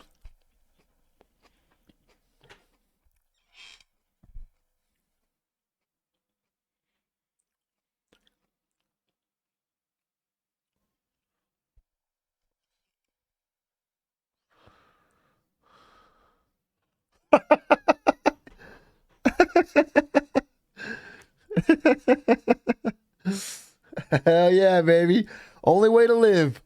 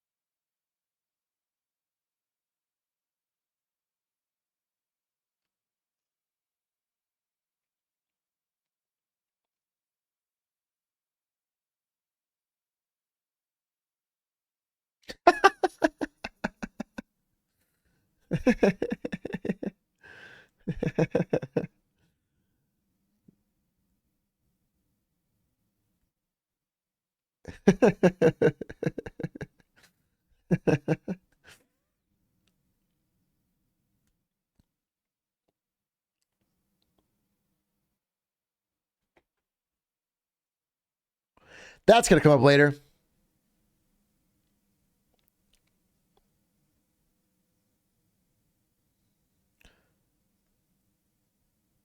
That's the roast guy. Jeff Ross. It's Jeff Ross.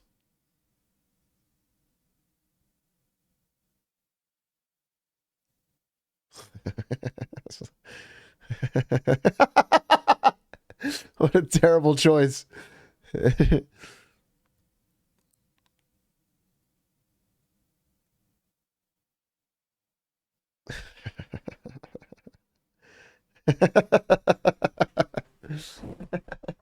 He's killing it, dude. You should be a streamer.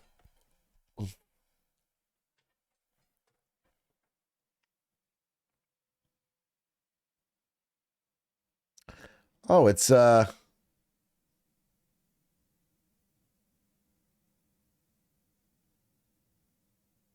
would you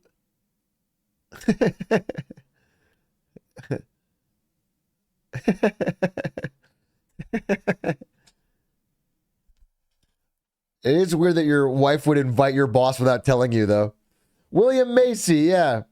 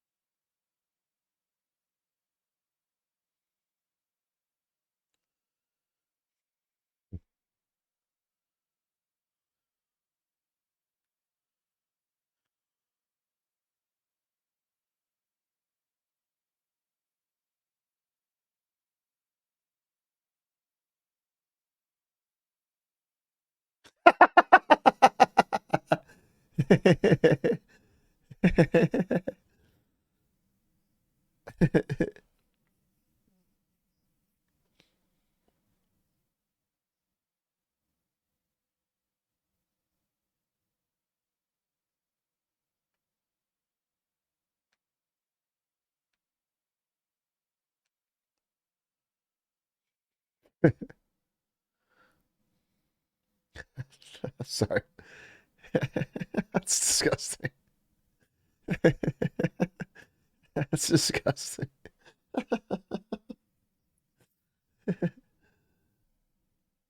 That's too woke.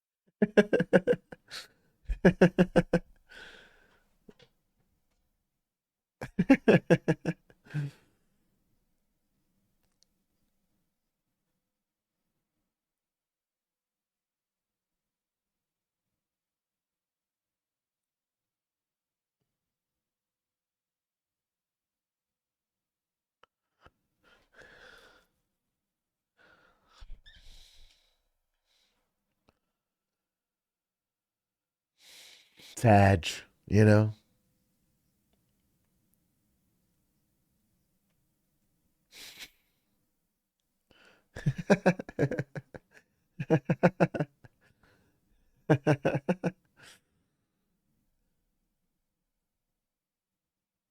What?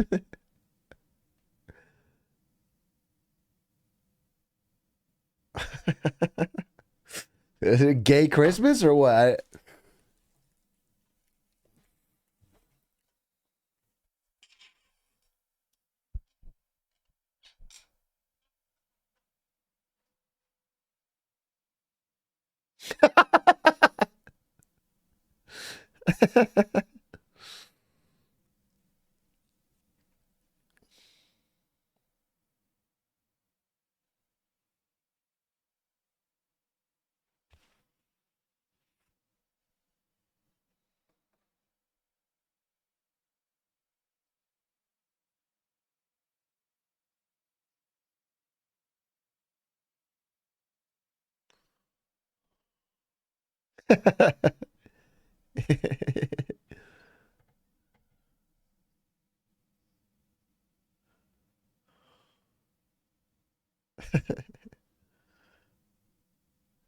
Yeah, why wouldn't he come?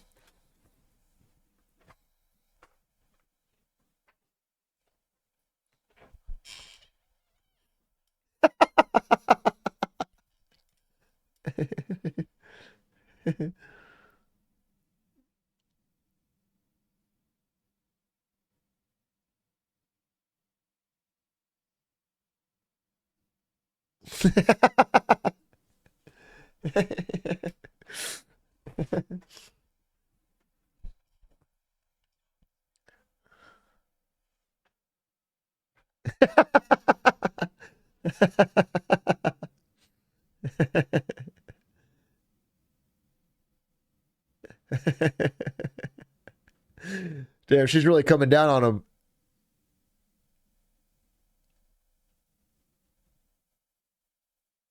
Yeah.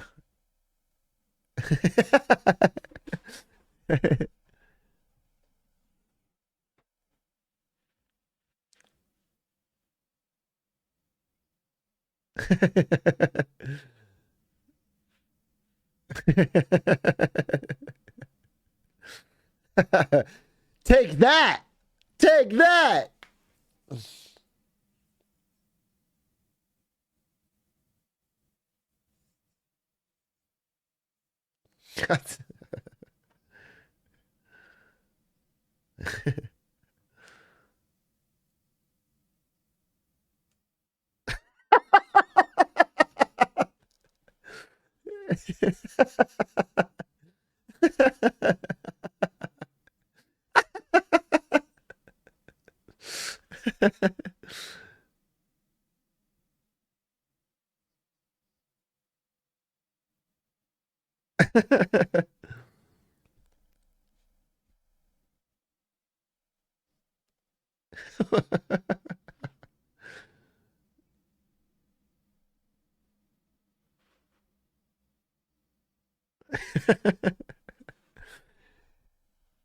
He's nailing it.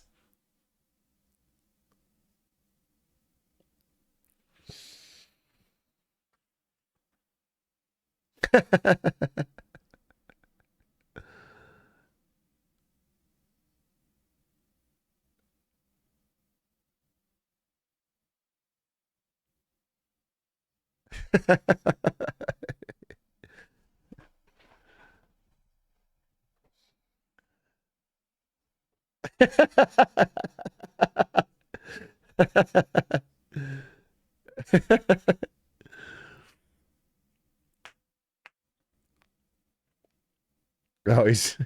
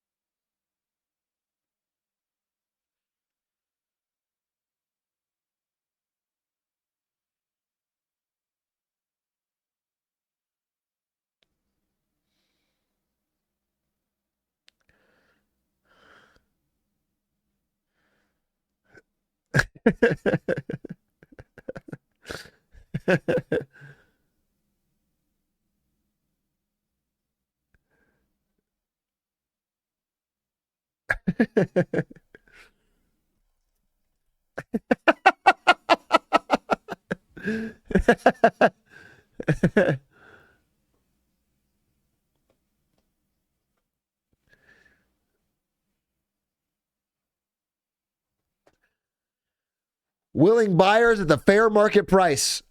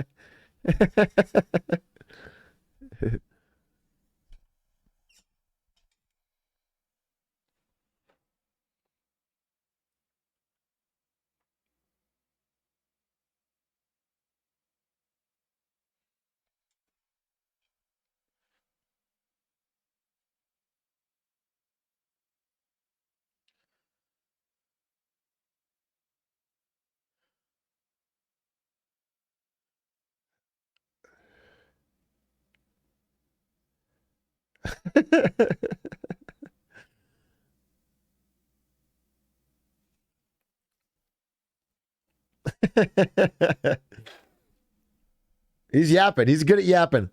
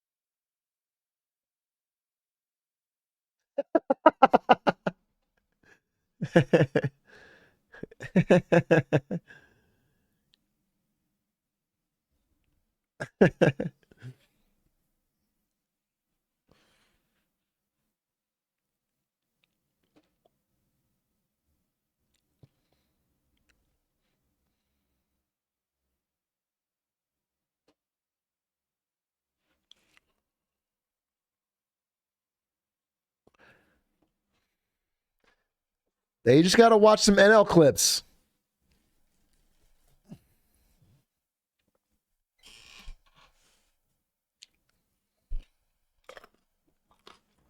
Then having a baby's all good. He's blowing it.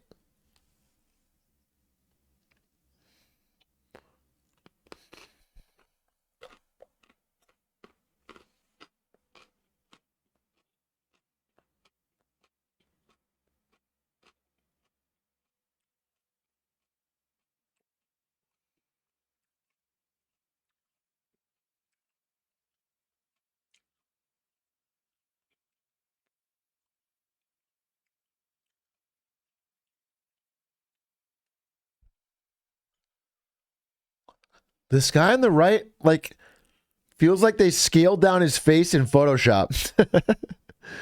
His face is too small for his head. I'm not being. I'm not being mean. I'm not even saying it's necessarily bad. It's just like so.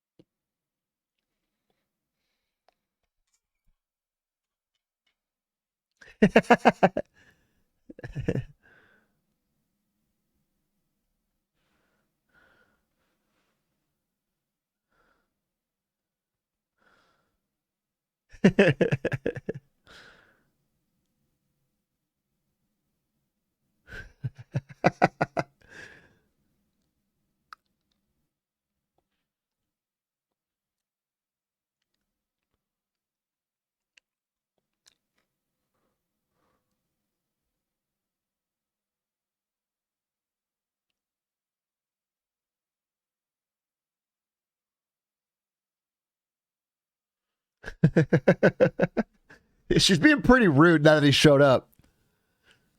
Clutch it, Ricky. Clutch it, Ricky.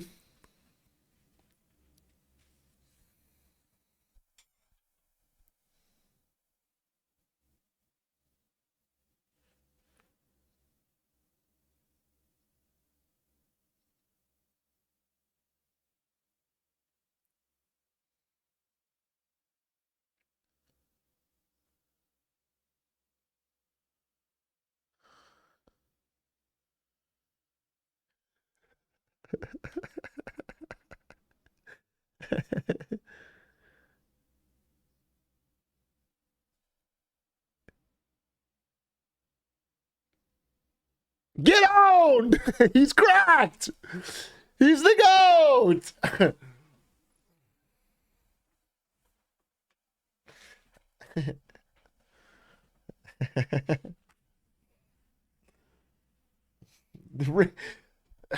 Ricky State of the Union.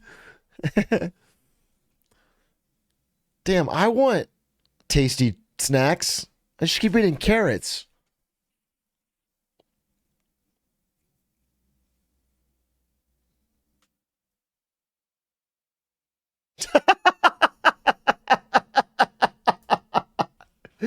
$8,000 watch on lease. That's a funny opening line.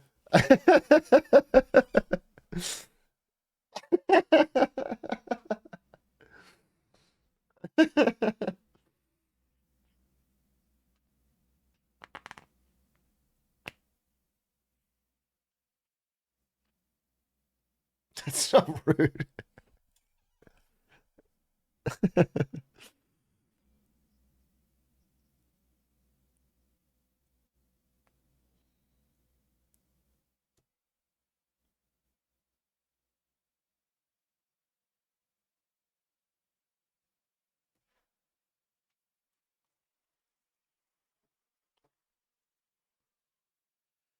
I mean, Ricky could leave now. Ricky clutched. Ricky could just say, oh, I've got to go. I got to call. It's the perfect time to leave, bro. He clutched. Everyone believes him.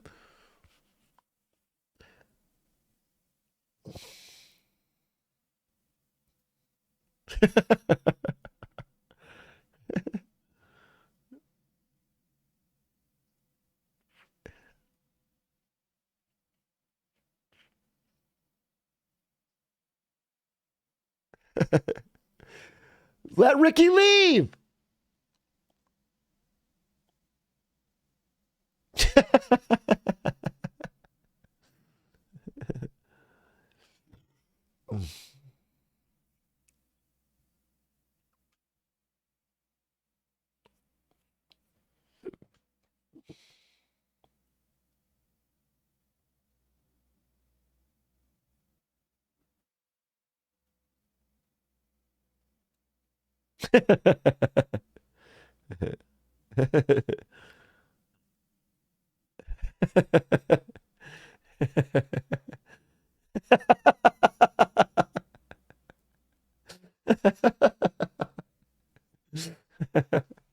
This dude's cool as hell. This dude's...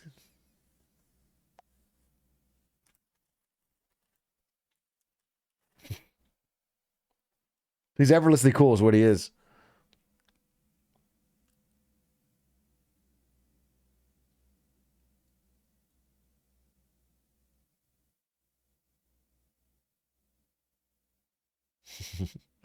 It's actually really impressive.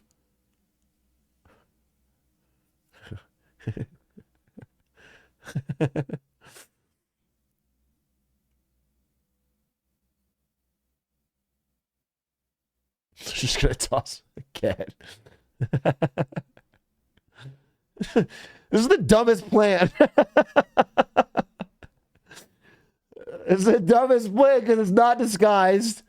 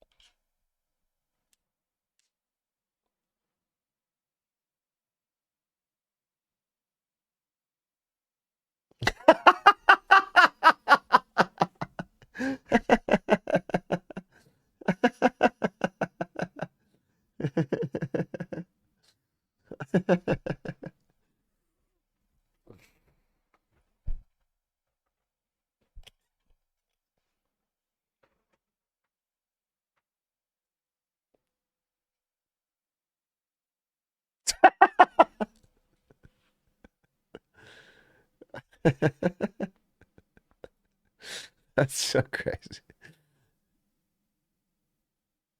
That's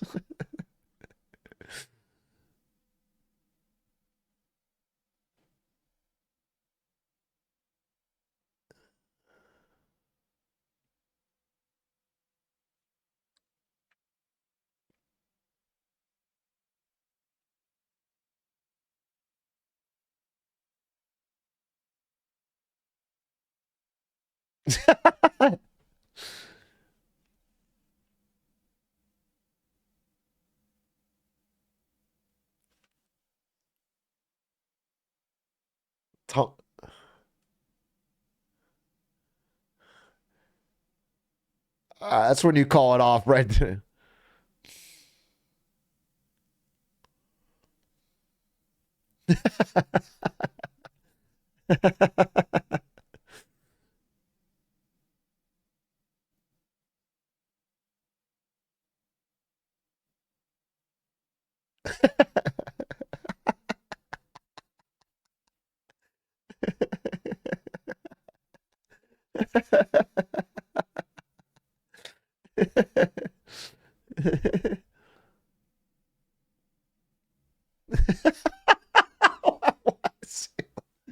Why say it like that?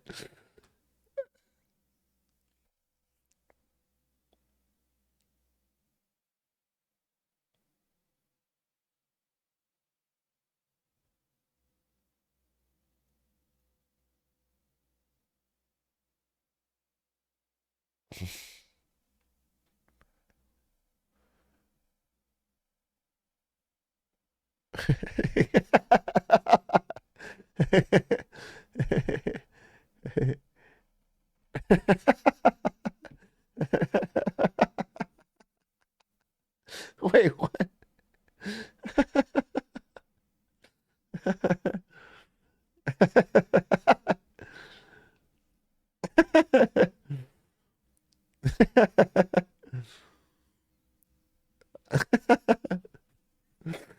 He clutched it.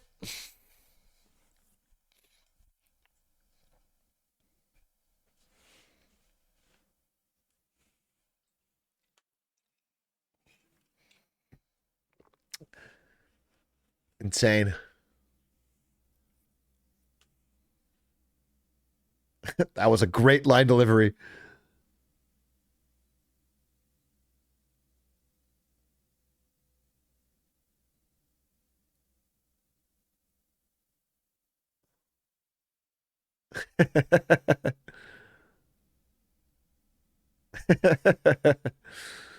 All right. Clutched. Completely done. No more problems. Movie's over. He clutched it. Good movie. Credits roll.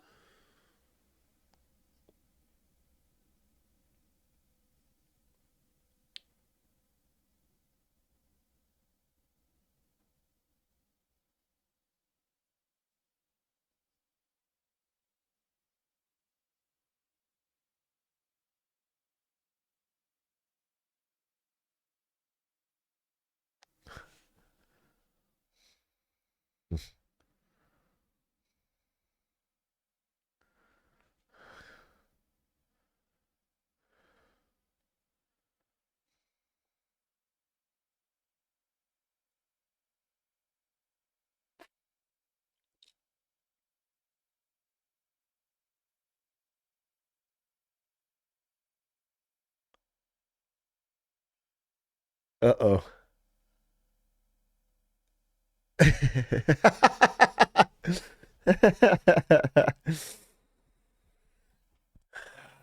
No more troubles, I'm sure. No more troubles, I'm sure.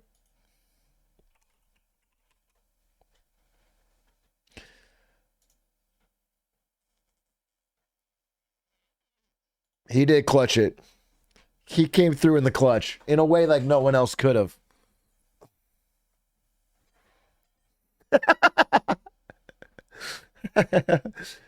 Kind of insane to never mention him again.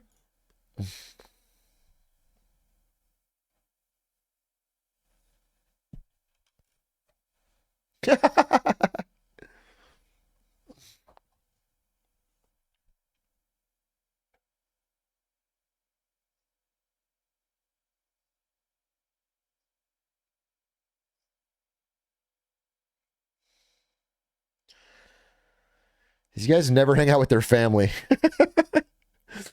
Just never. Just never hang out with their partners or family.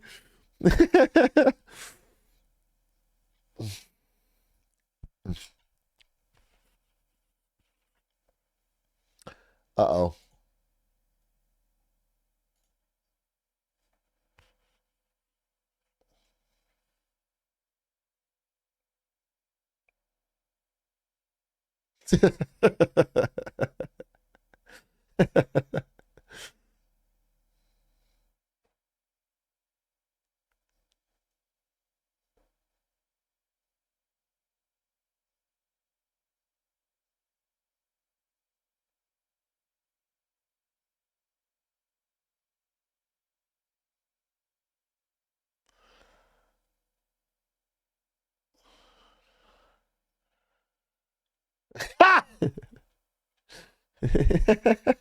Just...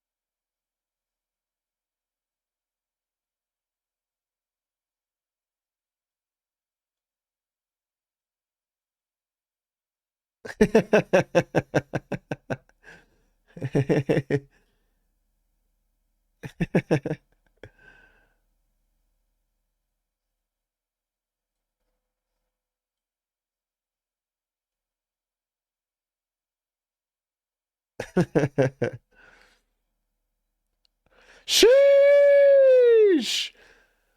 Cleans up pretty well. Damn, I want to get a suit like that.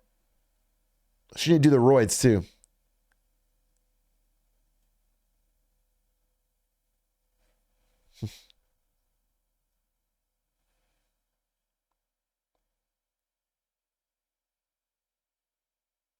Ham?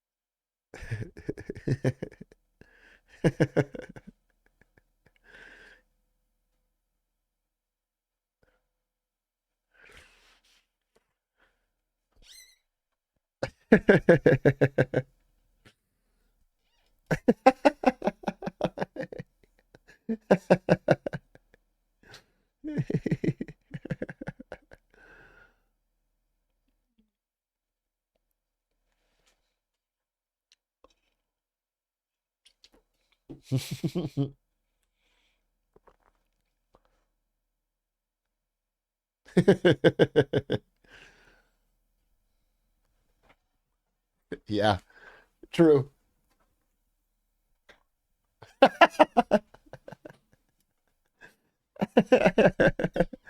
Yeah, basically.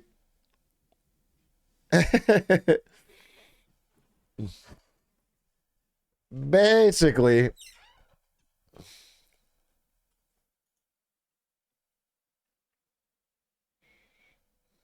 Oh.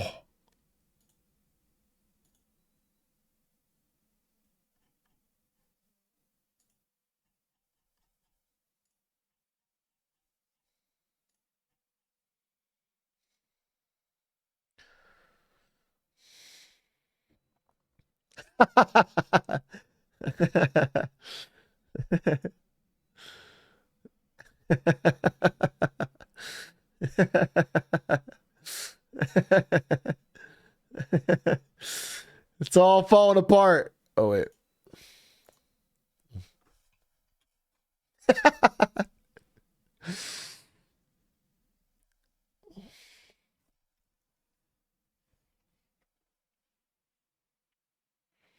Why would you pitch a story on Ricky when he can't be back?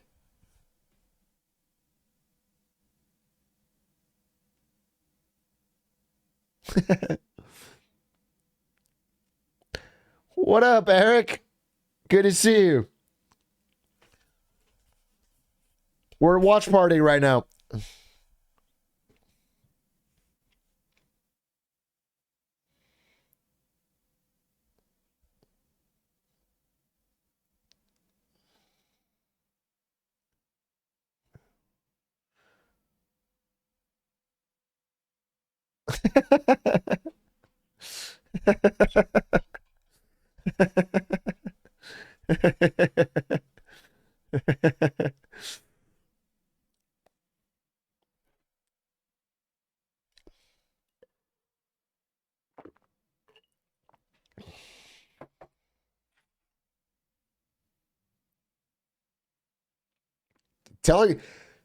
Telling the truth now is tough.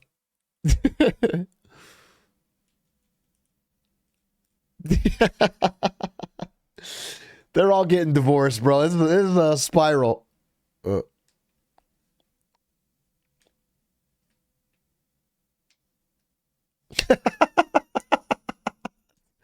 Such a mean thing to say.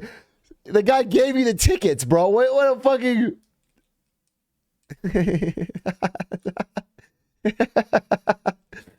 So incredible. These are bad people. These are bad people who deserve to get caught.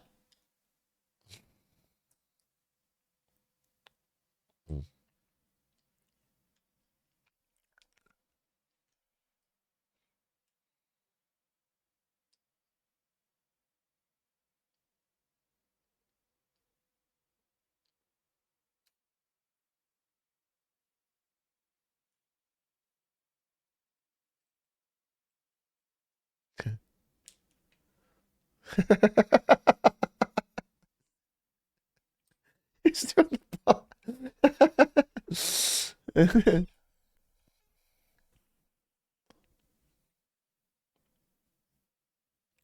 Yikes.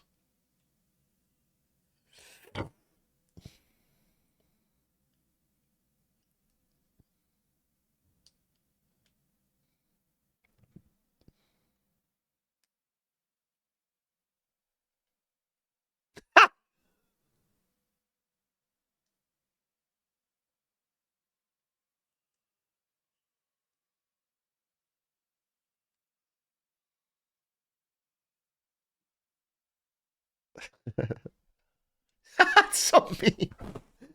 That's so mean.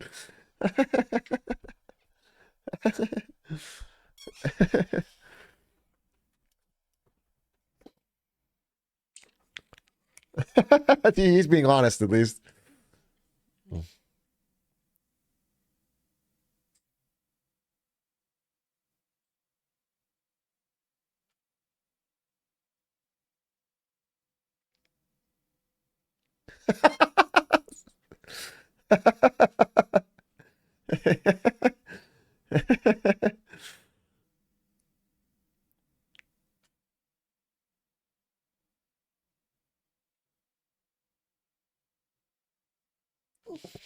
He's negging, and then he's bringing her back.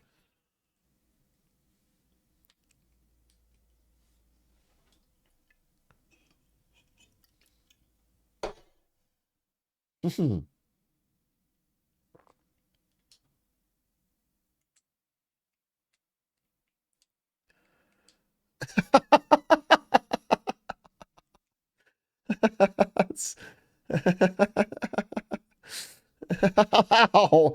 Ow. Oh, ow, ow, ow, ow, ow, ow.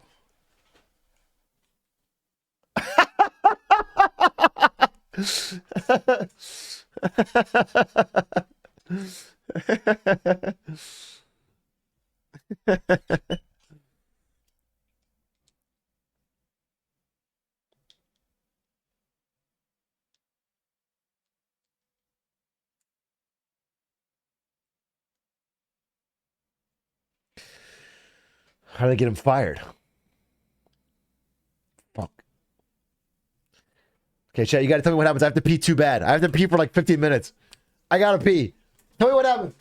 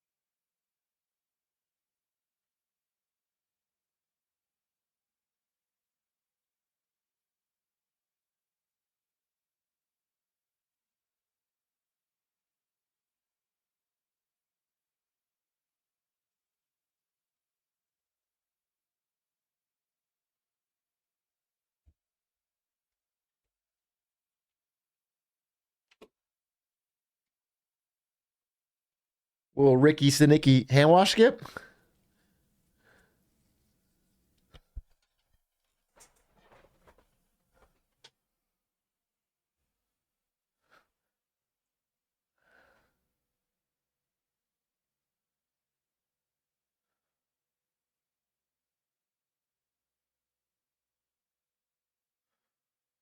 What do they ask him? What do they ask him?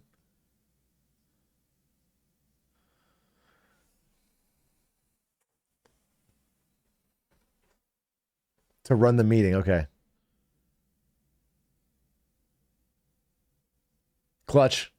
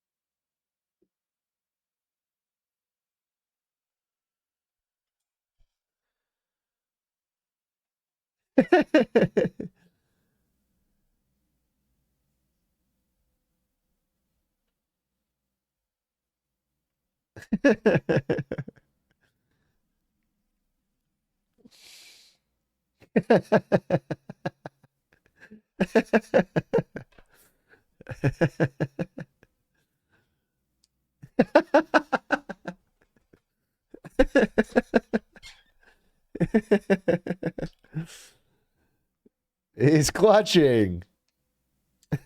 Poor Billings.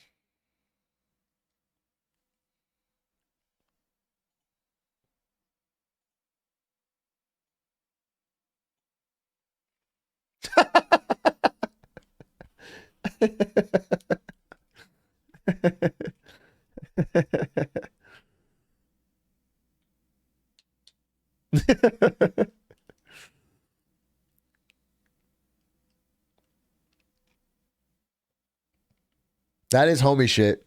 They never got there for a job. Ricky did it day one. Yeah.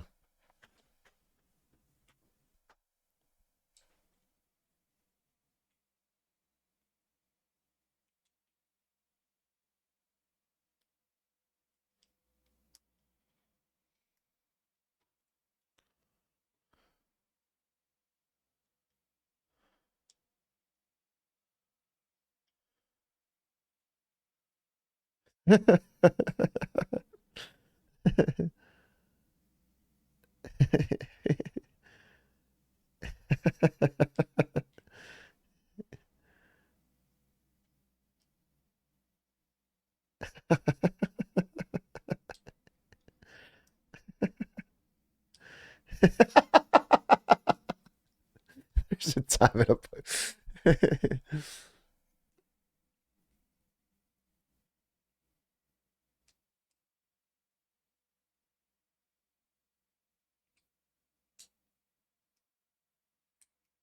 It's going to backfire.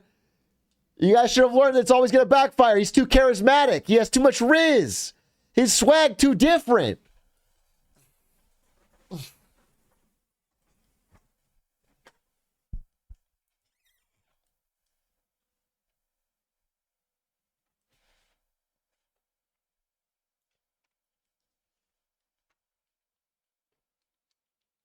Sheesh.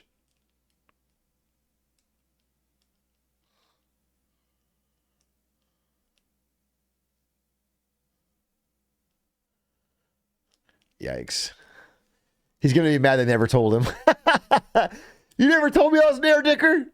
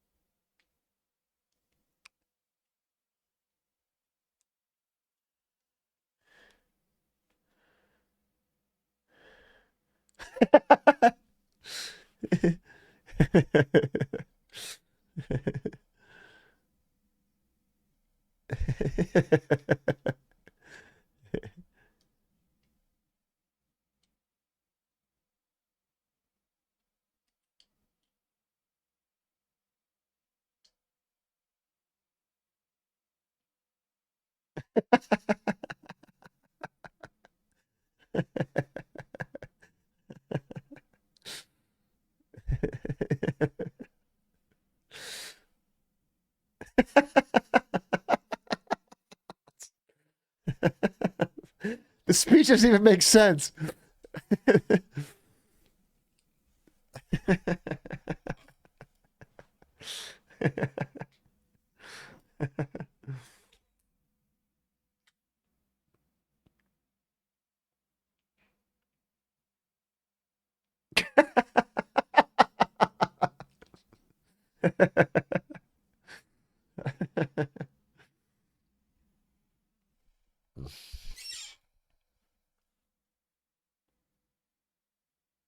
He got promoted.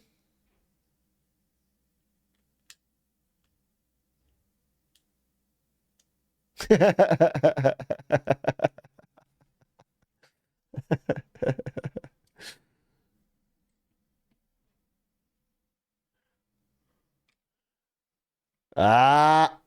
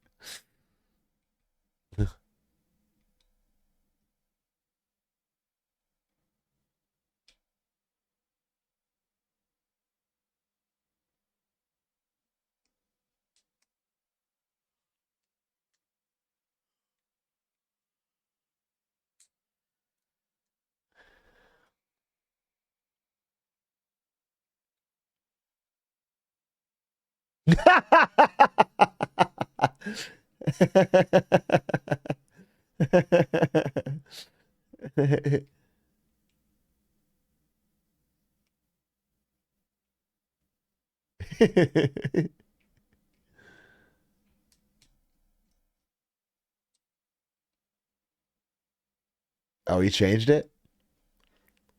Yeah, you can't threaten John Cena, by the way, physically.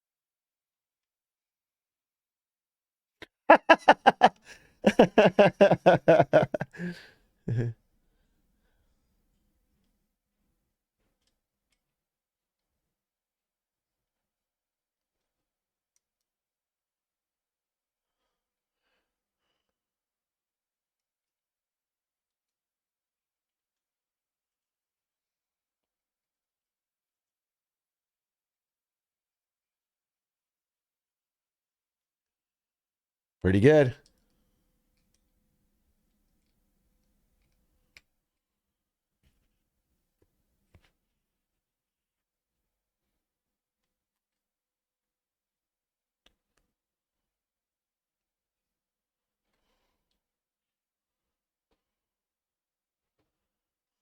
I feel strong, man.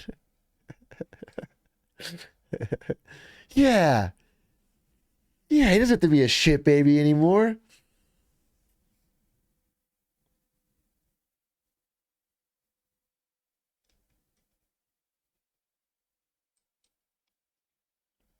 Oh, shit.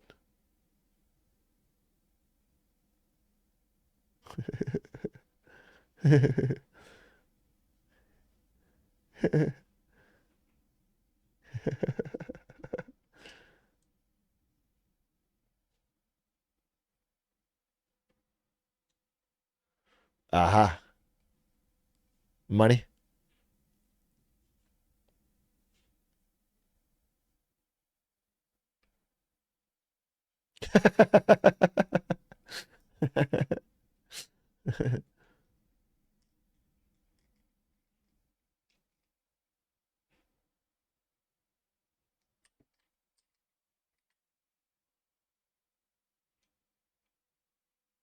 He's gonna say something bad.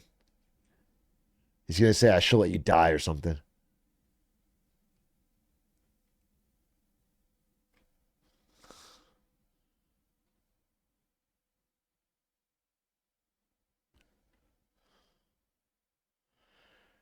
I mean, he did kind of blow up by lying nonstop for years and years and years to get out of.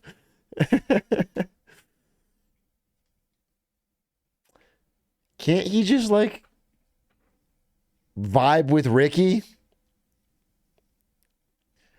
Have Ricky turn down the story. That's all you got to do. Turn down the story. I can't do the story.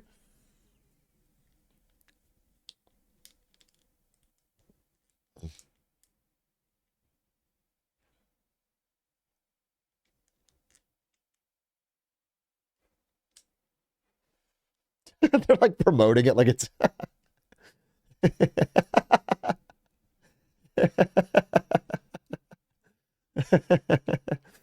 Damn, he does crush it. He does crush it. I gotta be honest with you.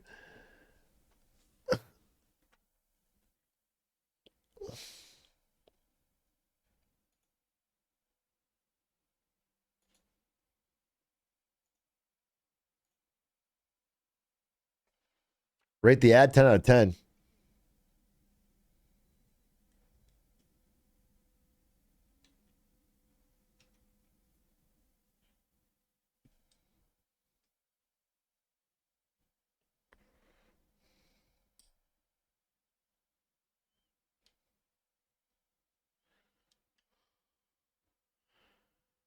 Bro's a liar.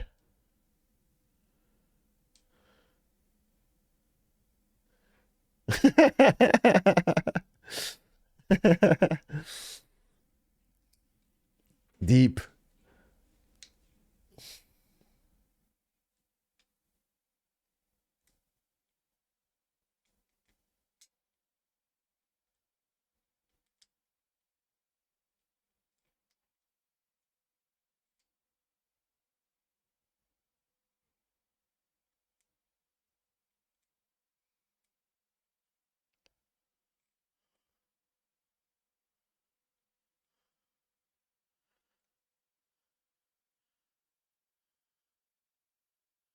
What, his dad?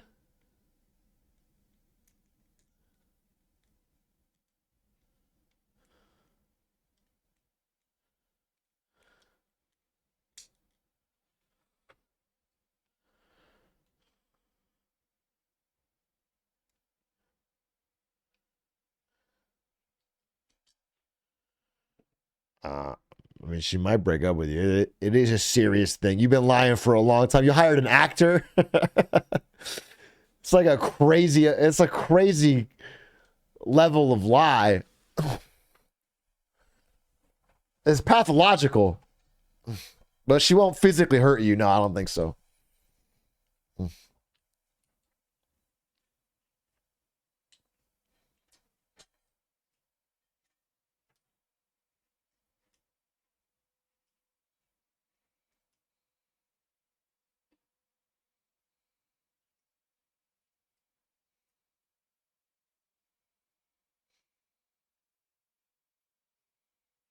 Did he drive drunk?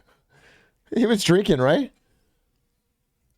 This is the beginning of his moral journey as he starts out by driving drunk home. Uh-oh. Uh-oh.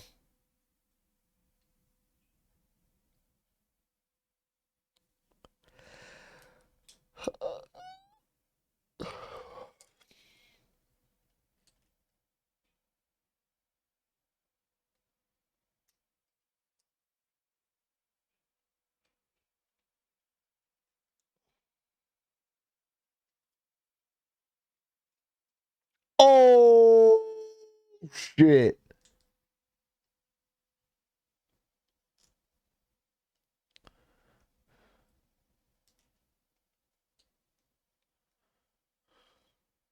That's pretty early.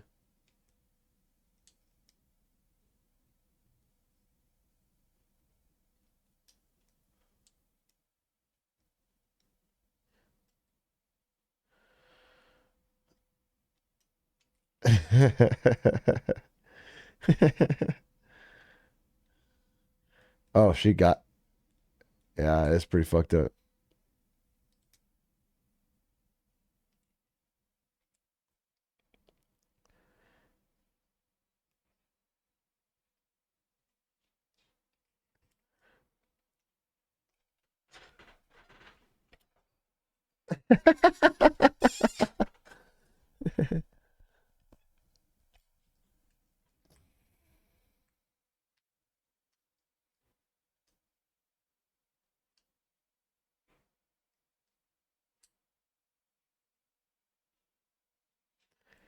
Yikes.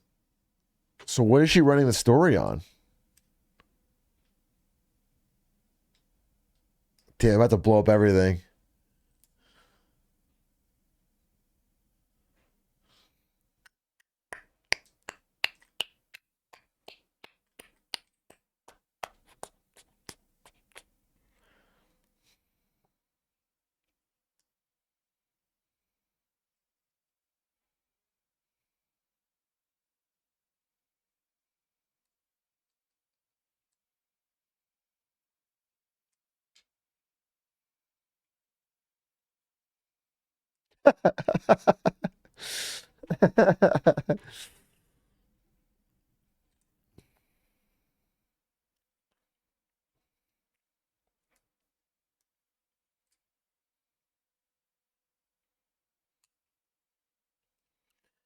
Ugh, what a disaster. Somehow I think Ricky's charm will save the day, though. If I had to guess, it doesn't have a dark ending.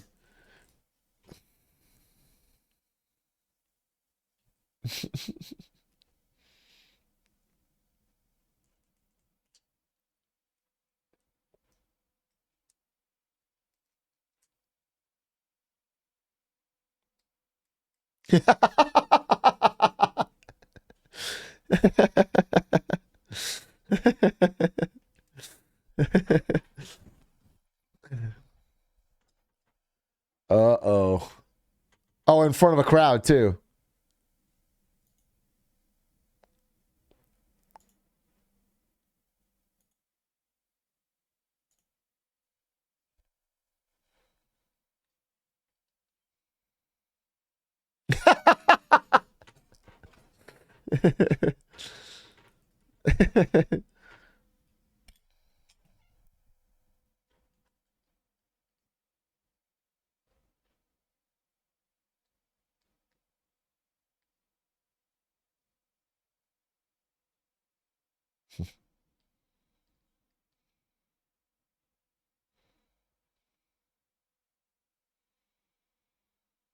I like his suit. I want a suit like that. Nice color.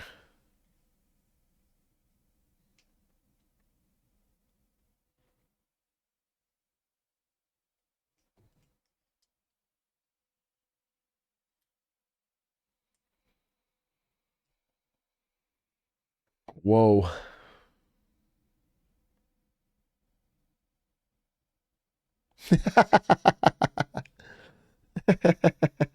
Why is she invited to everything, including the merger?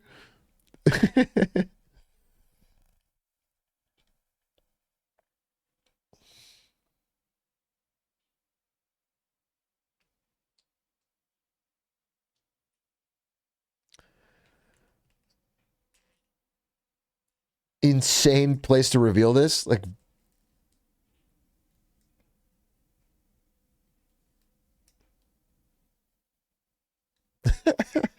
you gotta blow up the merger. Like, insane way to tank the deal. They could have just.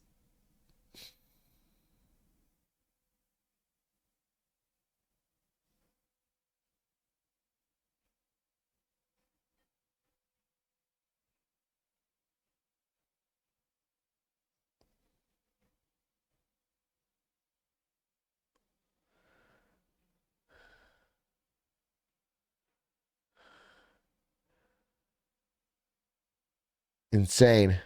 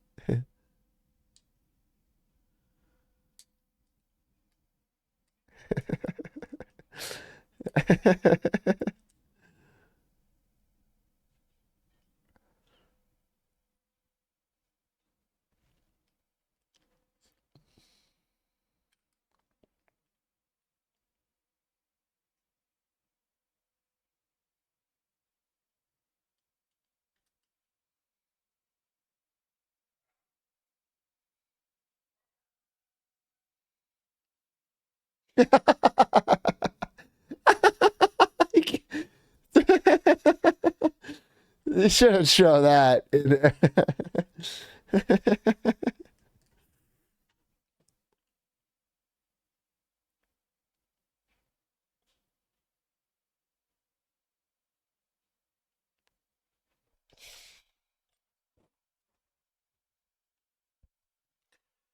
No matter how positive this news story is, it's so insane they should all be fired.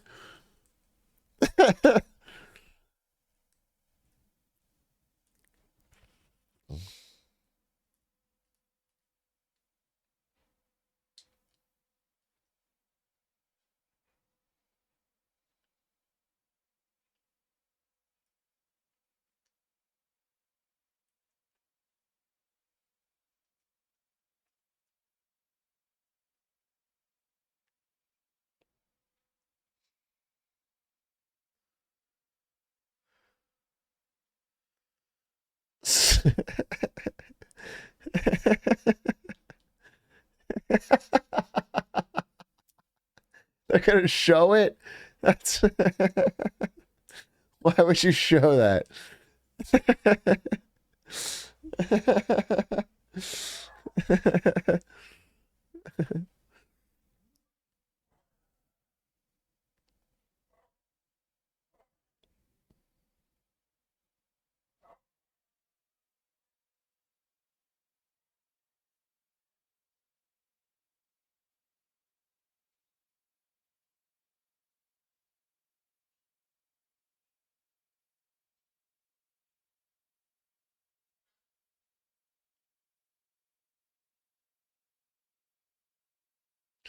Looks so badly on them.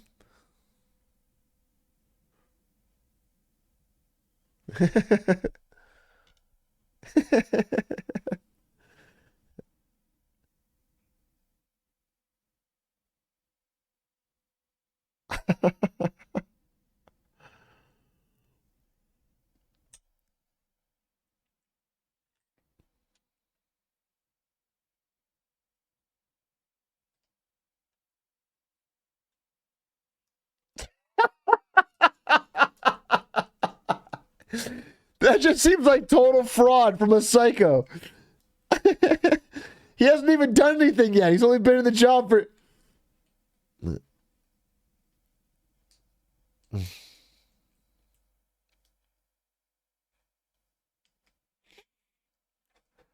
That's America, baby.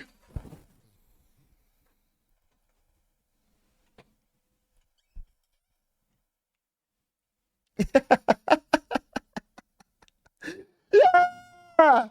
Woo!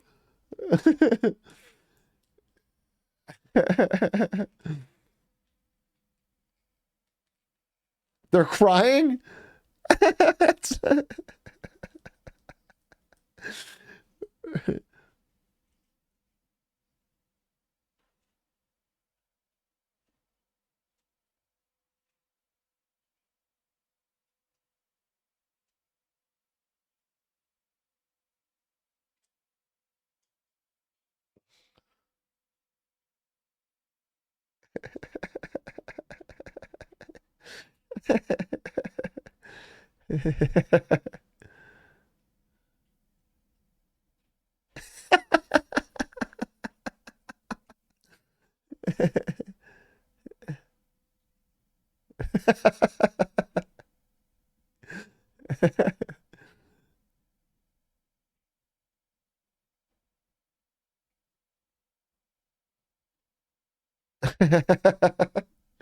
Holy shit, it worked.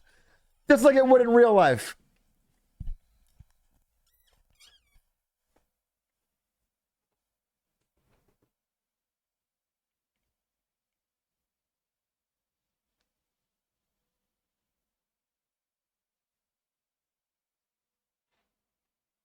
All right, no divorce. Now, to get the final loose end, he just has to clutch up this convo for lying for decades.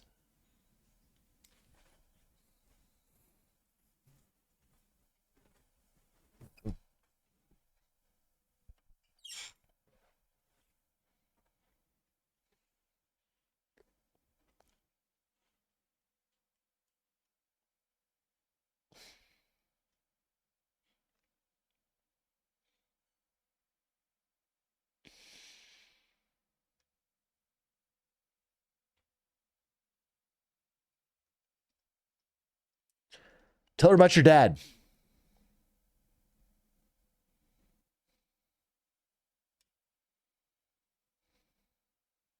Oh?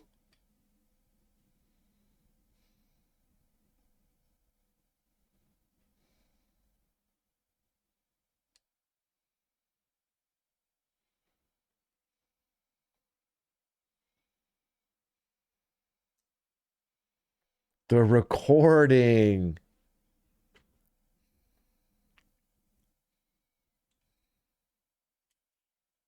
So what Stans did for his best man speech at my wedding, he recorded me talking about how much I love Ari when I was drunk in Vegas during the bachelor party, and then he used the quotes in my...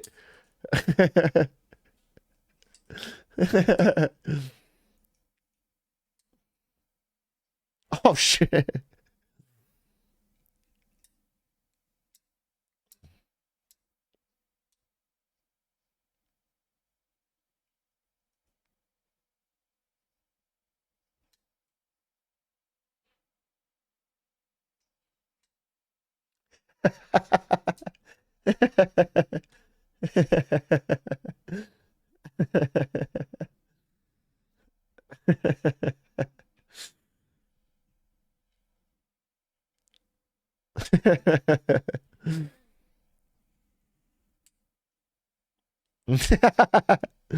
Close the deal. Close the deal.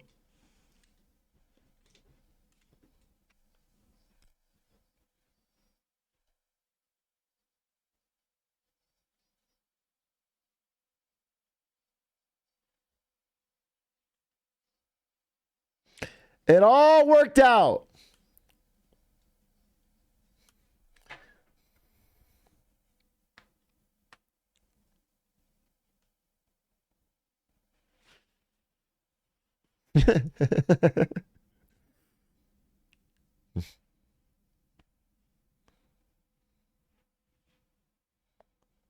No drinking. She hasn't cut the hair. Oh, he's...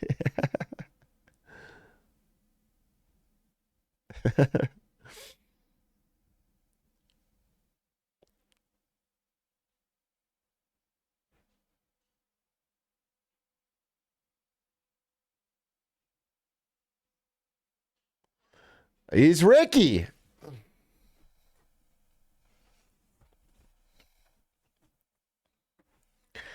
%48 critic score, 84% audience score. Mid-budget comedies are back.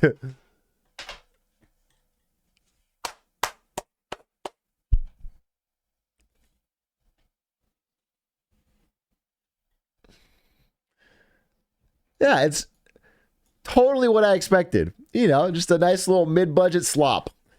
John Cena was pretty funny.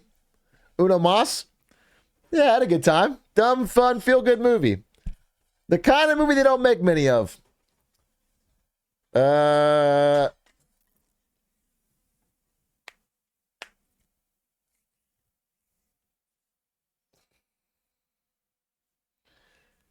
a story about redemption. It is a deep story out of redemption. Now, if this makes $1 billion, we'll get a Ricky Stenicki universe, which is what I really want. What I want is a Ricky Stenicki TV show. I want comic books. I want a trilogy. I want the RSU, dude.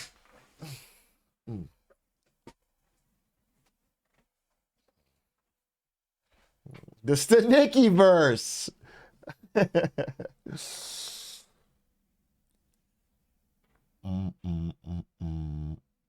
Oh, Santa's Lucky Dick was the name of his book.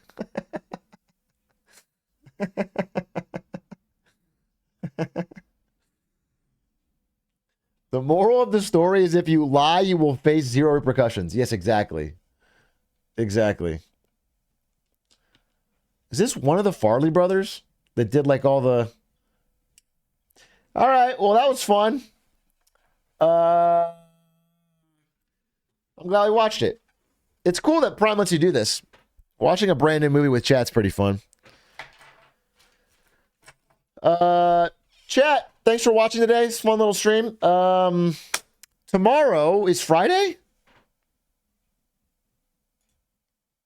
I might possibly have Rachel and Blur on the stream tomorrow to do dating discussion. They were down to do it. They're supposed to come over tomorrow. I need to get the mics, so I gotta figure that out. That and maybe some other stuff. So it should be fun. We'll keep you updated. We'll see. And then Saturday, get some more Saturdays. And of course, Marketing Monday on a Monday. Going for the three-peat. Going for the three-peat, baby. 3 in a row. Marketing Mondays on a Monday. After credit scene, I guess I can wait. I still can't believe Biden didn't reveal Silk Song. I know. It's a real disaster for democracy. Can you check DMs? Yeah, Quack, I'll check DMs. Unless your DMs? No, I can't do that. I'll check all my DMs with the duck next to it. No,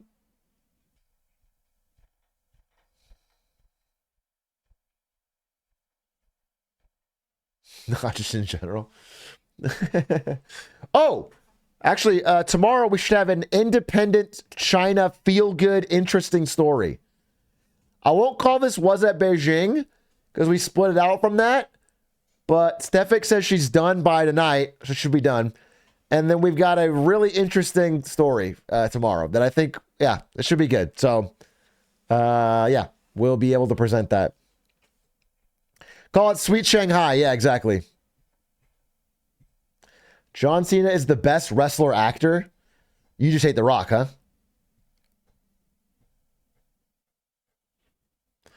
Maybe I don't need to see the post-credit. Oh, I can skip ahead.